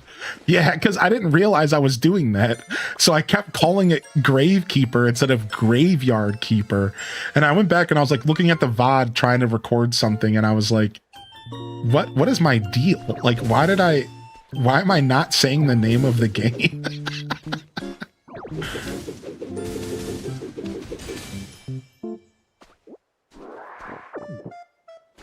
Large relic. Large relic. Thank you again, Sailor Scout. I make my husband's Dairy Queen copycat cake every year for his birthday since we live in Belgium and we can't find him. Yeah, because Belgium isn't about having the worst foods possible readily available for everyone to eat. I can go get an ice cream cake right now. I can get an ice cream cake delivered to my front door right now. It's going to be like $15 more than it should be, and it's going to be pretty small, but I could get an ice cream cake delivered to my front door right now, and I don't even need to be celebrating anything. I can just order it. It's absolutely terrible. Hell yeah, brother. Dude, oh man, I'm a huge coffee cake fan. Now, do you know about Drake's coffee cake though? No, I'm just quoting Seinfeld. I don't know anything about Drake's.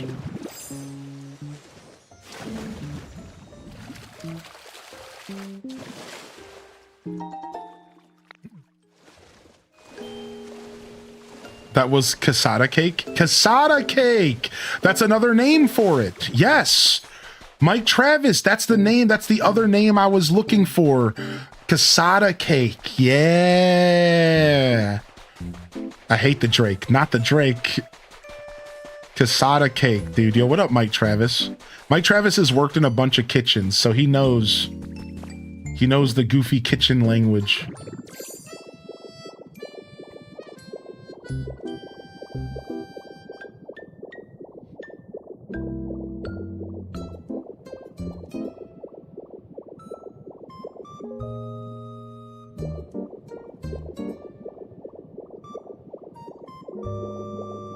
Casada means married in Spanish.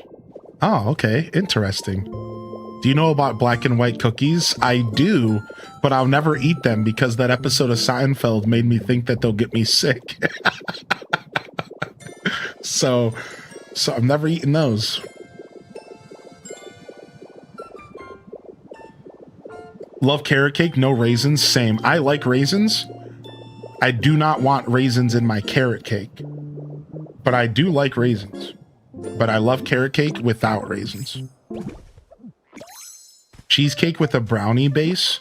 Okay, now you're just some kind of crazy scientist Frankensteining desserts together. That's don't be doing that. What are you doing, dude? You can't just be Frankensteining desserts together. Oh yeah, well, I'm gonna take a waffle and I'm gonna make a cheesecake on it. Wait, hold on a second. That sounds great. Wait, never mind. Carry on, actually. Wait a second. Carry on, actually. Never mind.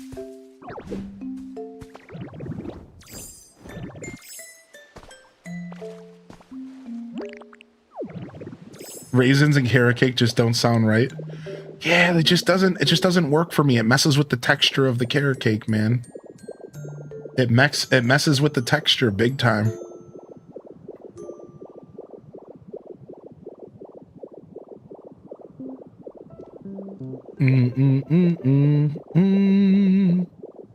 You had a carrot cake from a grocery store, from a bakery, and it had shredded carrot in it. Listen, carrot is delicious. What's wrong with that? Excuse me, sir. There's too much carrot in my carrot cake. What's wrong? What's wrong with that? What do you want? What do you want? What do you want to have in your carrot cake? You want no carrot in your carrot cake? Like, what? What are you expecting from this bakery? What do you want? Apples in there? Like, I'm not sure if this is fair, like the expectation here.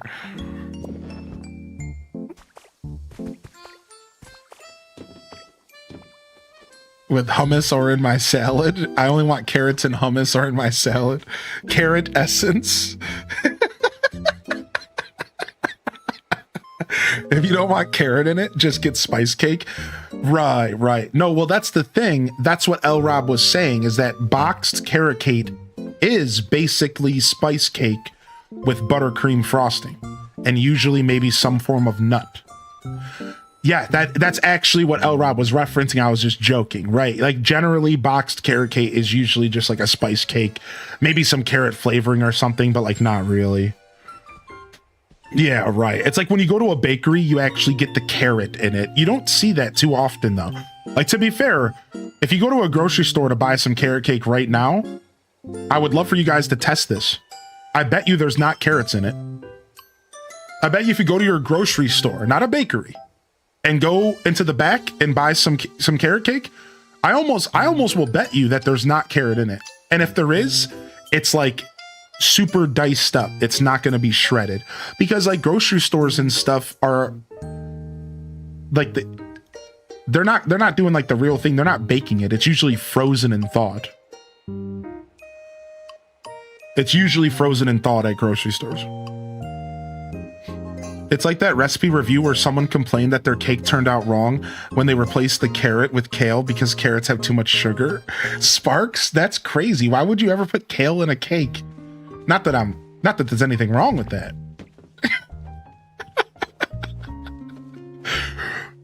Traditional carrot cake needs cream cheese frosting. Yeah, for real. What up, holy shiz?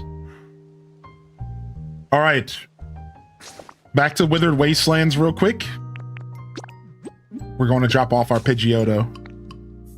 Cream cheese frosting is so good. I'm a sick super sick man who could just eat raw frosting. This is... I wasn't built correctly. Somebody spliced my genes with a Mewtwo or something. I'm not normal, you know? I'm not. Like, I could just straight up take a spoonful of, like, cream cheese frosting and just eat it. In fact, as a kid, I was terrible. I would take my allowance and I would go buy a whole container of frosting, like the shit you buy in the Betty Crocker aisle, and I would just eat it. And, like, one time my mom caught me and she's like, "What the hell are you doing?" She's like, "That is pure sugar." And I'm sitting in the room like with the spoon, like, "What are you talking about, Mom?" And I'm like, I'm just eating raw frosting. And she's like, "What are you doing?" And I'm sitting in my room just like, I don't know, I bought it from the store. Just like literally bouncing off the walls, dude. Yeah, tweaking out on frosting. Used to make sandwiches with it. What? Whoa! Whoa, Sam, now that's a whole nother level. That's meta. And I thought that sugar toast was the play. Yeah, talk about sugar toast. We're talking frosting toast. That's amazing. That's otherworldly, dude. Holy heck. No, I can't, dude. No way. No, I haven't done that in a long time. I will say the last time that I did anything close to that is somebody offered me some cake and I took it, but I didn't really want the cake. So I just scooped all the frosting off of the top of it and I threw the rest of the cake away. I can't remember how long ago this was, not too long ago, and that was the last time that I ever like had cake. I was like, sure, I'll have that. And I just ate the frosting and then threw the cake away.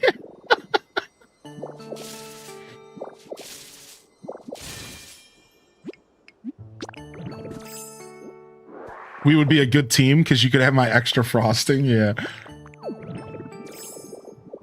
Yo, what's up, Gothic Plant Witch? Good to see you.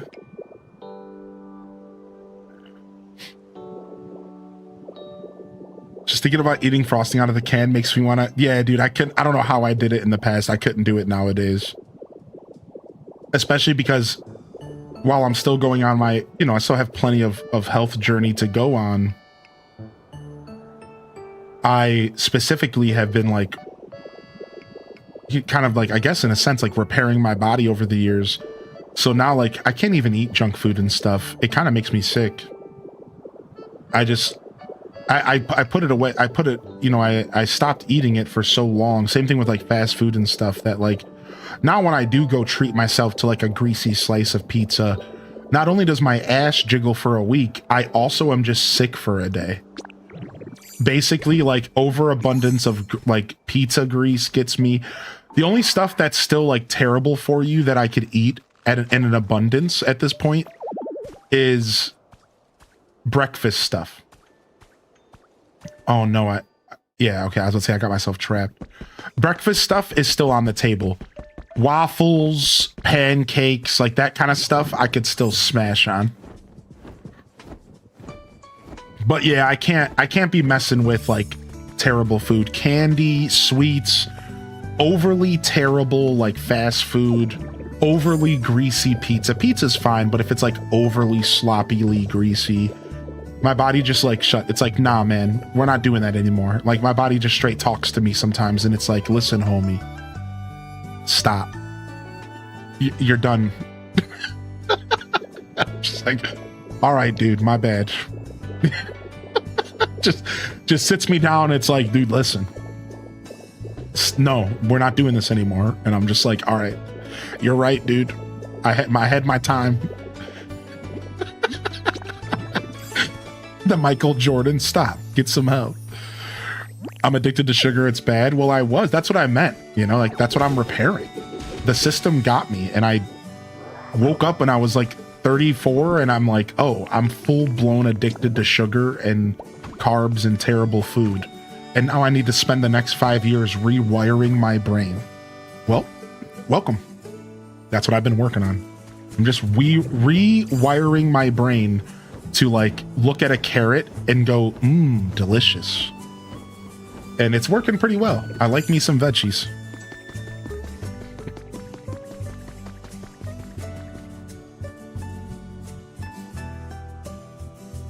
Love me pasta and bread. It's hard to give up. Yo, Mr. Will, legend, dude, 71 months. 71 months in a row. Whoa. Yeah, for me, it's still the carbs. The sugar I've got down pretty well. It's the carbs now. That's what's getting me too. Yeah, we'll get there. Split French toast and an omelet from Denny's for supper. What up, Bitsem? Good to see you, dude. Not sponsored. Not sponsored. Yeah, what up, Onzi Twitch? Thank you, man. Mr. Will. Well. All right, wait, I was about to do two things. Number one, thank you again, Mr. Will.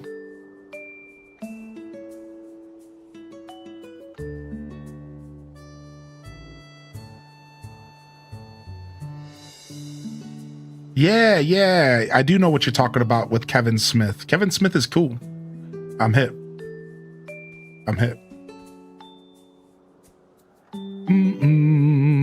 Carrot, jicama, and some cucumber. Add some lemon and Tajin chili powder and you'll love it. Ooh, it sounds good. I want to start making my own pasta. I've thought about it. It's something I want to do on stream with y'all. Making my own pasta would be great. Yo, thanks for hitting that like button. We hit 30 likes over on YouTube today. Y'all are killing it. And if you're hanging out here on Twitch, good morning and welcome to the show as well. Let me see what time it is. Okay, this was a little while ago. Okay, I see. All right, there was something I wanted to quickly pull up, but... Oh, I wanted to adjust my title because only 4 left to go. No, it's, you know what? At this point, let's just do it. You guys ready? Let's just do it. All right, it's happening. We're doing it. All right, so here's what I need. I'm going to ask Kerbu, since you're here, but if you're busy, just don't be shy to let me know. Could I come take a picture of the right wing of an Aerodactyl. It's time. It's time to finish the Pokedex. For the first time since this game came out, it's been almost 4 weeks. I think it's been over 4 weeks now. A little over a month, and we're about to finish the Pokedex. Would you prefer to do that over me coming and printing? I guess it doesn't really matter. I'll come to you. I'll come to you if that's okay. Whatever's easier for you, since you're the one helping me out. Yeah, Castletown's my palette town. I named it based off of The Legend of Zelda. I don't know if you can rename it.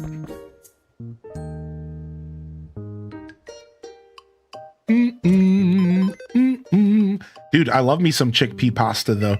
Some of the alternatives, like cauliflower dough and stuff, is awesome.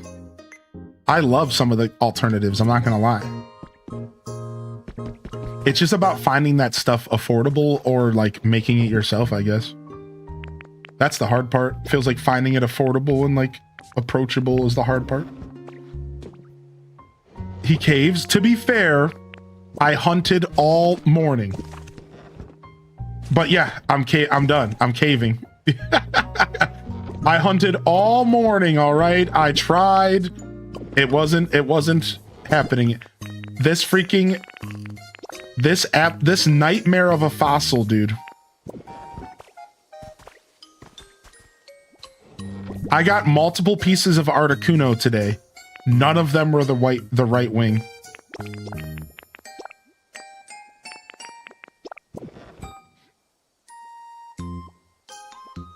Who else got hungry when we started talking about food? I know, right? I'm right there with y'all now. Now I'm hungry.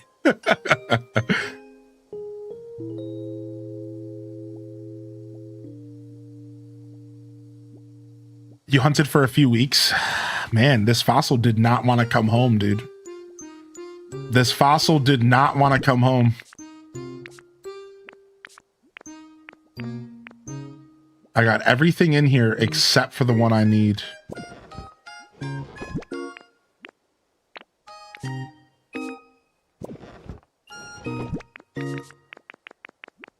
Freaking left wing.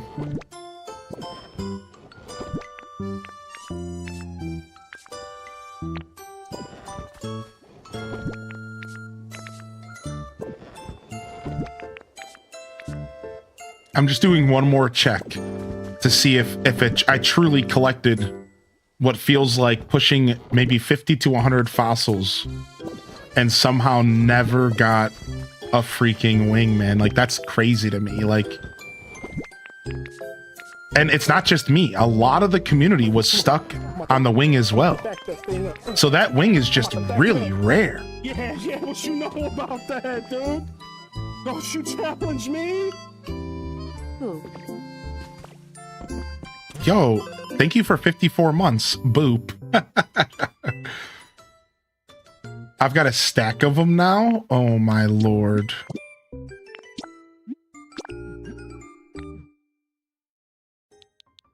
All right.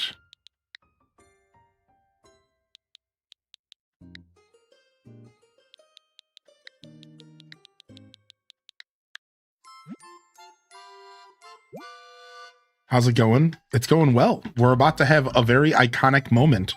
We are about to fill our Pokedex and potentially finally go see one of the biggest secrets in the game. So it's going to be very spoilery here soon.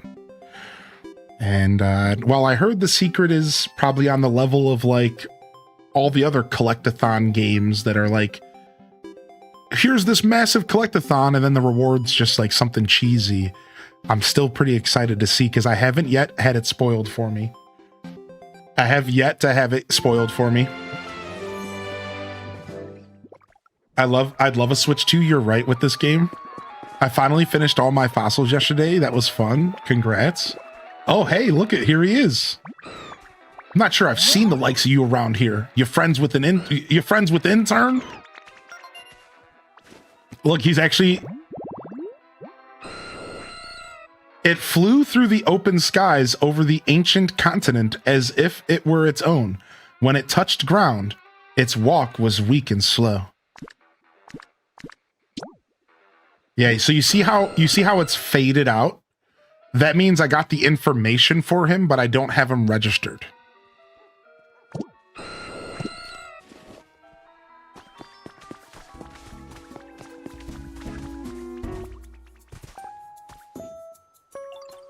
Okay, I'm in. Golem's feet picks are the Easter egg. Here's your Pokemon poop. I don't want Golem feet picks. Yikes. I hate that. Oh, knocked him off the track. You can do that?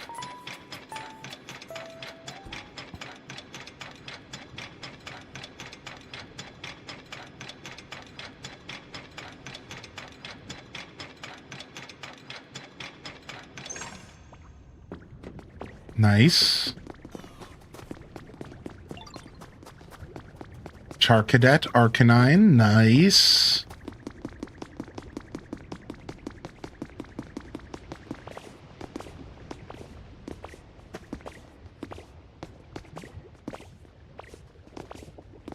I do that all the time, Pokemon flying everywhere. Oh, here we are. You freaking punk, you freaking Aerodactyl. Why did you do this to me the whole time? That's the right wing. That's the left wing. Yep. Just making sure. Nope, don't want that. Oh, I gotta open my photo album to make room real quick.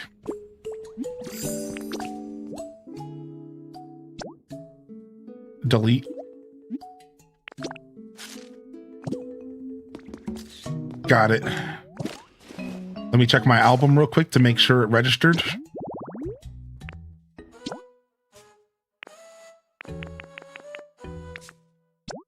Fossil right wing. All right, dude. Oh man.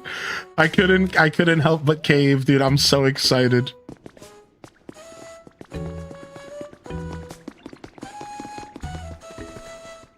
This cave is a massive callback to the Minecraft style. Yeah, dude, they definitely wanted players to know what was like possible in this game. And like this cave really is it. Like, and this cave spans pretty much the whole freaking map. It's a massive underground map. It's pretty nuts. I didn't realize how big the caves were until we started exploring a little bit. Oh, thank you, Doom. I didn't know that. That's cool. That makes me feel good, though, actually, because that still gives me something to work towards. Yeah, so what Doom said on YouTube is a reminder that this isn't going to count for my discovered fossils section. Like, of the discovered fossils section of my... Ooh, I'll take this. Nice, I got some cookies. So this won't count for the discovered fossils section of my, like, catalog. But that's fine, because I still want to find the fossil. I still want the magic of finding the fossil as if I would have normally found. Right? But, like, at this point, I just wanted to give everyone the satisfaction, alongside with myself, of finally finishing this freaking Pokedex. Well, welcome back in here, Meta. Welcome back in here, dude. Did you step away for a minute? Darn my timing. Yeah, you're okay. You're okay. You're okay. I do plan to do island tours and stuff in the future. That is something I do plan to do on this channel with this game. So if it doesn't happen right away, just know that I mean it when I say it. I'll totally come and visit you soon, if not here once I'm done with my decks and stuff. Does it have to count at 300 in the decks? I think so. I'm not actually sure. What I imagine is going on is that I'm going to get a little badge here. And that's how I'm going to know that I'm done. We're not quite done yet. We got to wait for Aerodactyl to spawn in. Oh, I need rare. Did you really finish the Pokedex? I think so. I think so, dude. What's up, frog guy? I think the Pokedex is officially done. I keep saying I think because I don't know, man. Like, this game has all sorts of weird stuff going on. Did you know that the iconic Ditto look was only meant to be for one Ditto from the TV show? it struggled with eyes, and now it's used for all Dittos. Wow, it's kind of cool how that kind of stuff comes to life, like accidentally striking gold. Wing fossil. Oh, here we go. All right, we are cheesing the final Pokemon, but I'm proudly cheesing it. After hunting for 4 weeks for the final fossil, I got every other Pokemon, of all 299 myself. But we are going to go ahead and accept a single picture for the last wing here. Now we just have to wait for Aerodactyl to spawn, and he could spawn relatively fast.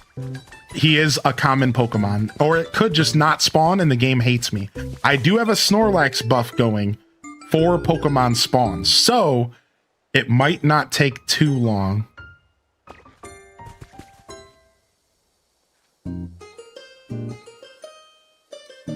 There's an in-lore explanation for that as well. They say it happens when trying to do it from memory as opposed to mirroring them. Oh, the Ditto comment, the lore.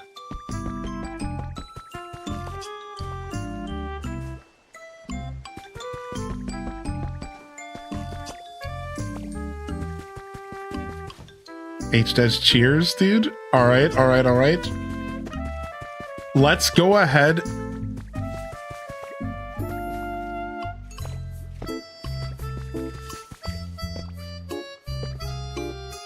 This is like watching a pot of boiling water, right? Like you're like waiting and you're just like staring at it. Yeah.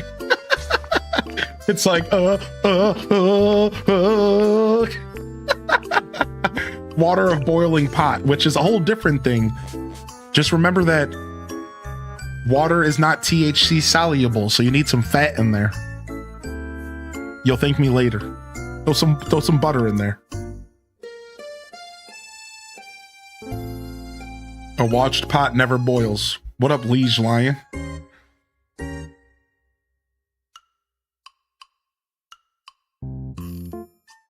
Watching paint dry. Down. Yo, Dr. Roxo, what up, my dude?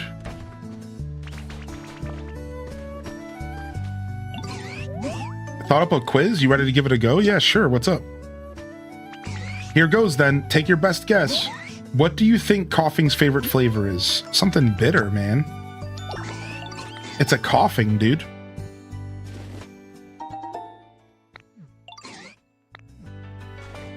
Do. Oh, by the way, I think we got the pop art recently, so we could start building our gym on the outside. All right, we're making a ton of progress here. I'm not quite ready to do the water here because I don't know if I want to change the bottom of the lake. You know, I don't know what, should I just have regular dirt at the bottom of the lake here? Or do I maybe want, like somebody said that they did mysterious stone at the bottom of the lake and it created a super cool effect in it. I wonder if mysterious stone is the play. That could be kind of cool, right? You think cobblestone looks pretty good as well? Oh, you took some in-game selfies yesterday? I had to check them out. I remember you saying you posted them in the Discord. Yeah, so it looks pretty. Yeah, I recommend marble or tile of some kind. Mysterious stone sounds good as well. Gravel looks good as well. We messed around a little bit with gravel. I do like the gravel. That's the cobblestone right there. So yeah, we want to change the material and then we're going to splash water in here. And then I have to decide if I'm going to do fresh water or ocean. And I think I'm going to role play and I'm going to depend on what I put inside of here. Like, I think I'll put ocean water in one and I'll give the home to Magikarp. And then I'll do fresh water for another and I'll give the home to like Politoed.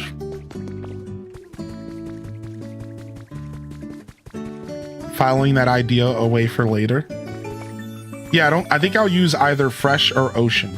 None of these are going to have any other kind of water, just fresher ocean.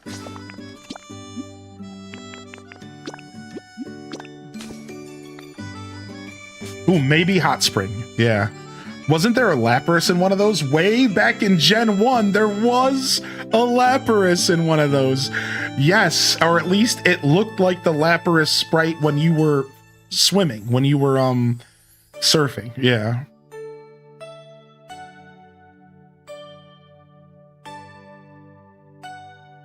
What other kind of water? There's brown doo-doo water. There's... Here, I have them all right here. You got moo moo milk. You got Roserade tea, fresh water, and soda pop. And then some kind of spicy drink. Oh, here he is, dude. Oh, I could settle down around here. What's up, homie?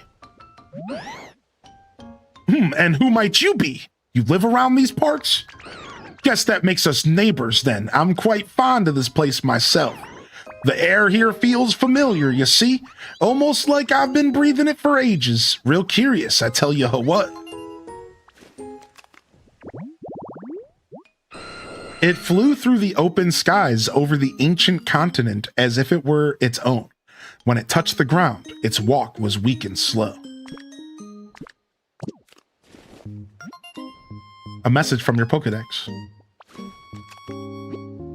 Congratulations. All Pokemon have been registered in your Pokedex. In honor of your achievement, please accept this special recipe. It's for a powered-up version of the dowsing machine, the Neo Dowsing Machine. It can accurately detect objects in a large area. Please give it a try. All right, hold on a second. So after I grinded out all of the fossils, the reward was a tool to grind out more fossils? Hold on a second. Hello there, Hylian. The PC at the Pokemon Center is kicking up a ruckus. Is there anything out of ordinary where you are? What's that? A recipe for a new tool? Oh, I didn't know such advanced technology existed. I've got it.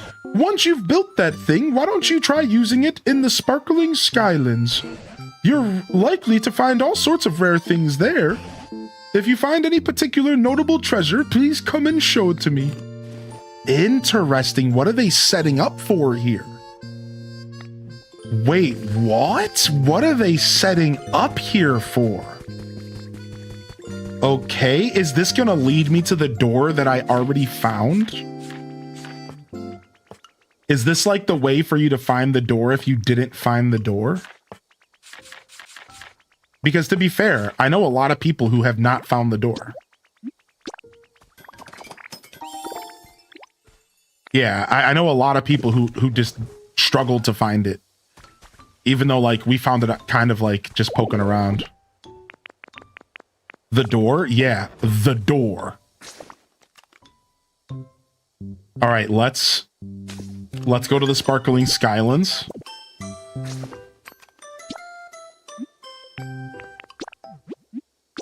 I imagine that that's what this is going to lead the player to. But again, I already found it, so I didn't need help, but I think it's really cool that they did this. So yeah, the spoilers, by the way, y'all. If you're trying to avoid spoilers, here they come. Door number 1. Dude, no way. So they give you a dowsing machine and they tell you to go to the Skylands.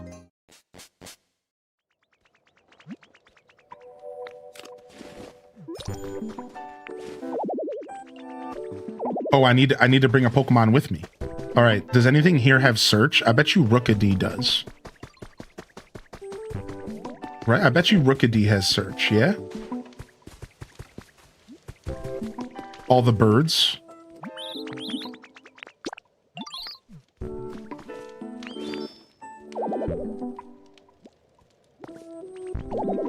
No, he doesn't.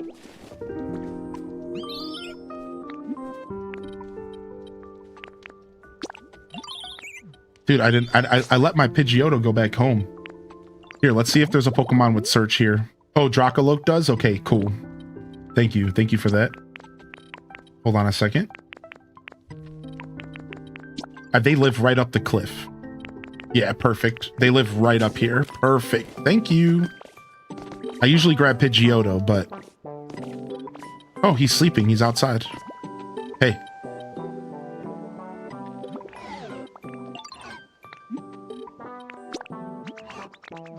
All right. Yeah, that's exactly what it... Exactly where it's leading us. Maybe that way. I wonder what's over that way, chat room. I wonder what's over that way. Well, to give you guys a little bit of my theory on what's going on here, these 3 apartment buildings next to each other, see this? See how there's 3 apartment buildings and there's a 4th right here? There's even arguably some on this side as well. Well, these apartment buildings are definitely a part of Saffron City. All right. So if we bring up Saffron's map really quick. And they're basing this off of Let's Go Pikachu and Eevee. So that's the hard part about this is like there's not a ton of really great images from Let's Go Pikachu and Eevee, but I used to have the concept art, but I think I lost it. But I'd like to show you all something really quick.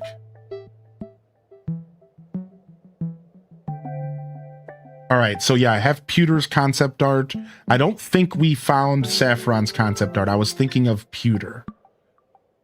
And then this is Pallet Town. I'm gonna save both of these for future builds.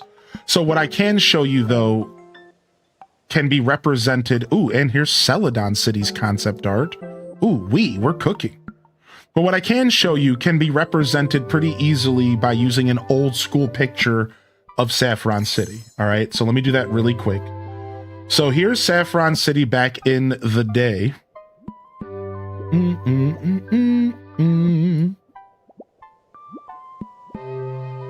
And if you look at Saffron City, and I think this is like fire red leaf green, right? So honestly, this is not even the best place to look. So hold on a second. It would be easier to go to kind of express it. You might want to use this map, right? So you see how there's like this is Celadon right here. All right, sorry, this is the Silphco. All right, so this is the Silphco building in the middle. And then these are apartment buildings right here. And then up here, this was supposed to be the train station that takes you to Gold and Silver Johto. Up here, this gym right here, this is the dojo. Gym is Saffron City's main gym, right? And then you have some houses and some more like apartment buildings around here. So it was of my belief that what we're kind of looking at in this game, is we're kind of looking at either these 3 buildings back here, or we're looking at these 3 buildings right here. All right, this is what we are basically looking at. We're basically looking at, in my opinion, we're either looking at like these 3 buildings right here, or the 3 that would be back here. However, they're not here in this picture because this is Generation 2. It isn't we want to stick to Kanto because that's what this is supposed to be based off of. Kanto City, not Kanto from the Johto era. I don't know if the train is necessarily a part of... Did anybody here who played Let's Go Pikachu and Eevee, was the train in Let's Go Pikachu and Eevee or not? Just out of curiosity, did anybody play Let's Go Pikachu and Eevee? And was the train station in that game? Or was it just buildings in the back left? Because I think that really matters for the conversation. No train in Gen 1 games are remakes. That's what I thought. Right. So in theory, like this is the only good picture of Saffron we have here. Right? Is like the part with all the yellow buildings and stuff. We don't really have many good pictures of Saffron. I can't find the concept art, which sucks. If we can find the concept art for Saffron City for Let's Go Pikachu and Eevee, we are going to be in the money for talking about like what we're potentially looking at here. So anyways, that being said, that's all for me to say. These 3 apartment buildings, these are definitely apartment buildings. And I like to believe that these are the 3 apartment buildings that would lead to either Copycat, which is a character that owns a Ditto, right? Doesn't Copycat own a Ditto? So this is either these buildings here either represent Copycat, who owned a Ditto, which is perfect for the lore of this game, or these 3 buildings potentially represent there was like a developer, there was like an OG. Okay, no, the OG Game Freak office was in Celadon. That's what I thought, 100%. So these represent either like maybe the train station, but I'm fairly certain that these 3 buildings would be the best indicator of a place where Copycat would have lived. So this is a theory that we've been kind of tossing around for a while. And what you guys might not know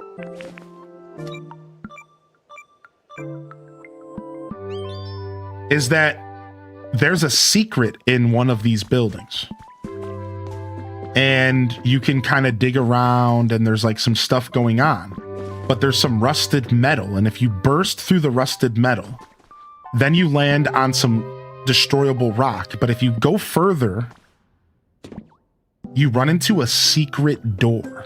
And when you try to open this door, what it says to you is come back when the Pokedex is complete. Well, ladies, gentlemen, and non-binary individuals, the Pokedex is complete. Now, finding this door by yourself could be very difficult, which is why the final reward for filling the Pokedex is to give you a special dowsing machine that leads you to this door. So if you don't find it by the time you finish your Pokedex, don't worry, because you get an item that leads you here, which is super cool that they did that. I didn't think that was going to be the case. All right, here we go. Completed Pokedex confirmed. Unlocking the gate. How much of Hestu's poop is going to be in behind this door?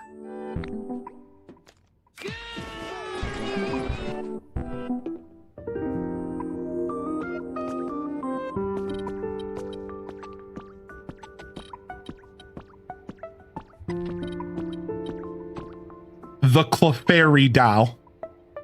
The Clefairy Doll. Dude, is this Copycat's home?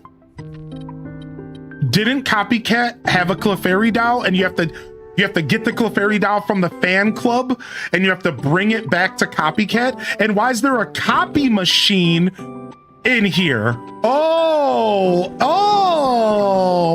Okay, hold on a second. All right, let's see what this is. A recipe for a printer. Okay. Let's see what this is. A recipe for a card reader. That's cool. You can make secret club bases. A recipe for the shutter, so we can create our own secret base. Clefairy Doll.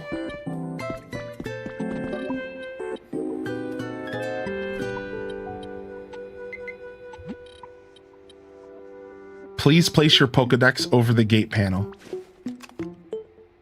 Checking Pokedex. Data for all Pokemon confirmed. Congratulations. You will receive an award for your great achievement. Please wait while it prints. What? It's a picture? What is this? Please accept your reward. You got 1 diploma. Wait, what?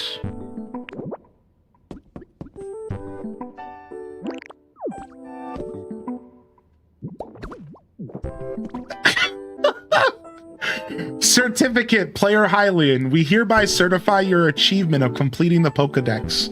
May this great feat be celebrated by all. Aw, what a cute. That's cute. Okay. Okay. GG's. Now, really, we didn't just get a diploma. We got confirmation that this was Copycat's house, dude. We got confirmation that this was Copycat's house, dude.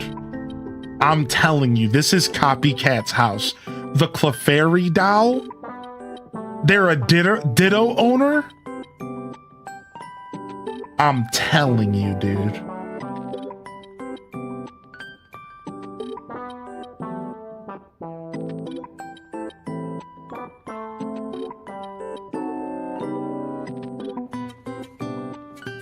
Hold on, I'm reading a bunch of lore about her.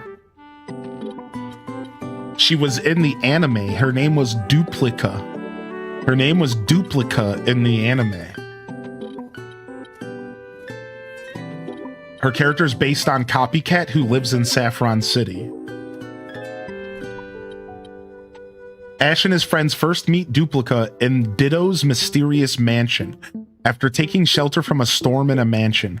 It turns out the mansion, called the House of Iamite or Lamite, belonged to Duplica and served as a rest stop and performance space for her imitation shows.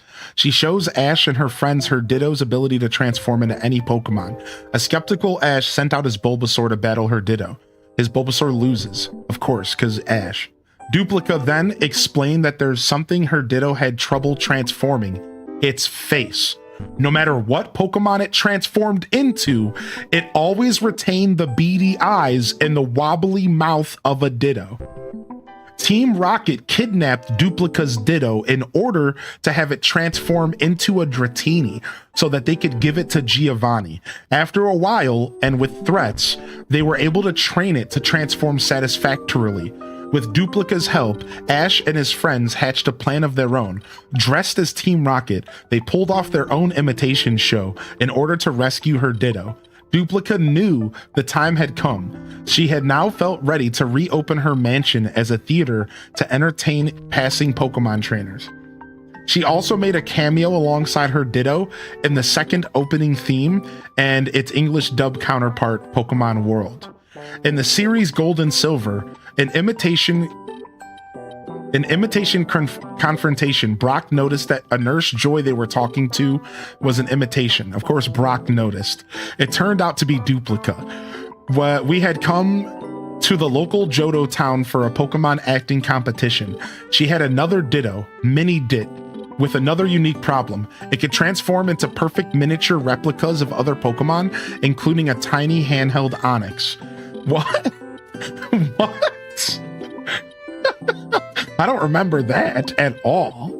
But the fact that her Ditto has a problem transforming is pretty, like, locked in, right? Like, that's pretty locked in there.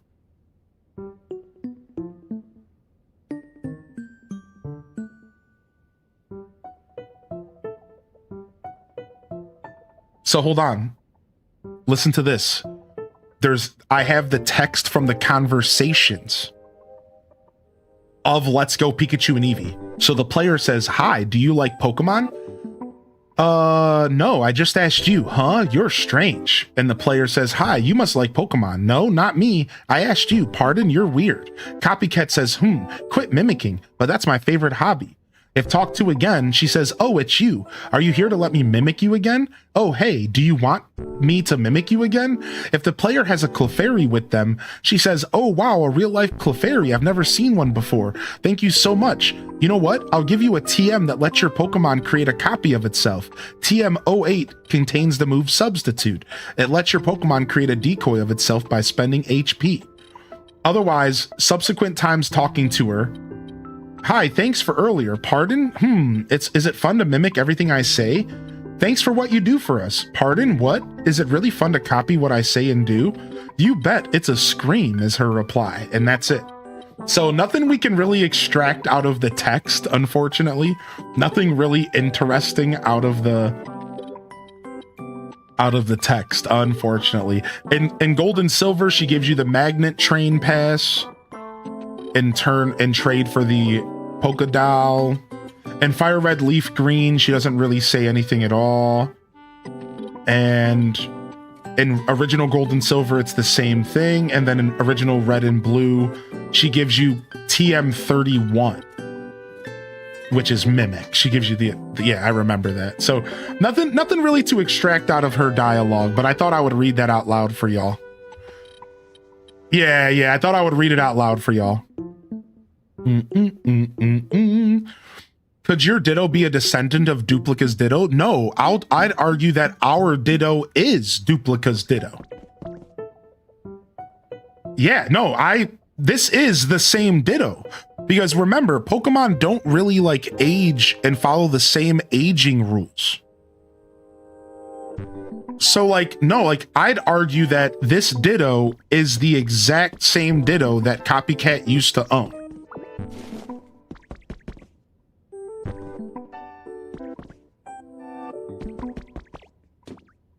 That's what I'd say is going on here.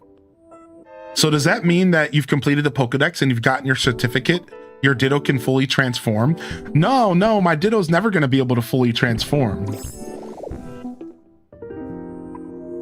This is just this is our life. We can't do that. That's just the Game Freak dev room that they have in the older games. Nah, this is not. This is a reference to Copycat. So the Game Freak dev room was in Celadon City, and Celadon City isn't in this game. So this is very much supposed to be a reference to Copycat. Now, it doesn't look like Copycat's house. I'll give you that. It does look like an office. But at this point, we can assume that Copycat was an adult and maybe she was working for a living.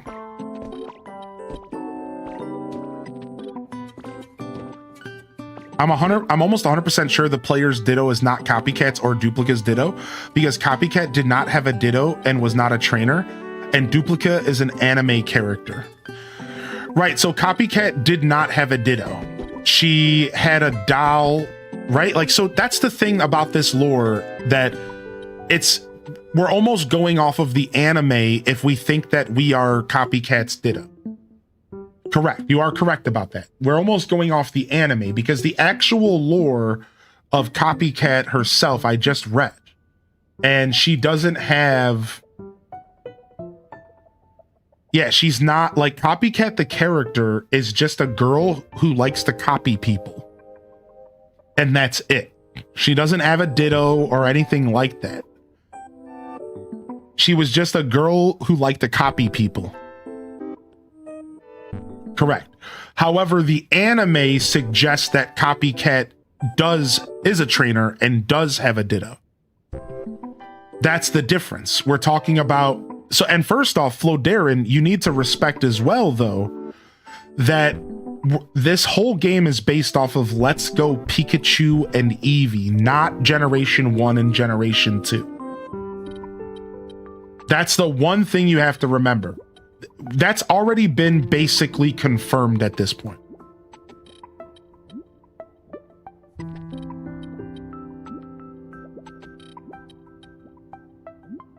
Yeah, like, just to be clear, that's like 100% a thing. This is not based off of Gen 1. It's based off of Let's Go Pikachu and Eevee Gen 1.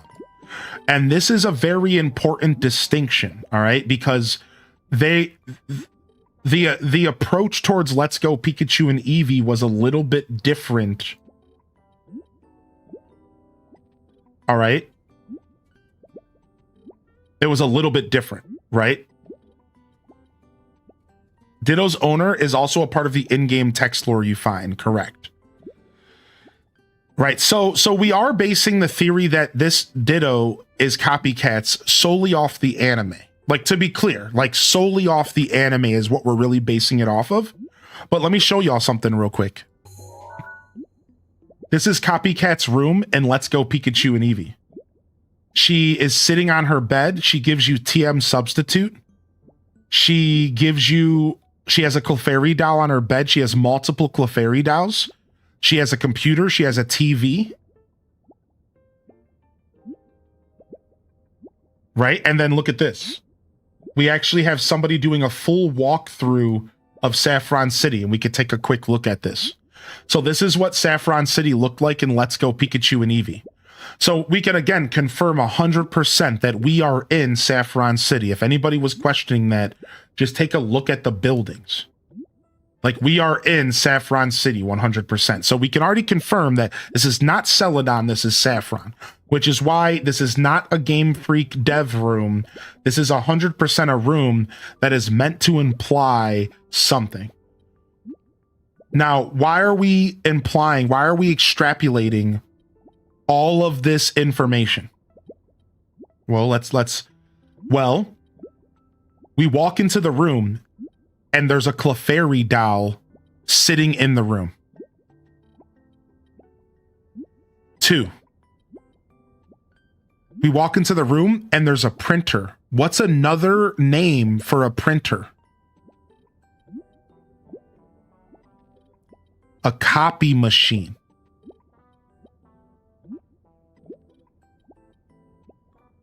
So, like, while you can 100% be sure that it's not Duplica's Ditto, I can 100% be sure that it is. And it's all based off of perspective and how we are navigating this game's lore and what this game is presenting to us via lore. So, yeah, I understand that it's weirdly far-fetched that Copycat, look at the building he's walking in. It's literally in the top of town, the north side of town. Look, in the apartment buildings. Look, literally in the apartment buildings. So it's hard to say, man. I think the developers were making a reference to Duplica. I think the references to Duplica are so obvious, dude. And I know it doesn't make a ton of sense to the actual game lore, but you gotta understand that the developers took some liberties. The developers took some liberties, you know what I mean? So while they're not maybe representing Copycat directly, they're obviously representing Duplica and Copycat in some way. You know what I mean? Like, look at this room. Clefairy dolls, computers. What do you see right in front of you? Clefairy dolls and computers. A copy machine, aka a printer, aka Copycat. Right? Like, it's weird, man. It's eerie. So I'm not saying anybody's right and I'm not saying anybody's wrong. I'm just saying what I'm saying, dude. Like, come on, dude. Like, come on, dude.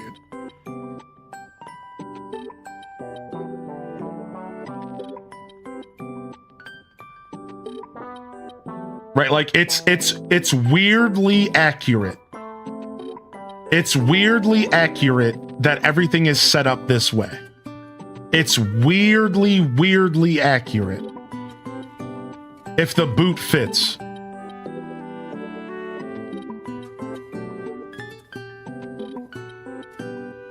Yeah, it's weirdly accurate, dude. It really is. It might not be 100%, but it's weirdly accurate.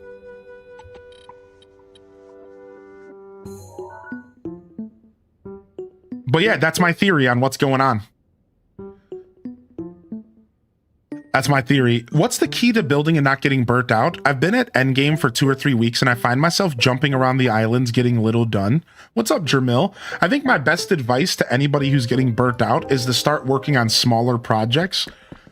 That's my first advice, is always like work on small projects to kind of build up what could be considered some sort of like creativity, right? You can, once you do little projects and you complete things, you can boost your creativity that way, right? So this is the key. I'm not saying jump around and do a bunch of projects like you said you've already been doing. What I'm saying is finish those projects. What I'm saying is go and finish those projects. Do a little project at a time. Do one little thing here, build a park, go over here and build yourself a drinking fountain, go over here and build a habitat. And if you do little projects, you're less likely to get burnt out because you're going to keep encouraging yourself to keep going. Otherwise, I really do think you should cut it down to one area at a time. I think that you should really only be focusing on 1 or 2 areas at a time, maybe 2 to keep it fresh. But anything more than that, you're just asking for burnout. Third, maybe mix up the style of designing that you're doing. Maybe do some interior design one day, and then do some exterior design another day, and then do some other type of designing another day, right? Maybe do some habitat building one day and build a beautiful habitat for a Pokemon, and then the next day maybe go do a big project outside, right? It can be tough, man. Listen, getting burnt out when you're playing these types of games happens to everybody. It can be really tough to deal with the burnout. So hopefully whatever you manage to discover for yourself, whatever works for yourself, right? The past events in this game with the world-ending events are years after the game. The game characters would have grown up. Right, so this game implies that it's 100 years later, if not more, from right now compared to when all the humans left. And by the time the humans were leaving, it is implied that it's a good amount of time into the Gen 1 universe, right? Now, just to wrap up our thoughts on the lore here, again, Flo Darren, thanks for sharing your thoughts. I don't know who's right or wrong here, but there's 2 more comments I wanted to read before I moved on. One comment was from YouTube chat. YouTube chat dropped some lore. This is what they said. At the end of fixing the Silphco building, we know that Mewtwo appears in a Master Ball. So we can conclude that the only person having a Master Ball in Kanto is Red. Therefore, this is the same universe as the mainline games, even though they're not canon per se. So their theory is that since Copycat likes collecting Pokemon dolls, and one could say this Ditto does too, so Ditto is the Copycat girl. So wait, hold on a second. So are you implying that the Pokedex that we found isn't the same as our owners? So are you implying that like the Pokedex that we found was Copycats, and we are Copycat in the game, but our trainer was actually a different person? Is that kind of what you're implying? That they're like, maybe our Pokedex isn't actually our original trainer's Pokedex? Is that kind of what you're implying, maybe? And that we just assumed that for some reason? And then the second message I wanted to read was from Planet Kitties. Planet Kitties says Ditto's owner is also a part of the in-game text lore you find. And they follow by saying, do you think the in-game dialogue matches up when it's coming from Ditto's trainer, from the transcriptions? So let's go back really quick and just take a quick poke through here. So what Planet Kitties is asking is they're saying, do the records and do the conversations with your owner match Duplica in any way possible? They're saying like, can we pull more information from the interactions that you have with your Pokemon, right? So it's going to be somewhere separate, right? Is it notes? Someone's journal. Here we go. So let's read these again, just so we can get more information. It's not an assumption. At the start of the game, Professor Tangrowth says, did you take the form of your trainer/owner? And we nod. So that should absolutely be our trainer's Pokedex. Okay, I wasn't sure. Thank you for confirming that. I wasn't sure. Welcome in here, iBlueWave. So let's read real quick. I just got back from depositing my partner Pokemon at the PC Pokemon Center. We spent every day together. Being separated like this is so hard. But I know we'll meet again someday, I'm sure of it. I'll need to evacuate with the others pretty soon, but first I'm planning to go take one last look at the cities my partner and I visited together. It's hard to explain why, but I feel like I need to do this. I remember this being a bright, bustling port city back when we visited with my partner. Now there are always dark clouds looming over the city. Not a single sunbeam slips through. All right. The last time we were here, whenever we went near the water, Hylian got nervous. Maybe he can't swim. I tried getting it to transform into a water type, but despite its best efforts, we had little success. I guess it's not so easy. After giving it a lot of encouragement, I was shocked when it suddenly transformed into me. It copied every detail of my clothes, my haircut, only its face still looked like a ditto. Unfortunately, transforming into me didn't really help with the whole not being able to swim issue. A long time ago, this city was packed with people working in the nearby mines. Apparently, it was a pretty lively place. At least, that's what I heard from the chef at the restaurant I visited with Hylian. There's no sign of that restaurant anymore, but I guess it's not surprising given those vicious volcanic eruptions. Who could live in a place like this now? The food we had at the restaurant was incredible. The whole time the chef was cooking, Hylian was watching intently. It's always been so full of curiosity. I wish we traveled together more. There were so many things I wanted to show it. The city was dazzling metropolis the last time I came here. Now it's barely recognizable. Apparently the ground in this area has been rising up so quickly that it's caused many of the buildings to collapse and the roads to crack. Some scientists believe that if things continue at this pace, in a matter of centuries, this area will be as high as a mountain in terms of elevation. It looks like most of the people who once lived here have evacuated. I suppose I should go. It breaks my heart to leave Hylian behind, but it's not forever.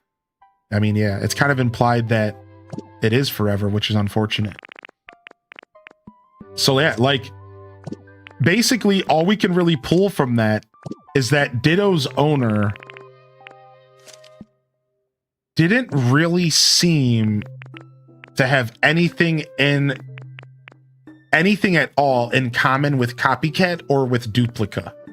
So while I think this game does acknowledge Copycat's existence, I am starting to realize that like maybe it's not what we think it is. That's my new take. My new take as we wrap up this thought is that I think that they are referencing Copycats in this game. I think that that final room that I just unlocked was 100% unlocking Copycat or referencing Copycat, referencing Duplica. However, I think it's just a reference. I think it might just be the developer's way to be like, hey, here's a cool reference for all the OG Pokemon fans.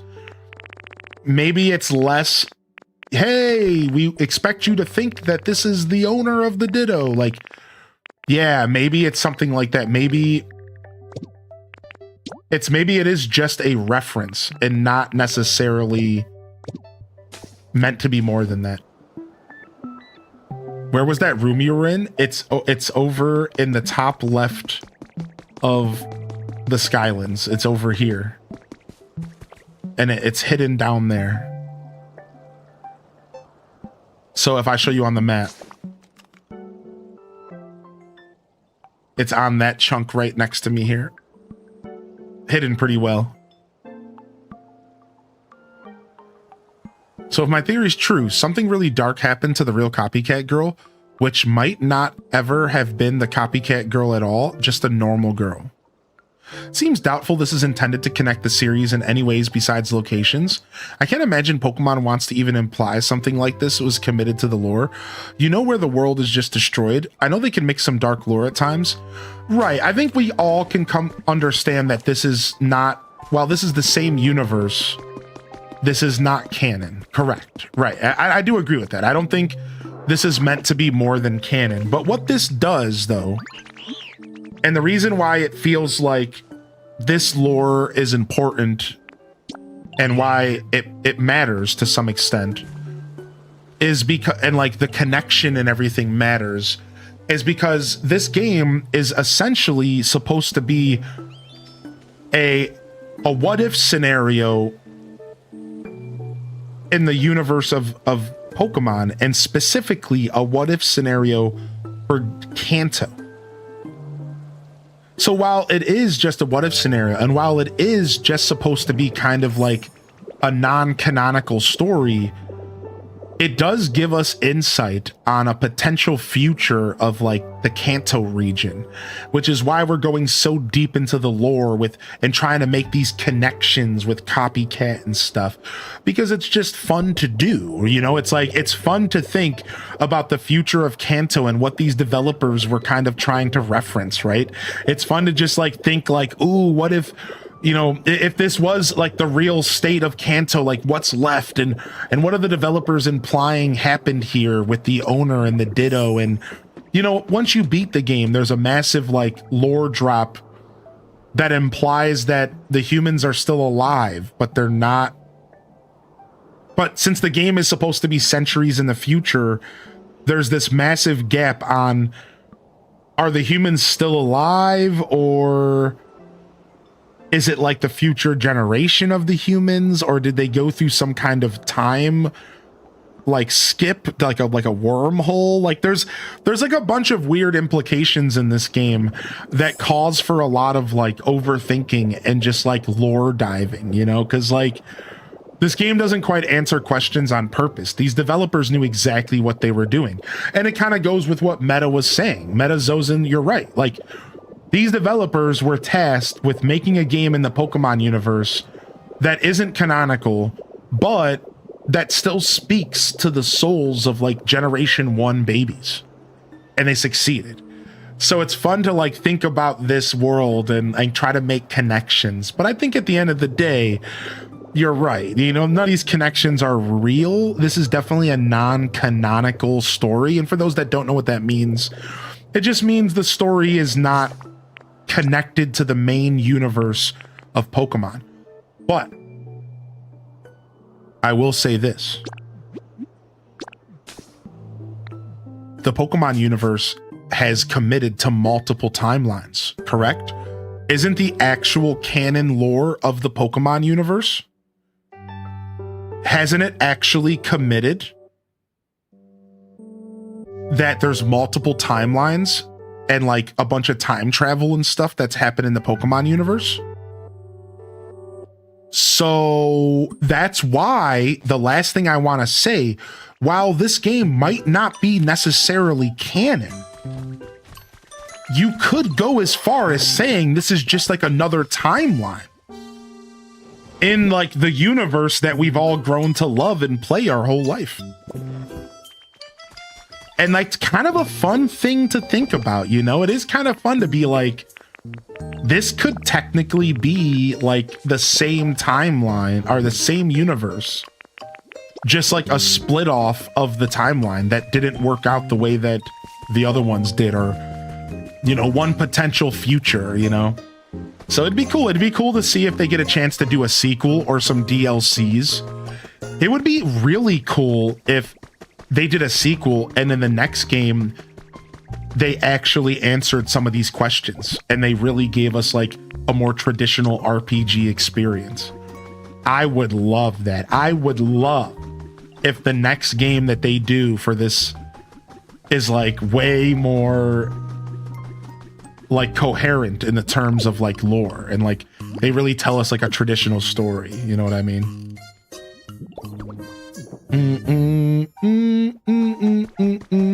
There's only a couple things that they've used time travel or other dimensions, and other dimensions are generally not mere timelines.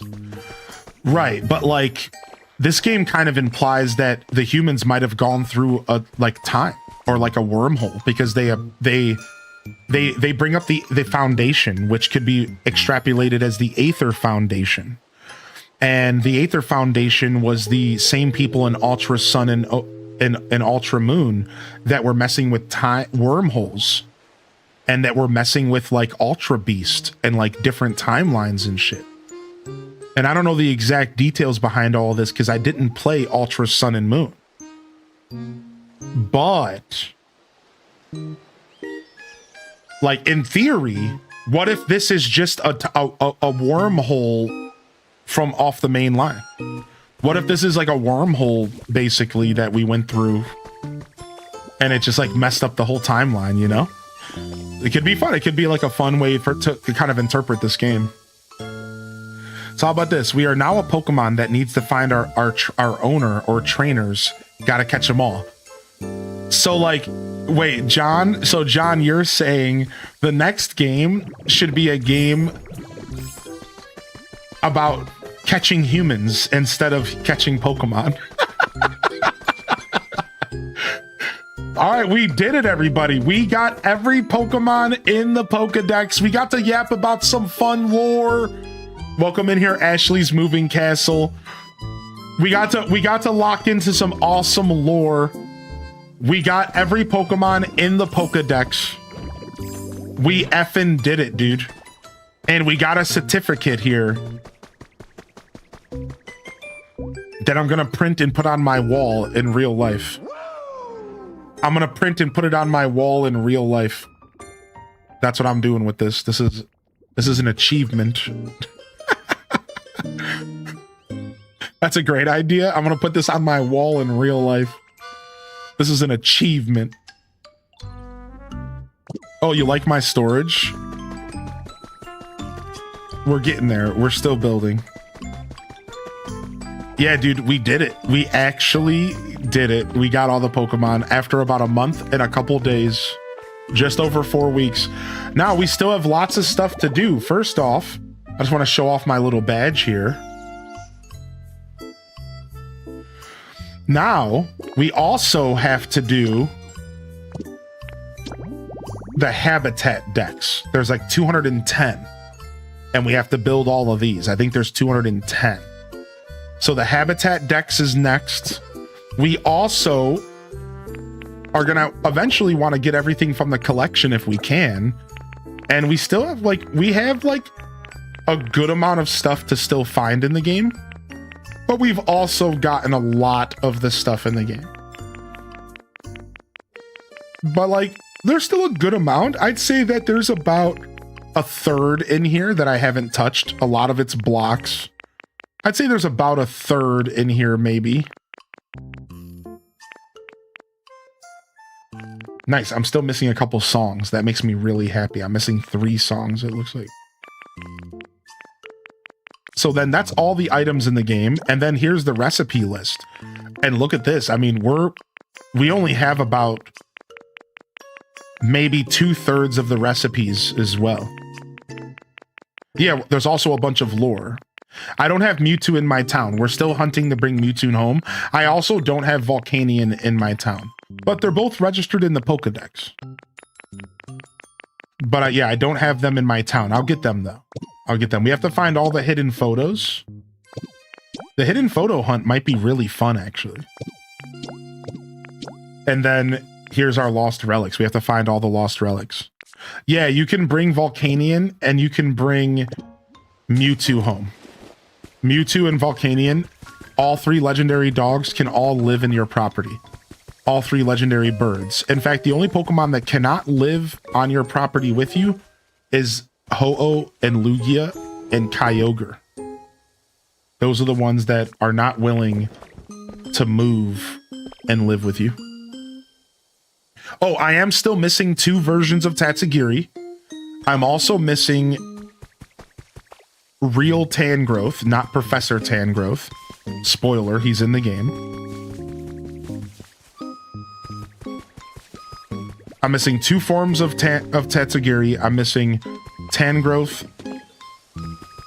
And I think that's it as far as, yeah, that's it as far as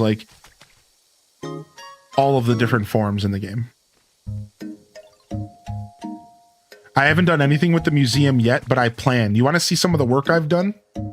So here, Jermel, just in case you haven't seen it, I'll show you what I've been working on mostly to inspire anybody out there. And I'm starting to work on the Rocky Ridges now, and I think we're going to start the journey of clearing up a lot of the ash, potentially. You can have a Ditto also, so no, technically you are the Ditto. Good question, though. No, there's only one version of Ditto, and you are the Ditto. Yeah, so, but there is a regular version of Tangrowth. There's a regular Pikachu. There's a regular Snorlax. There is not a regular Tinkmast. Tinkaton is just Tinkaton.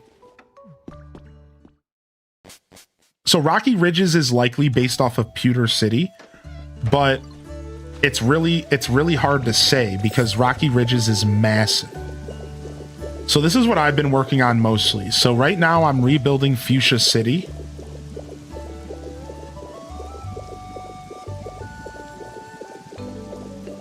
And this is what I've been doing. And I'm also simultaneously giving Pokemon perfect habitats. So this is going to be a gym.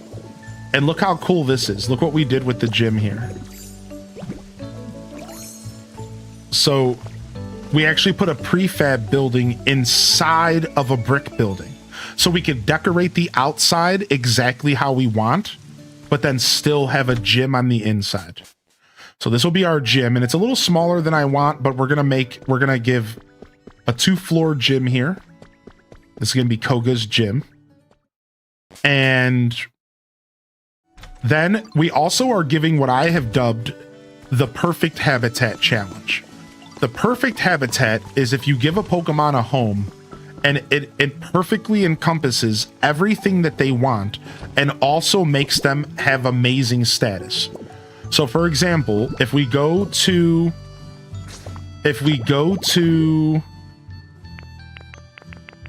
coughing here, the perfect habitat requires it to be dark, requires garbage, gatherings, complicated stuff, soft stuff, wobbly stuff.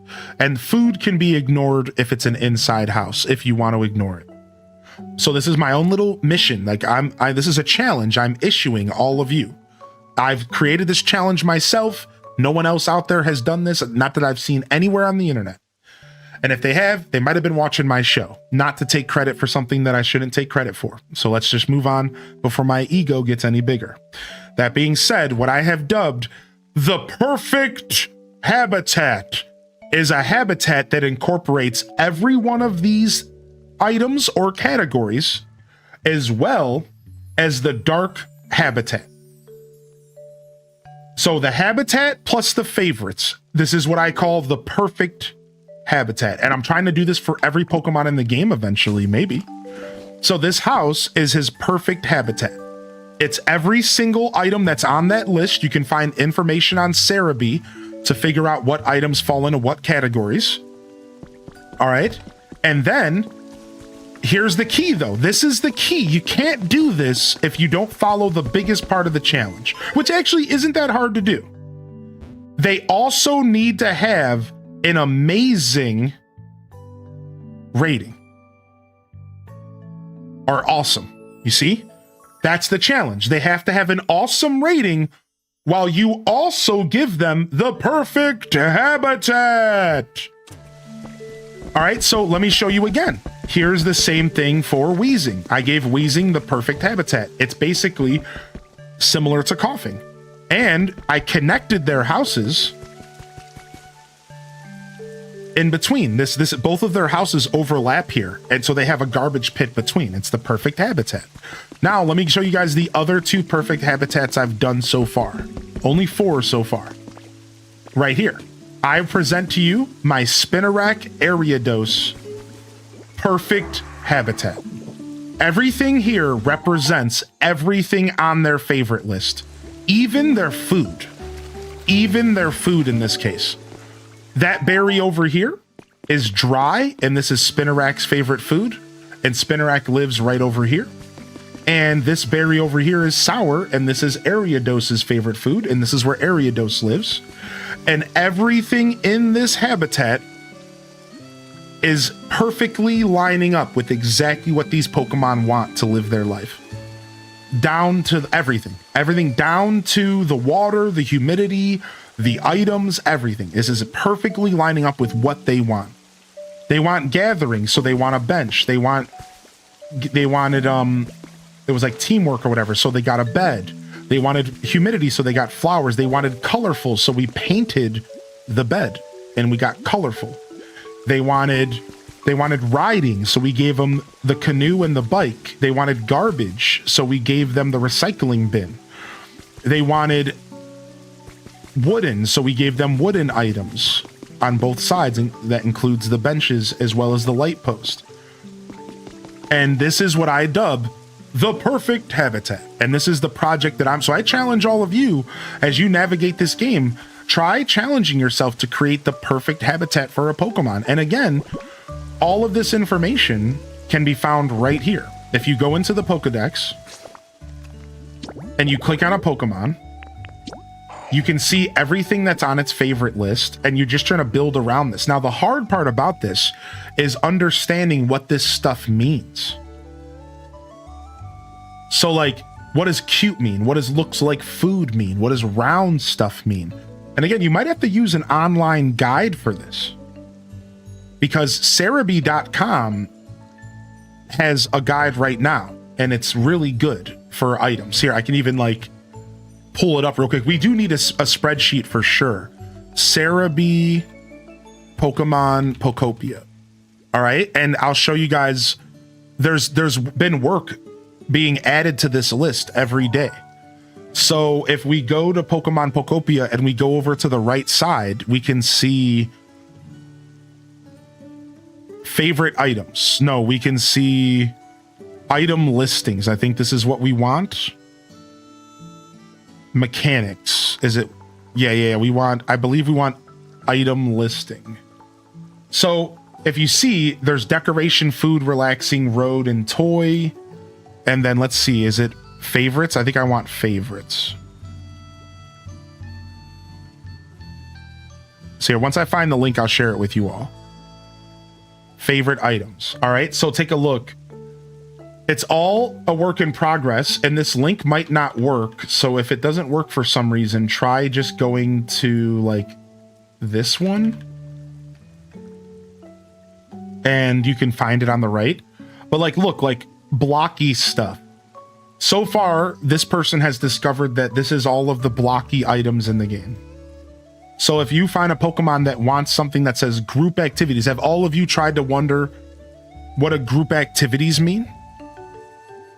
Well, group activities is anything that can involve two Pokemon at once. So benches, beds, tea set, table setting, anything that would involve two Pokemon at once is a group setting. Television, wall monitor, this is all stuff you might not expect, but all of this stuff allegedly falls into the category of group project. You see, so like you might want to use this website to like figure out, you know, how to navigate the favorite system, because it's a little bit complicated. You can go to the favorites section and click on the item. Go to the Pokemon's listing and click on their favorites to see the items too. Oh, was that on Cerebi? You meant on Cerebi. Okay. Thank you. I was like, wait, do you have some magic? Also, you asked, how do you pick up full boulders? I got your back. So boulders get picked up with Magnemite. All right, so Magnemite can pick up anything if you hold the button. You ready? Watch this. Magnemite can literally pick up this whole tree. Magnemite can also cut down a tree. But then he can also pick up the stump. That's the difference between holding and pressing. And that's how you can pick up full anything. Boulders, anything in the game. This rock right here, anything in the game, I can pick up in its perfect form. Like, watch. All right, the leaves didn't work. I lied about the leaves. That was the one thing I was not expecting to not work. I had never tried that, and now I'm embarrassed. But take a look. See, I can pick up this whole patch of grass. I can just put it back down again. Anything, apparently almost anything, can just be picked up by holding the Y button with Magnemite. It's very, very useful, and it'll help you pick up all sorts of really fun items. For example, there's a bunch of really good items in the game, like driftwood, that you can't necessarily decorate with unless you use Magnemite to pick them all up. Long-term Pokopia goals, long-term Pokopia goals, that's right.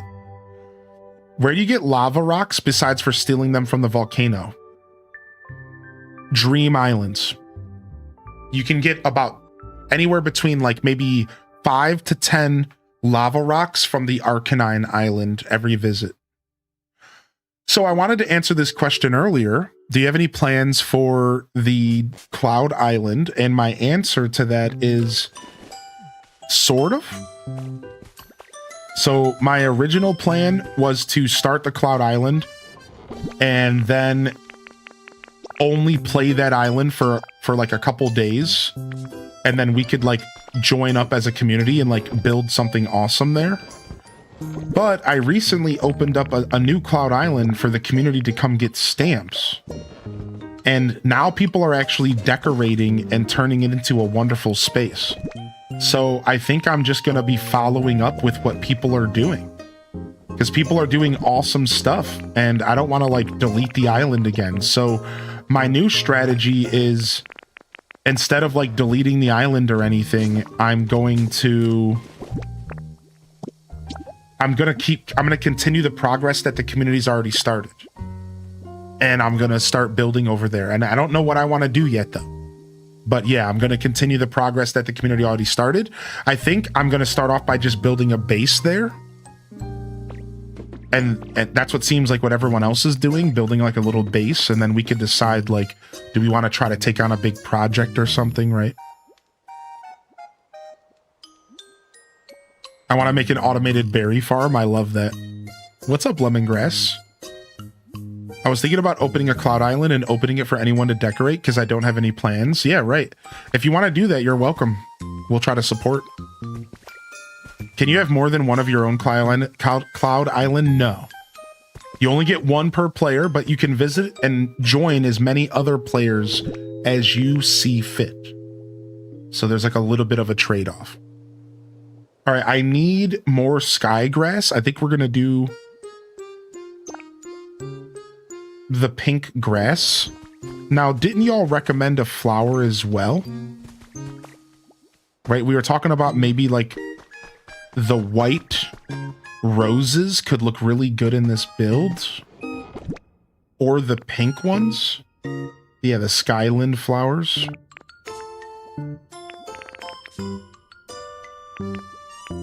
Oh, it looks like I don't have many pink. Oh, here we go. 3 there. Dun, dun, dun, dun, dun, dun, bow, bow, bow, bow.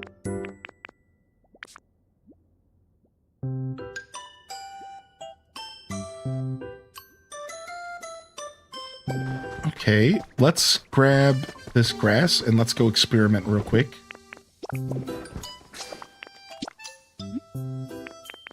Actually, I'm going to steal some flowers from here. How do you get the other berry trees? There's only a couple ways to get berry trees, but most of that stuff's going to come from your Pokemon, like, hanging out with you. Like, your Pokemon will walk up to you, Your Pokemon will walk up to you and give you a gift sometimes, and there's a chance that that gift is a berry that you haven't gotten before. Otherwise, you can go to a Dream Island or a Friends Island and take a picture of a tree, and you can copy the full tree. I know it sounds like crazy, but yeah, you can take a picture of a tree, and you can copy the full tree using a bunch of Pokemon. It's pretty expensive. It's like 10 rare Pokemetal or 5 rare Pokemetal. It's pretty pricey, to be fair. Oh, I thought I had more. I need to go to more Dragonite Islands and steal flowers. I thought I had way more.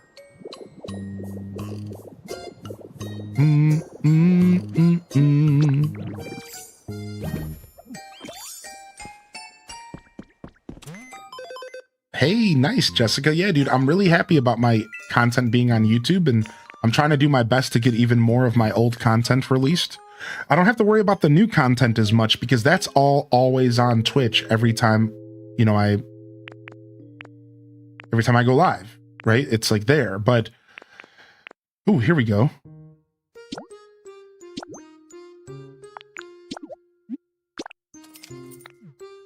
But I do have a lot of old content I want to get released for y'all, so you can catch up on old stuff, old playthroughs. I don't like how stingy the game is with the other berries. So, you know, I think that what they were attempting to do with the berries, was to make it to where you had to play with your friends, like Animal Crossing New Horizons did.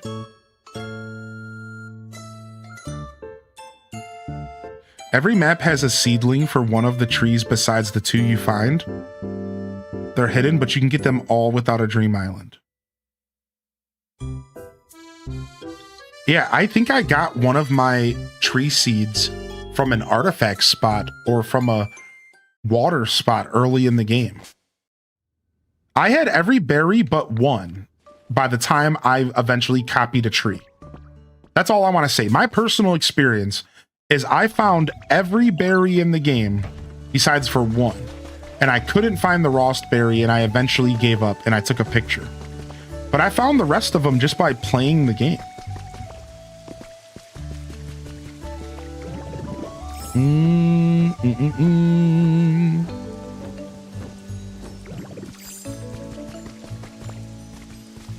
But there are Rost trees at Bleak Beach.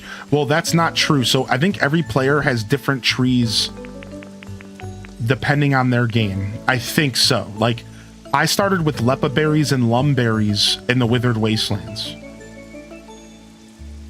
But I don't think everybody starts with those. I can't remember. I think it's different. Yeah, I think it's different for everybody. That I'm not sure about, but I think so. You had Lepa and Chesto, right? How many are there? 6? Lepa, Chesto, Asper.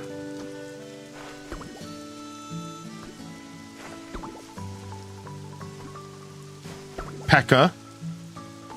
Rost. Lum. Yeah, 6, I think.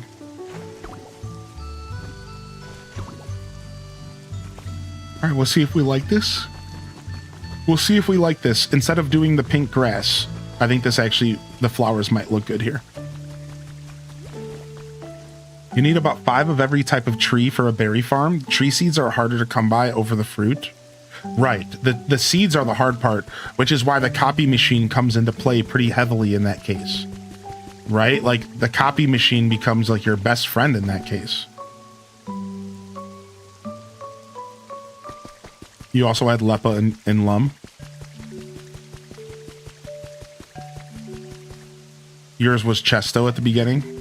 Luckily, the trees are only 1 rare Pokemetal. Would it ruin Animal Crossing if it had the same 3D print system? No, not at all. I think that would be a great addition to Animal Crossing.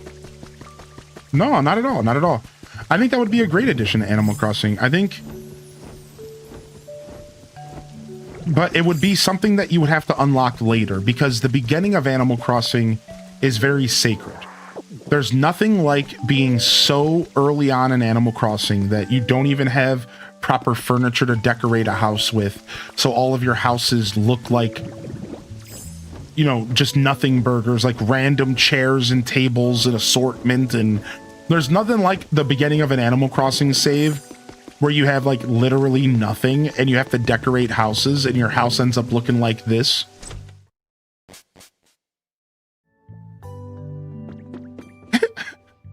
And like that's a special experience in Animal Crossing. So if they were to do the printing machine, it would just have to be something you unlock later. Yeah, thank you, Curtis. Curtis, your house, by the way, is looking awesome. Somebody said it was Kurt who designed that house with the storage system. Shout out to Kurt over on YouTube. I'm pretty sure they're the one who put together that building and storage system on the Cloud Island. It looks awesome. And they're letting you all know that all of the different berries are on our island. So if you need them, you can go take a picture.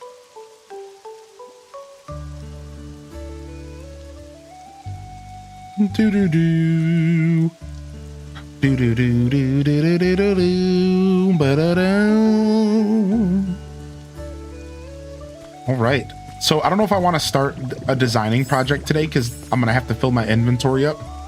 I'm teetering on the brink of like just really chomping into this design project here, or taking a breather from that today. We did a lot of Pokopia today. We accomplished a lot in Pokopia today. So I'm feeling pretty good about where we're at. Now we can start phase 2. Phase 2 is now that I feel like I finished like the story completely with the Pokedex. We can continue to do habitat decks and we can continue to try to do all the end game stuff. But really our next goal is designing and then island tour type content. Not to tease too much. I don't know how soon I'm going to be doing that kind of content, but I think our next couple episodes will probably be a lot of designing. And then maybe we'll start visiting players to get inspiration and to start checking out your builds and your designs, which is something I do want to do for this game, just like we did for New Horizons back in 2020 to about 2023, 2024. You know, we were a hot spot for island tours and showing off people's creativity. And I would like to do that for this game as well, you know, especially because I know that there's a lot of really wonderful creative souls picking this game up to kind of stretch their wings a little bit. So we're going to be building this town up. We're going to start working on Rocky Ridges, and let's go to Rocky Ridges so we can just show it off while we're talking. Cause man, the Rocky Ridges is insane. I clicked the wrong place. Like, let me tell you, the Rocky Ridges is insane. So I had this realization that the Rocky Ridges might be the hardest place to decorate in like any video game. And the reason I say that is because, like, look at this.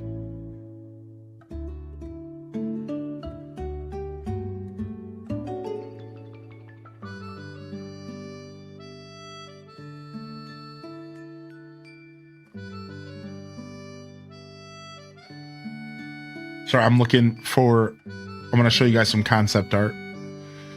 All right, I got the concept art from Let's Go Pikachu and Eevee here. I'm going to save this image, download it to my computer. That's for Celadon City. And then I want to show y'all. So there's some awesome concept art for like the Poke Center. And there's some cool concept art for like Misty's gym. And y'all can get really inspired by this. So I'm going to show you a couple pictures here. And then I wanted to show y'all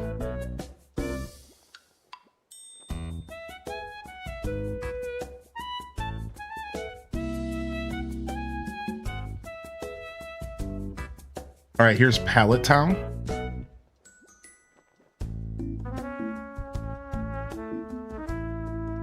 And I somehow lost Pewter City again. Dude, how do I keep losing this file? Give me one moment. So, Pewter City is quite the treat, dude. Because, like, this town doesn't feel like anything like the game is presenting. It's the same thing with Saffron. Any of you that got overwhelmed with Saffron and you're looking at Saffron City and you're saying to yourself, how am I ever going to design this? The conclusion I've come to is that I don't know if for sure if we were meant... I don't think we're meant to rebuild all of these cities. I don't think so. Like, I think that some of these cities, you really want to just do your own kind of creative thing with it. And the reason I say this, and I feel very strongly about this, because like, all right, here's this concept art for y'all. The reason I feel so strongly about this is because like, I couldn't even begin to wrap my head around what they're expecting from me.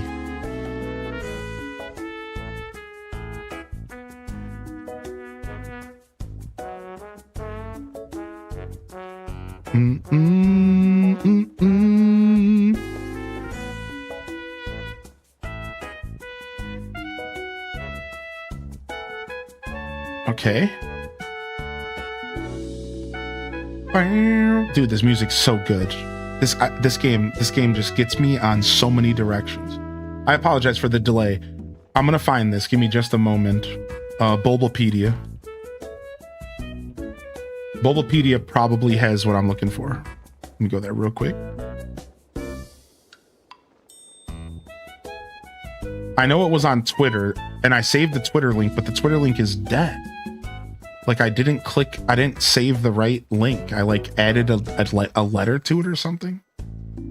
but my Twitter link is dead. But this was like a Twitter. This was like a Twitter page.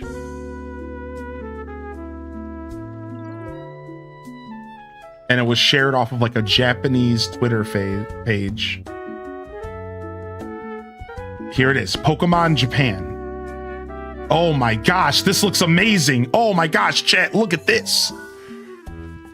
Pewter City Gym. Oh, look at that. Dude, this website, this right here, this is where I got the concept art last time.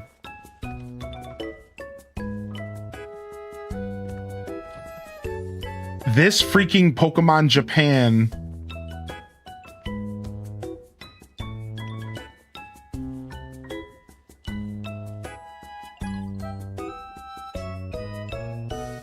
Ooh, found it. Got it. Yes. Save the day. Got it. All right, we're not going to lose it this time. We're not going to lose it this time, dude. Open image in a new tab. Here it is. Look. So this is what I'm trying to explain to you all. So look at this. So this is Pewter City, everybody. This is Pewter City. Look. And this is over here, the museum. Look. Purple roof. Museum. This is the museum for sure, because this is the one with the space floor. All right. This is exactly what you guys have. Like, this is it right here. All right. This is Pewter City. Now, let me show you what we're working with real quick.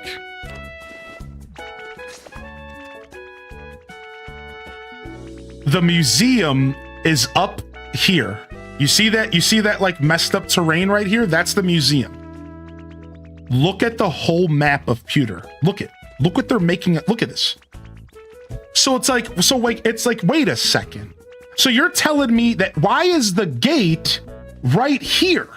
Why is the gate of here?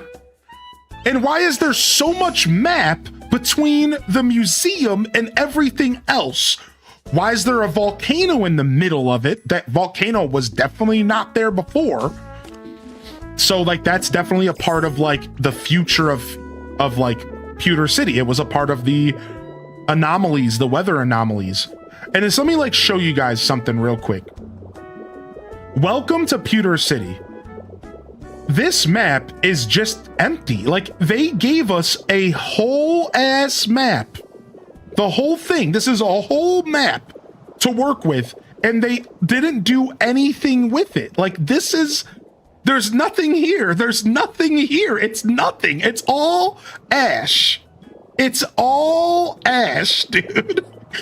So like, let me just show you again, like really quick. Like, let me just show you like again, really quick. Like, this is Pewter City. This is where the museum is. And this is the Pewter City that they gave us to work with.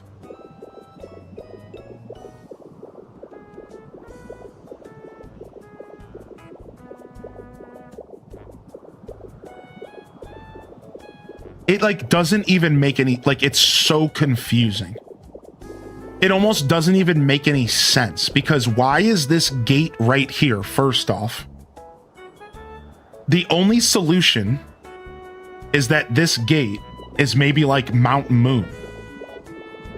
And you could like wrap your head around that. Another thing that somebody said was that if you take the whole map of Kanto and you line it up, listen to this. The museum lines up perfectly with where Mount Moon would be in original Kanto lore. Take a look. This museum right here, if you go all the way over here, this is right around where Mount Moon would be. We're talking directly parallel. If you go look at old Kanto maps, Mount Moon is like directly parallel with the museum just to the east. So like in theory, this would be Mount Moon. Like in theory, and then this museum would be Pewter City and everything below it maybe. But I'm like really trying to justify, like, the truth is that this is what I was trying to say to you all. This map, as well as the Sparkling Skylands, cannot be recreated one for one. It really can't, unless you completely gut the whole thing. Because first off, there's a volcano in the middle of the map. That volcano was not there in the original city. So we, first off, right out the gate, a volcano has emerged in the middle of Pewter, destroying the whole city. The whole city's gone. Everything's gone. Right out the gate, everything is just gone, obliterated. Because the volcano is dead center on the city. All we have as a landmark, all we have as a point of reference is the positioning of the museum. That's it. Everything else, we have to like basically say that over time, this land had to have been like completely eroded. Completely, between erosion, landslides, the volcano, everything is just gone. Like, we are basically starting from scratch to build Pewter City. So I can't stress this enough. If you're showing up at the Rocky Ridges and you're asking yourself, what should I do? I'm going to tell you right now, you might want to just do whatever your heart tells you. Because if you're trying to recreate Pewter City, you are going to struggle, my friend. Because that almost feels impossible. It almost feels impossible. Like you could do it, but you would have to stretch everything out. So first off, you would have to stretch everything out from what I just showed you. The museum would be up here, but there would be a lot of space from the museum in the bottom of the map. So you have to use your imagination and you have to stretch everything a little bit. But here's my approach. Here's what I think that you could do. You have two options. You have a stretched out version of Pewter City, which I'm going to be real with y'all. This all lines up really well. Let me show you what Fuchsia City looks like. Now, Fuchsia City is only using one small part of the map that they gave us. You have to realize that, look it, this is all the stuff that I have designed. You guys have seen my Fuchsia City, right? Think about this for a second.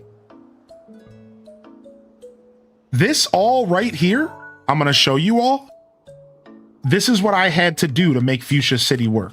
I had two choices.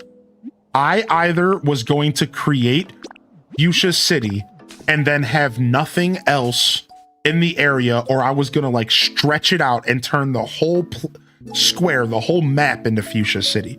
I either had to stretch it all out, add more space, bigger buildings, or my choice was to do what I wanted with the space around the city.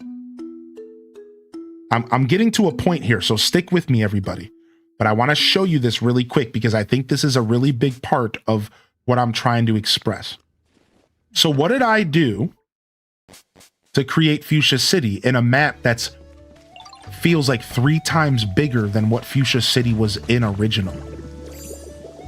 Well, I'm adding the safari zone on the other side of this cliff. And then over here, I created the entrance to Route 15. Over here is going to be the entrance. This is going to be Route 15.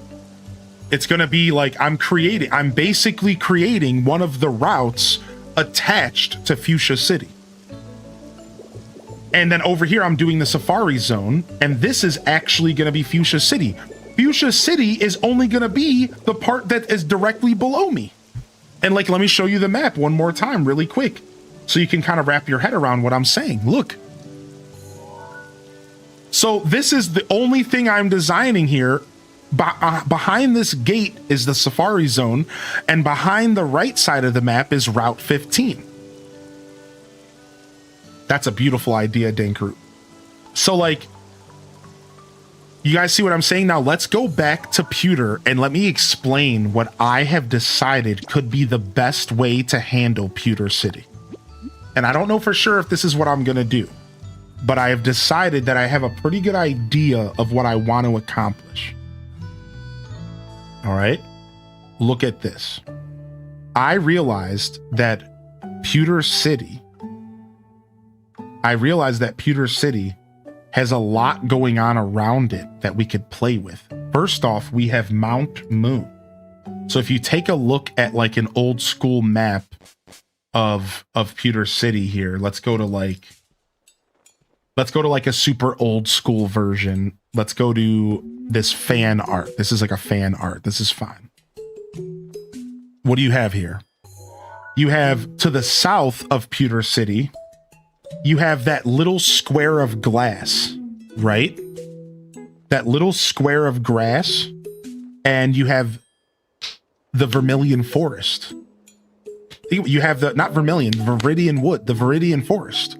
So to the south, you have Viridian Forest and a route, and you have the freaking, what is it called? The Diglett Cave, right? I don't know what route it is. It might be Route 3, Pokemon Fire Red. Let's see what Route 3 looks like. I think it's actually like Route 5. So this is Route 3 here. This is leaving Pewter, so it's Route 2. So in theory, what I want to show you all here, in theory, what if what you put below Pewter City was some combination of like Route 2, of like some combination of like Diglett's Cave and the route below Pewter City? There's like a lot of stuff you could really do there, and there's a ton of room for stuff for you to kind of like figure out here, right? Like, so if we take a look at the whole map,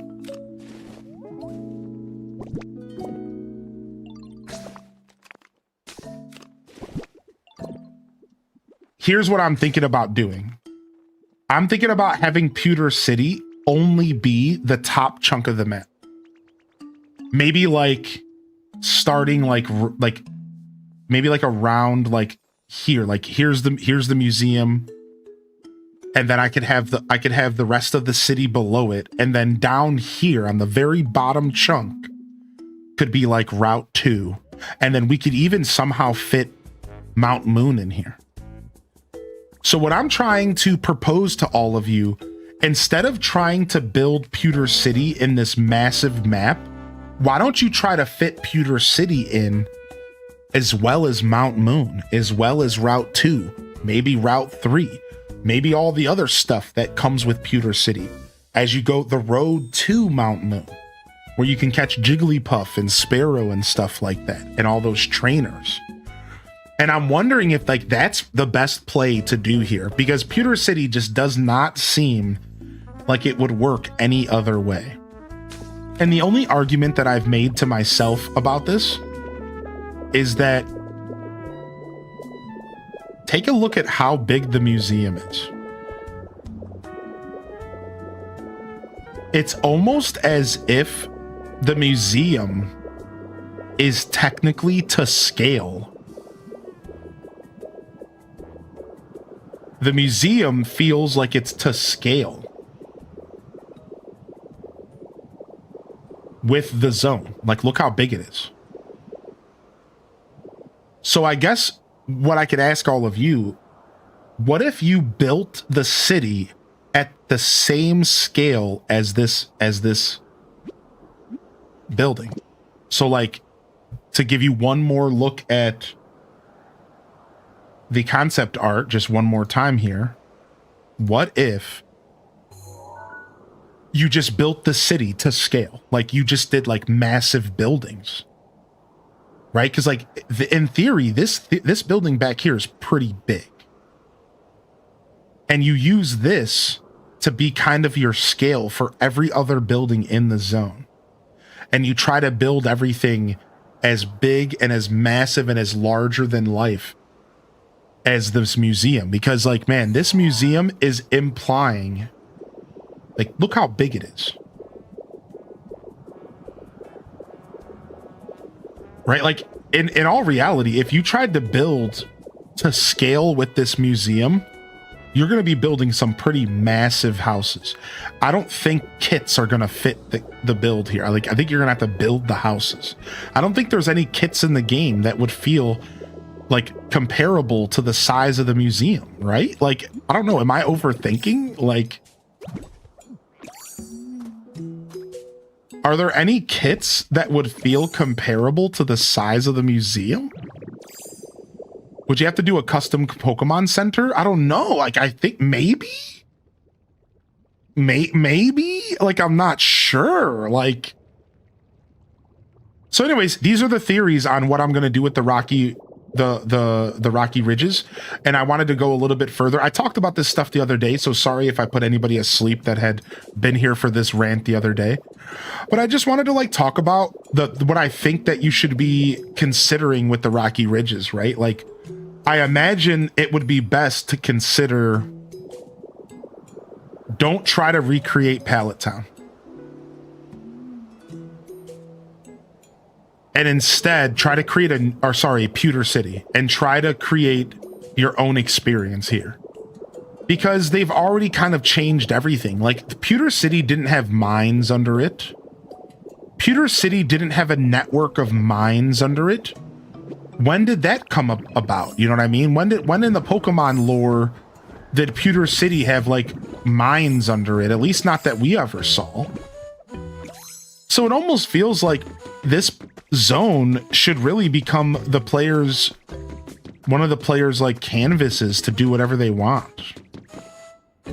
Right, you can move the Poke Center. They explained why it started getting hot springs in the notes. You know what I mean? Because like, what are you gonna do? Like, you got to incorporate the mines into it. Like, what are you gonna fill up this whole place? Like, what are you gonna just like bury this whole place? That's a project. Like, what are you gonna just bury and gut this whole place? I almost think the better play is to incorporate the mines and just turn this into like a mining colony. Like the future Pewter City, like Pewter City of the future. What Pewter City would look like if the humans came back and rebuilt it after Earth calmed down.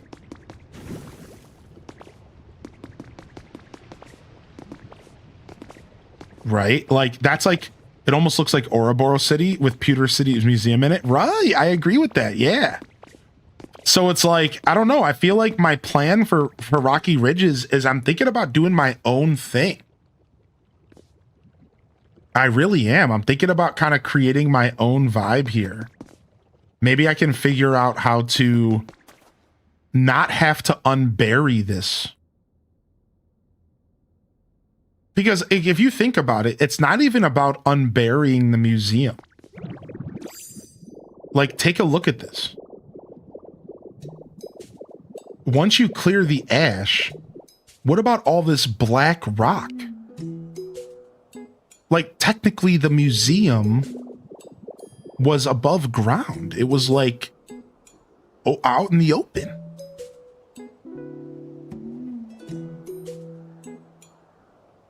So it's like, what are you gonna break down this whole mountain? It like caved in, yeah. I don't know. I feel like if you want to be logical with a project here, I think you work with what the game gave us. You work with the cliffs. You work with, like, I think so. Crazy people have? Yeah, some people will do it, right? Believe me, I've considered doing it myself. I was like, man, like, I kind of want to restore Pewter City. Okay, what about because of the destruction to the surface, they built the same town underground? Now Hilly Bear is cooking. I've seen people delete the entire mountain, ash and all.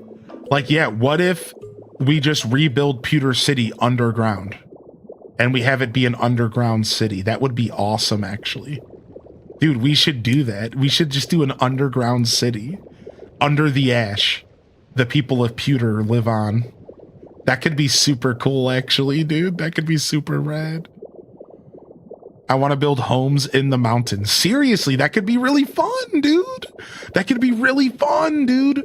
What if we just rebuild the city underground? It's already cooking so well. Like, there's so much space underground for you to build a city. It would take a little bit of doctoring, but you could easily make it happen.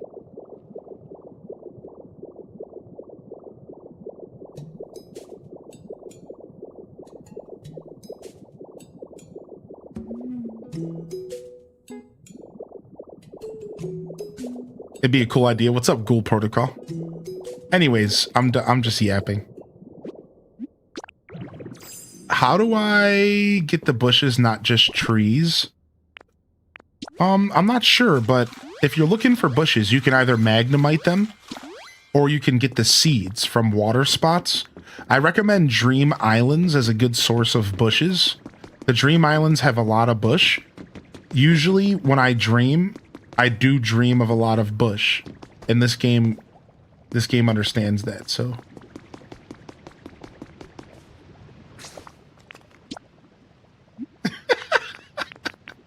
Sorry, I couldn't resist. I'm sorry. I'm sorry. I'm sorry. I couldn't resist. I couldn't.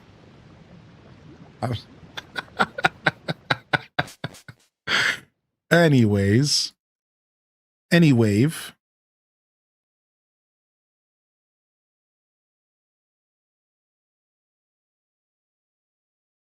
I woke up from a nap at the correct moment. What's up, Kylo Hen?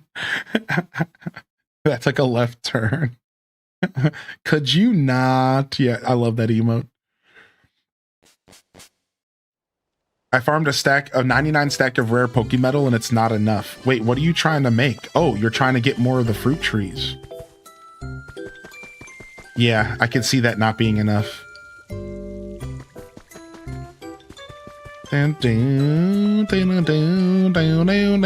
I will tell you this. One of the biggest motivating factors for me in this game right now is cleaning my pallet town. That's what's going to drive me to do all my designing. Because I want to get Pallet Town cleared up, and I would like to turn Pallet Town into something. I don't really know what I want to do with Pallet Town, but I think it's going to be my own creation for sure.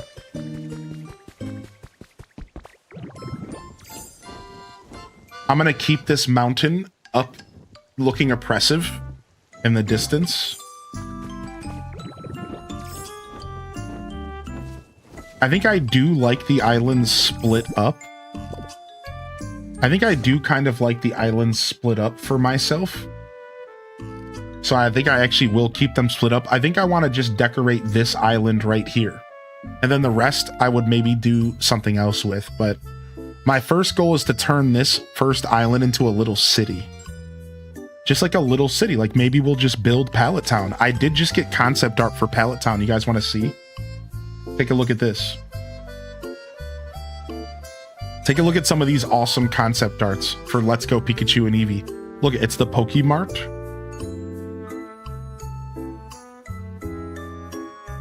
Some inspiration for y'all for your own Pokemart. And then look at this one. This is the gym we looked at the other day. This is Cerulean City Gym. Take a look at the Poke Center concept art.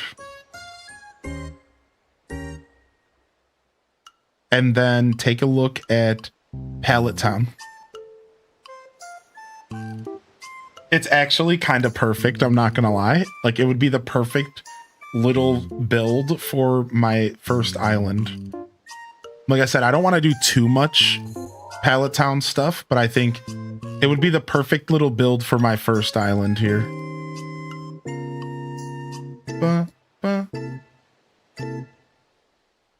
Perfect little build for my first island here, I think. Some of the concept art for Let's Go Pikachu and Eevee is cool as heck. What I meant is, you know, you can turn the trees into bushes. Yes. Yes, John Jans, they're bringing up some awesome secret tips to designing. You can bury a tree underground and you can turn them into bushes. It's really nice. I caught them all. We caught them all today. I didn't change my title, but we did it. The first island's going to be a town. The west is going to be a market. Dude, Flodarian, I might steal your idea. Because I wanted to do a big market area, and maybe the market area will be its own island. I love that. But yeah, I want to build a little city here first because I have my power plant here. So I wanted to have a little city around the power plant. Like in front of it. I think that would be cool. The power plant can be right off to the side of the city. And what I'm going to do is I'm going to run power from the power plant. I've decided that I'm going to rig up. My main electricity is going to be offered from here. And then I'm going to run electricity throughout the whole pallet town from here.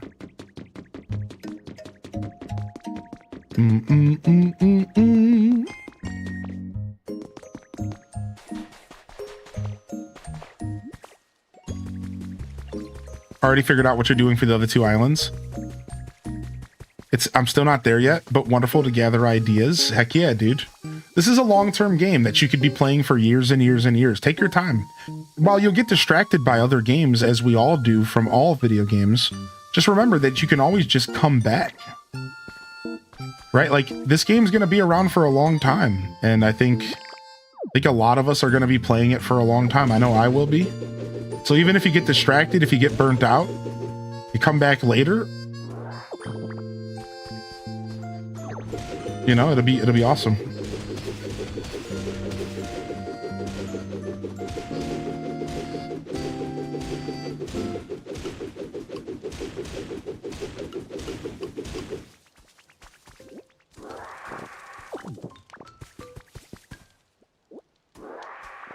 I gotta switch over to Joy-Cons if I want to do this efficiently. I saw a desert with an oasis, and you know what I thought? Pokemon Coliseum. Ooh. Congrats on all 300. Did you like the secret room? I did. I liked it a lot. I felt like it was a reference to a character from the original generation, but it did as much as it was, right? Now, somebody else's theory. So I think our friend Candy Cane's theory was that it was just the developer room from Generation 1, but the only reason why I felt like that's not the case is because Celadon City is where the Game Freak dev room was. So it felt like they were referencing Copycat, which would have been like a cute little reference considering this whole game's based off of Ditto, and considering that Copycat actually has an anime character named Duplica who had an actual Ditto. However, after having a long lore discussion with the chat, we decided that it doesn't actually make much sense that our character's owner is the character Copycat. We actually came to the conclusion that, like, it doesn't really make too much sense. While it does work as a reference to the show, and while it does, the last room does kind of work as a reference to like Gen 1, which I think that's exactly what it was, just a fun reference. I don't think that it has anything to do with our original owner. I think our original owner is still a mystery. And I don't think we're supposed to know that. Yeah, you can place items on top. Yeah, you can. I've seen people layer houses. So Linlove, I've seen somebody build a house, put a layer of bricks on the top of the house, and then build another house on top of it. I've seen somebody build like literally like bunk bed houses where they just have like a house, a layer of bricks, a house, a layer of bricks, a house, and it goes like all the way up. It's actually a pretty interesting thing. You don't even need the layer of bricks. Oh my gosh, I thought you would. So yeah, you can do some fun stuff in this game for sure. All of this stuff you see though is going to be reset. Once I start dragging Pokemon out of Pallet Town to their real homes, a lot of this stuff will be reset eventually.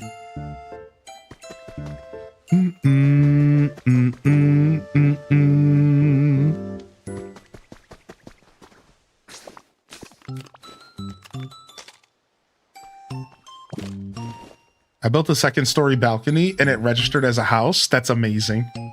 All right, we'll call it here today. We're going to take it a little easy. And we'll be back tomorrow. We'll try to squeeze in some variety this weekend. I'm going to do my best to squeeze in some variety this weekend. Pallet Town, aka Hylian's lot of slightly used Pokemon. Yeah, only slightly. They're all pretty fresh off the press. All right, we'll be back tomorrow morning with some more Pokopia, most likely, as well as some variety. I'd like to do some Legend of Zelda Wind Waker. I'm just not quite feeling it today, so I'm gonna call it here at 6, which feels pretty good. I feel good about wrapping up here.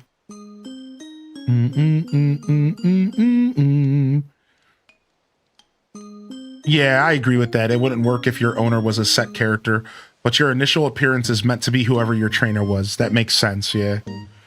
Is Champion still on the docket? You know, we kind of poked around Champions yesterday afternoon, and what I told the chat was really there's just nothing to show off for Champions. There's just nothing in the game to show off. It's just a battling simulator. And while if some of you would like to watch me battle, I could very well do that if there's enough people that are interested. But the truth is that it's a free to download app and it's the most bare bones thing ever. It's literally just a battle sim. So instead of showing it off like a brand new game yesterday, we loaded it up. I showed off my one team and I talked about it for about 30 minutes. And that's it. I will say that I wasn't planning on doing a ton of sweaty content. So I'm not a big VGCer on stream because like it's just like a lot of pressure. But again, I like it. I do love VGC. I am playing Champions. And if y'all would like to watch a little bit, we can totally do it. Yeah, we could totally do it. I have no problem doing a little bit of Champions.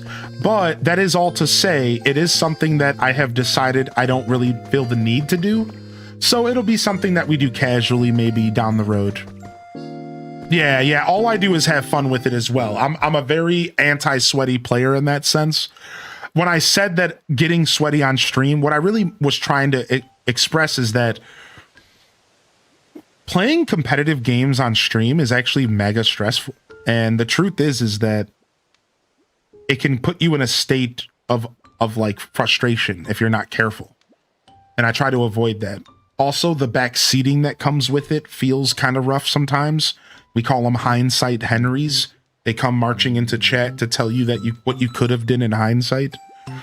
And it's like a universe that I haven't really gotten comfortable with as a streamer. We have done some VGC content though, and actually a good amount. I think about 5 to 10 episodes are out there of me like grinding a little bit of VGC. So it's something that I'm open to doing, especially if enough of you would be interested. But I will say that as far as showcasing Champions, it's nothing but Pokemon battles. And yeah, I'll totally be down to do a little bit on stream. It would be casual. It would just be fun. I'd probably just sit there and get wrecked the whole time. I'm just going to be real. I'm not that good at the game. But it is a lot of fun, and I do like battling, so. If it's something that I enjoy, I'm usually open to sharing it with all of you, so. But anyways, I just wanted to touch base on that in case you weren't here yesterday. We did show a little bit of Champions off. I didn't even do a single battle, though. So as far as variety, I'm more focused right now on The Legend of Zelda Wind Waker. And I'm a little bit more focused now on wrapping up games from last week. Spyro the Dragon, Wind Waker, those are the 2 games on the top of the list, alongside some of the other stuff that we showcased. So that's what you can expect the next couple of days, is a variety blended with Pokemon Pokopia for a couple of days. Let's go ahead and find our tunes here, and let's wrap up the show. And we'll see how I feel about Champions. I'm kind of enjoying Champions as an off-stream game right now. Not gonna lie, I'm kind of enjoying it as like my own little world to escape to after the show. Last night I went like 4-2, and one of my wins was a bot, so I kind of got wrecked. I kind of got mega wrecked last night. I kept getting destroyed.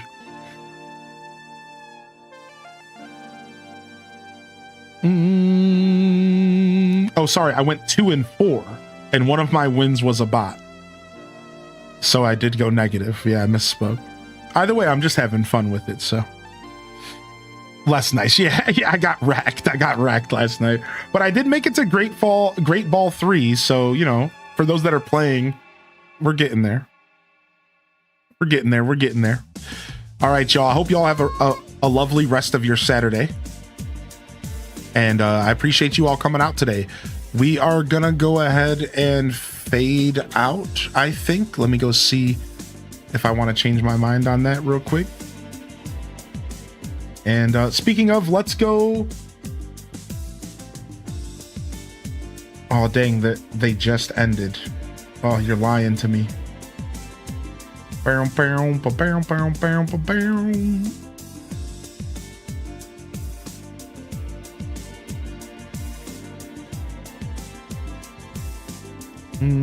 right, we'll just wrap it up today. No raid, just a fade today. Thank you everyone for coming out. This has been Highly in Descent, signing off from another wonderful Hyrule Gaming Group production. If I don't see y'all here tomorrow for a nice Sunday show, I'll see you when I see you, fam. We did it. We got every Pokemon in the Pokedex, and now we can start the next leg of our journey as we journey alongside each other here on twitch.tv and YouTube as well. But on that note, y'all, have a wonderful rest of your Saturday. And of course, don't forget to game on. Peace. Wrap it up and on to the next episode. Peace.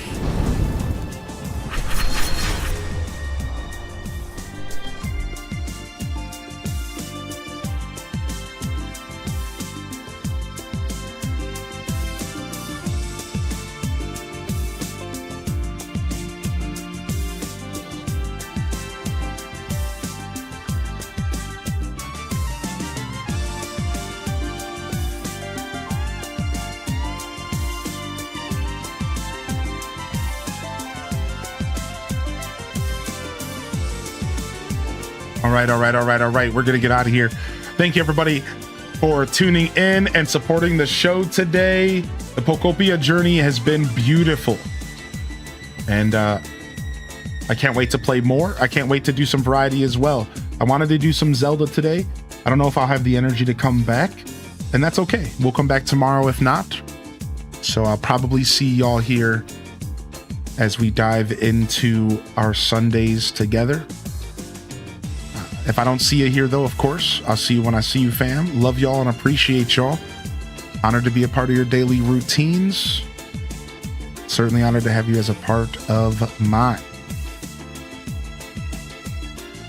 We'll go ahead and we'll call the show right here.